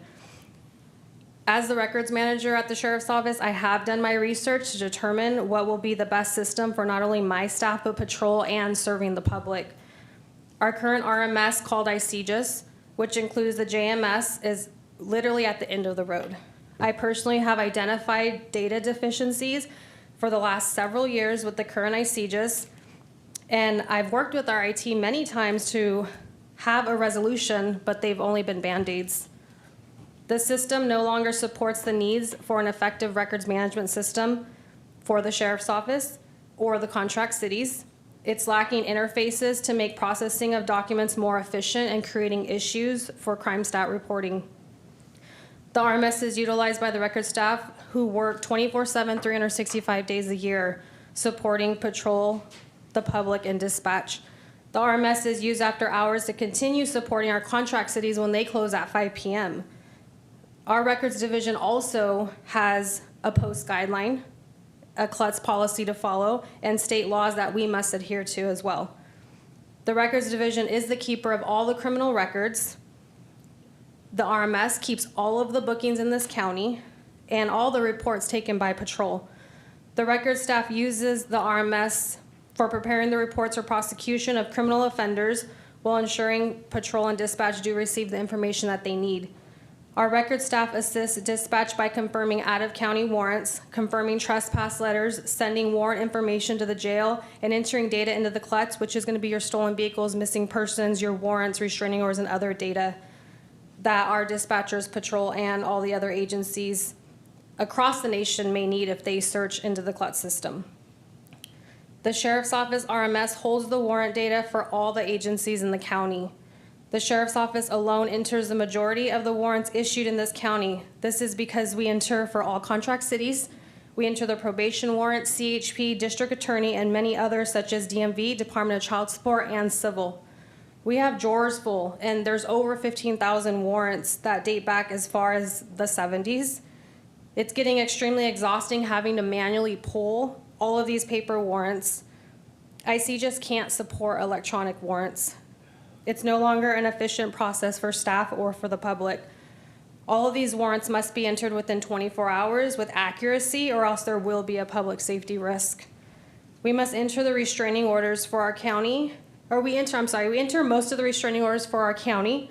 There's a select number of agencies that will get them from the court, but that's a very small number. We do process all of the criminal protective orders that come from the court. With the amount of paperwork that my staff is pushing in and out, it is becoming more stressful on staff, especially when they know we have Oracle, which will improve processes tremendously and eliminate the risk of clerical errors. We also have our strict DOJ and FBI mandates when it comes to the RMS. It's really important that we become compliant with cybers and NIBRs. Currently, we are not. ICJS cannot support NIBRs and cybers. We've tried. Without this data, we can't accurately review crime trends. This affects public safety. It's a requirement by the FBI. The non-compliance could affect future funding. I have sat on numerous meetings with DOJ where they have asked for the status of our compliance. Thankfully, Oracle has been a wonderful resource in helping us to move forward so that we can be compliant and start reporting the correct crime data. All of the records requests that we get from the public, the district attorney, public defender, any other stakeholders are going to be pulled from the RMS. We have our incident reports in there, our coroner's reports, our field interview contacts that patrol has, all the trespass letters. We have CCW applicant data. It's the master index of all the bookings for the entire county. If the current IC just fails and we don't move forward with technology, we're putting the public at risk. We will lose criminal records used in prosecution and pending investigations. I hope you'll consider the support staff who work in the RMS and JMS 24/7. This staff is supporting our community from within the walls of the Sheriff's Office. Thank you. Thank you. Thank you for being here so late. Any other public comment? Come on up.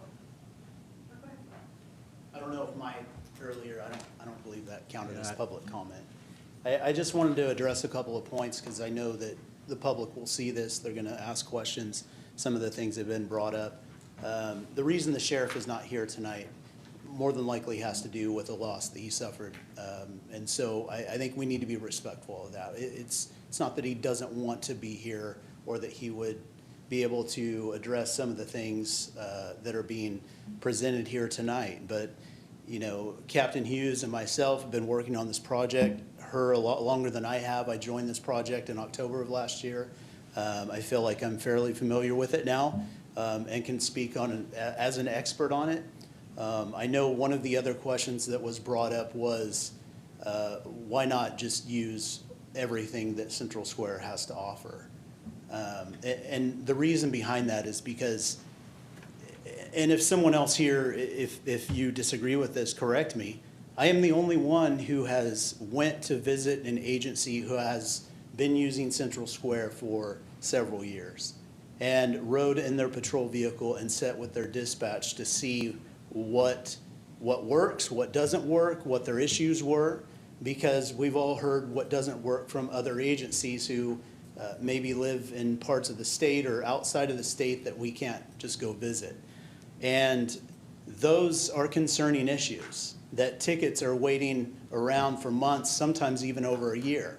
I know that if we go back and watch the meeting from February, I talked about an issue that I discovered that Turlock has with running a license plate from their Central Square system. And they have been trying to work on that for over a year. Now we're probably going on close to 2 years now.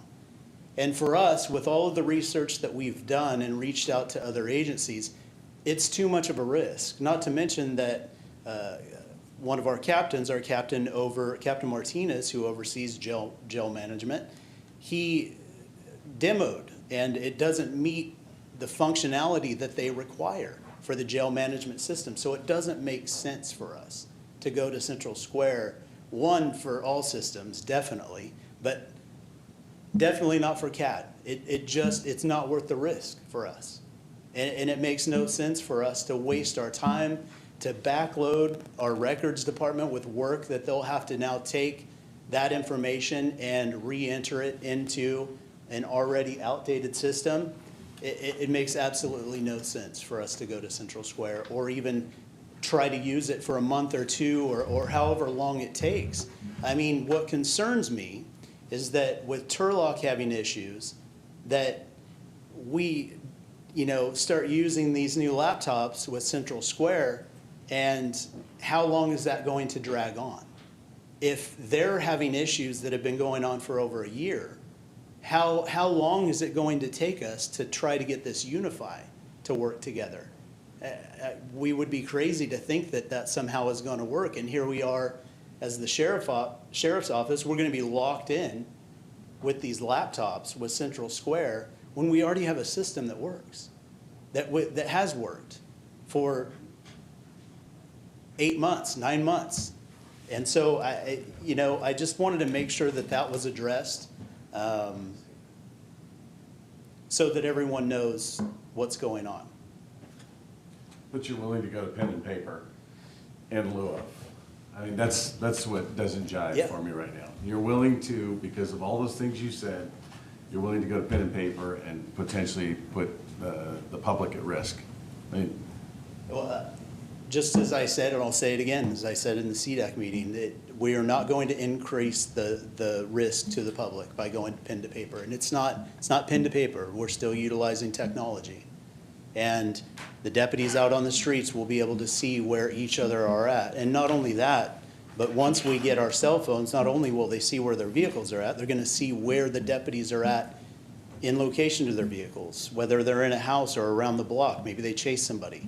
Maybe they're down somewhere. We will be able to see where they're at. That's the technology and where it's grown. I know you and I talked about this the other night. Central Square is nothing but a bridge to get to Oracle. No lapse in technology. No, I completely understand, but there needs to be some concerns with what we see and what we're hearing from other agencies. Yeah, but how can you be confident, sorry to cut you off, but this is getting a little bit the conversation you could have. How do you know you're not going to have concerns with Oracle? With Central Square, at least it's been utilized in 8,000 different municipalities. Oracle's been used in 4. So there's going to be concerns that are going to come up there too. You just can't forecast them right now because it hasn't been utilized. Well, because so we've already went live and dispatched deputies to calls on the system. Just again, when you're in beta testing, you can check and things like that. But when it's real time, there's concerns that we can went happen. real time. We went real time in December of last year. I don't want to answered calls in the city of Ceres. Real calls, real people calling 911, fights, arrests, drunk drivers. Yeah, we can go back and forth, but I know, I'm just I saying just- that I you just can't wanna give make me sure- assurance that there's not gonna be any concerns or any malfunctions or technological with Oracle as well. I don't You're think just able there's- to point it out easier right now because There's Central Square. probably not a company that will not have bugs. But what I'm saying is from the research that I've done, and I would hope that other people, before they spend money on a product, they would go not just have the salesman present something, but go to agencies that are already utilizing this and find out what is working, what is not working. Are you happy with your product? Just like we would if we were going to buy a car, I'm sure you're gonna reach out to people who have that car. Do you like that car? Should I get that car? You're not gonna just listen to what the salesman has to say, If right? the car's been sold 8,000 times and the other one's sold 4 times, I'd probably go with the one that sold 8,000 times. Well, I'm back to the back. So it's okay at this point. So Brock, we're just, and Tori, we're not arguing about Central Square or Oracle anymore. You guys are gonna go with Oracle. You better have it going in 30 days, okay? And God help you if something happens to one of our deputies or somebody in the public, because this thing isn't working like it's supposed to be working. So you got 30 days to get it going, because you're not going with Central Square, obviously. So, I mean, it's gonna be on you guys if this thing doesn't work in 30 days and somebody gets hurt.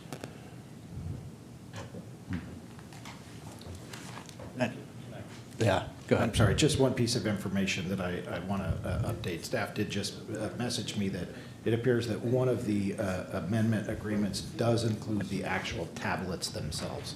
So just please be aware that the 2 amendments that were requested, one of them includes tablets, at least from the plain reading of the agreement.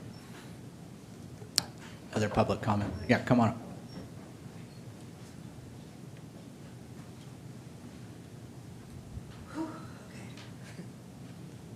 I didn't write a card, so I have to tell my name right now. No, you just state your name for the. Okay, my name's Amanda Beulah. I'm a resident, obviously, of this county. I've been listening to this for a while, and man, my thoughts are all over the place with this, and I gotta tell you, they're not good. In the way that the community, I'm just a person viewing from the community. I don't have any stake in any of this or anything like that, besides the fact that when I call 911, I don't want to get transferred a bunch of times. I get what I hear over here. I totally get that they needed that. This is supposedly about a CAD or whatever. I get it. They want records needs new thing 20 years. What is that? That seems so weird. I was very surprised about that.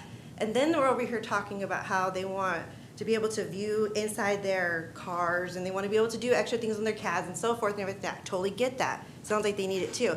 Sounds like they need something too. Sounds like all 3 need something. Why is there division? What is going on? Why is the sheriff just doing whatever he wants? Who said yes, and now we're saying no, and he's saying, then I'll go to Ceres. Ceres can do it. Well, somebody gave, I want to say that she gave you a letter and then turned around and said, well, now we need to get more information. So another meeting? How many more meetings? Did you guys just say tonight that you guys got to come back with another meeting? What? This is ridiculous. Oh my gosh. And thoughts and prayers to the sheriff. See that he can't be here, because I'm glad that you mentioned that, because I wondered, where is he? I haven't seen him. I don't see him on any kind of platform. I don't see him on Facebook. I don't see him talking. I don't see him talking on Instagram. I don't see any of that stuff. I don't see him talking to the public or anybody. But you got somebody up here saying that you guys were risking the community's lives going to pen and paper. I'm almost like a little shaken about that. I'm sickened. He said he was sickened. I'm disheartened. This is ridiculous. This is so unbelievable. And then you have him talking to, what is it, some kind of news organization, and they're describing him as intimidating, vindictive, inflexible, retaliatory, serving search warrants to a dispatch center that he pays to look over. Does he look over them?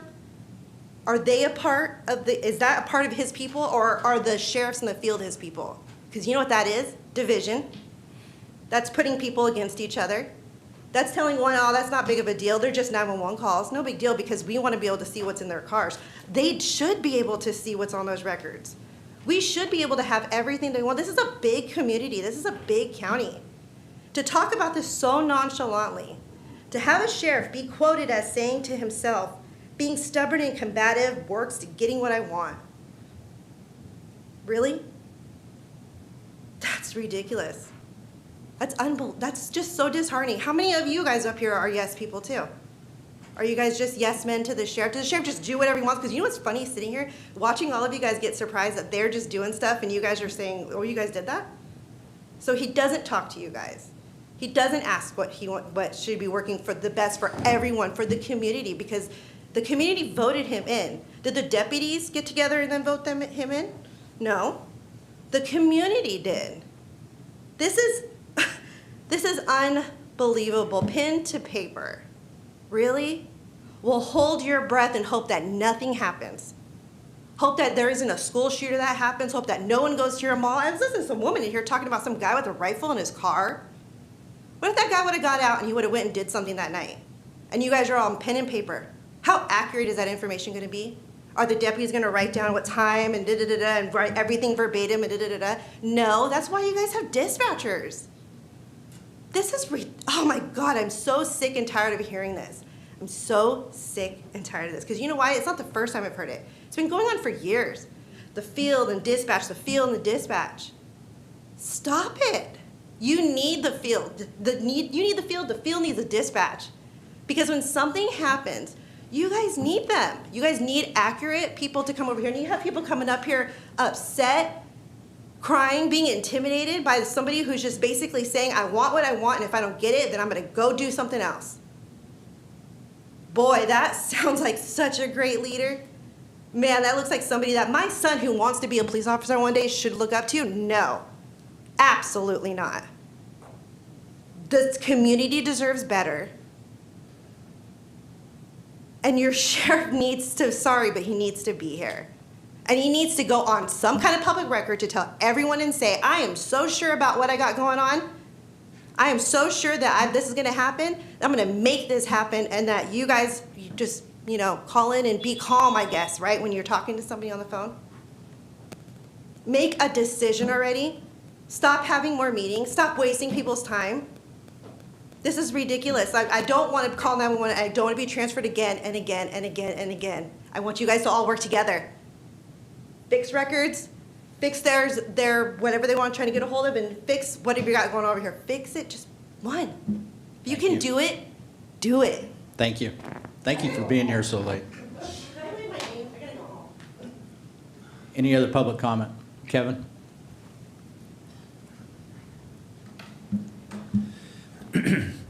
Well, I just want to say that just listening to all of this for all of this time, it just sounds to me like there was a breakdown in communication. And I would not necessarily say that this is anyone's fault. It just sounds to me like there was this breakdown in communication, and now all the chickens have come home to roost. Now everything has been communicated. Now what do we do with it? Now we have to gather up all the eggs, I guess. I don't know. But I mean, it seems that what I'm hearing from the SO people here is that they don't want the CAD system. They want the Oracle system.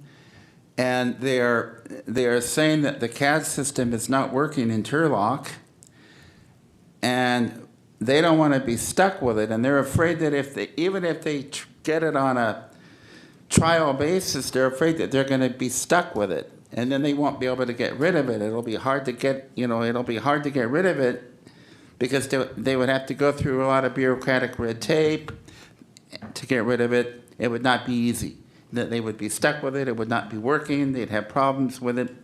They're saying that they did a trial run with the Oracle system, and they said that it worked. They didn't have any problem with it. They were very happy with it. And then I'm also hearing that this needed to be run by the Department of Justice, and it wasn't. Apparently, somehow, there was a major breakdown of communication there, that it was not submitted to the DOJ. And now we're just finding out about that tonight, and so apparently it cannot start now anyway, because it hasn't been approved by the DOJ, and there's a 4 or 5 month waiting period, and we're going to have to go to the offices are going to have to go to paper and pencil, on paper and pen and paper. In the meantime, my heavens, I mean, it just sounds to me like it was a huge breakdown in communication all the way around. And so I would suggest that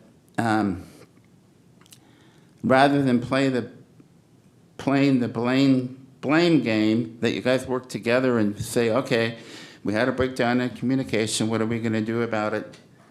But I would definitely not consider this CAD system, since they don't want it, and they said it's not working in Turlock, and they want the Oracle system, and the Oracle system worked for them. I would strongly, I mean, I don't know anything about it, but it sounds to me like the Oracle system would be the way to go. Thank you. Thank you, Kevin.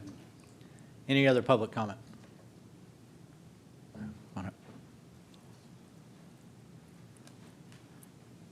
Evening, Board, Supervisor, Council. I'm Leonardo Olide. I'm a dispatcher at SR 911. Heard a lot of things about public safety, deputy safety, officer safety, first responder safety, and that, like what everyone's thinking, what's going to happen in 30 days from now. And the thought that right now, currently in our dispatch setting, we have all of our units up on one screen, actively where they are. So if an officer calls out shots fired, I know who's next coming, not just from the same agency, from NPD. All these units aren't stagnant, they move, and that's one of the awesome things about them, is that they coordinate and they work ways to, problems together, whether it be a perimeter, whether it be a pursuit. And when we don't know where they are, or I have to look at a second screen to try to find them, that's a breakdown in efficiency that we can't afford. It's okay, yeah, hey, I have all my units on this screen right now, and then in 30 days I'm gonna have to look at a separate screen and then cross-reference the two when they aren't even linked. So, oh, hey, I was watching them on a Patterson call, but now I have a unit in NPD territory calling out shots fired, and I'm trying to find the closest NPD unit. It's irresponsible. It doesn't make sense. Whereas right now, even in an outdated system, I can see where all of them are at the very moment I need to. It's not only that, but in progress calls, even with the stopgaps of one push of information, whenever that happens to happen, that's not perfect either, because in progress calls, it starts off with male shot down on ground and location. That doesn't give you responsible information. That doesn't give you how they left, direction of travel, vehicle description, officer safety conditions or issues. And that all has to be said over the radio as units are going or have already gone on scene. So if they're on a scene actively rendering aid to someone that's been shot, and then you have a neighbor calling in saying that someone's in my backyard, 5 minutes later, could be the responsible, and I can't get over the radio, and even responding deputies don't get that information in the car, what are we talking about? Just adds more danger. And at the end of the day, as dispatchers, and I know all of them, all we care about is getting every first responder home safe. It's not a selfish thing, it's just more of a trying to make sure everyone gets home safe. Thank you. Thank you. Any other public comment? Seeing none, I'm going to close public comment, bring it back to the board for any additional comments or questions and/or a motion to accept the report. So I just want to come back and say a couple of things, because Amanda, I feel her pain, her excitement. So I don't want anyone to think that we haven't been having conversations, because probably over the last year and a half, we've all had multiple conversations with either command staff and/or Jeff regarding this system. And at first, I would tell you, a year ago, it was a non-starter for me, and even canceling the Oracle contract probably bled into my thought process, just because there wasn't this path, right? We couldn't see a path. And then this board, maybe 6 months ago, I can't even tell you, probably 6 months ago, we thought we had the win-win, which was going with Central Square, getting through the testing process, and then making the CAD serviceable so that the CAD to CAD worked. And we moved to Oracle. And Amanda's not here, but I always like to explain to people about, we have the Board of Supervisors, which have authority in certain areas, contracting, there are certain areas that we have, and then there's 6 constitutional officers, the assessor, treasurer, tax collector, clerk, recorder, the district attorney, the sheriff, and the missing one, and they're gonna be mad, auditor, controller. And they have powers that are different than ours. And so when I always say about staying in my lane, I have thought process, but there are certain things I can't tell the treasurer, tax collector whose bill she needs to forgive, or that's her power, and the sheriff has lots of powers. You think about jails and operations of the jails. So we thought we had a win-win, and as far as I was concerned, that was it. And now it's just come to the refusal to do it. That's the way I look at it. The sheriff not wanting to integrate, and for the reasons you articulated, that they think there'll be real-time impacts, but you're going to train people now. We haven't trained any of our officers. I know that because I talked to a couple of them, and they don't know anything about Oracle. So everything's on a short timeline, including, which I don't think we're going to get there. I think there's going to be a public safety concern. I still feel that way, and again, based on logical thinking. That's it. Not that it can't be done. And nobody's going to want to work the sheriff's channel. I hope you guys want to work the sheriff's channel. I see some dispatchers here because there's going to be a lot more traffic, a lot more work there. And again, I thought we had a path. And so now it's not a game of chicken, because there's no chicken to be played. You're going to go to pen and paper, and you tell me, and you're ultimately going to be responsible. That's why we forced this hearing in public, because Jody's talked to the city managers, he's talked to people, but I just don't think the public has any concept of what's going on here. The last thing is, I hope that Central Square works for the same reason. We haven't talked about that. There are lots of agencies. There are 8,000 users. I don't know what that means, if those are agencies or people, but there are lots of people, including San Joaquin, Stockton, Turlock, City of Turlock. And if you have that many users, you're going to have some that don't like it or it doesn't work for them. And you're getting a custom-built something, and that's why you're seeing things that fit your need that may not work for Merced County Sheriff or someone else. They may not want it configured the same way. So I hope it works. I just see this as, I think it would have been easier. I still believe in my heart of hearts it would have been easier to transition over for the 6 month or a year. We would see no degradation in my belief of public dispatch. But again, it's really not up to us, short of canceling the Oracle contract and taking our chances in court, and because I'm sure it would be challenged, but we could stop it that way. But that just doesn't, again, that doesn't serve a purpose either, because they're not prepared to go to Central Square. So what we're doing is we're making a bad situation worse. And I love the quote that Amanda brought up about being stubborn and combative works and getting what I want.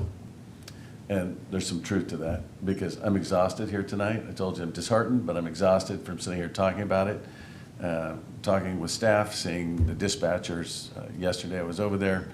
It won't be a positive atmosphere. I hope you guys know that we're very supportive of what you do, just like the purple shirts were. We're very supportive of what they do for the county, and let's hope for the best. When we review those amendments, are we going to have the entire contract before us? So I think, given all of the conversation that's taken place tonight, I think there are a couple of follow-up items we want to have with the department tomorrow to make sure we fully understand the agreements, as well as any of the other contracting issues that may be wrapped around trying to get Oracle off the ground. And then once we have that, we'll probably circle back and solicit some feedback from you to decide what comes before the board next, honestly, if anything. Well, that's the whole problem I have, is we had a plan laid out and what was supposed to happen as far as the plan, the phase 1, phase 2. And we still, and even in part of the 2023, which was in your slide presentation, we haven't seen a plan. Understood. Okay. I'll make a motion, we accept the report. I have a first and a second. All in favor, say aye. Aye. Any opposed? Unanimous.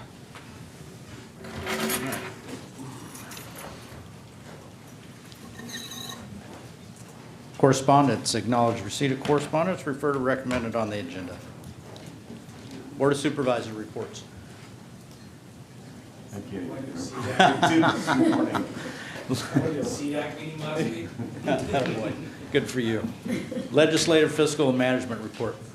I'll pass, thank you. All right, we're adjourned.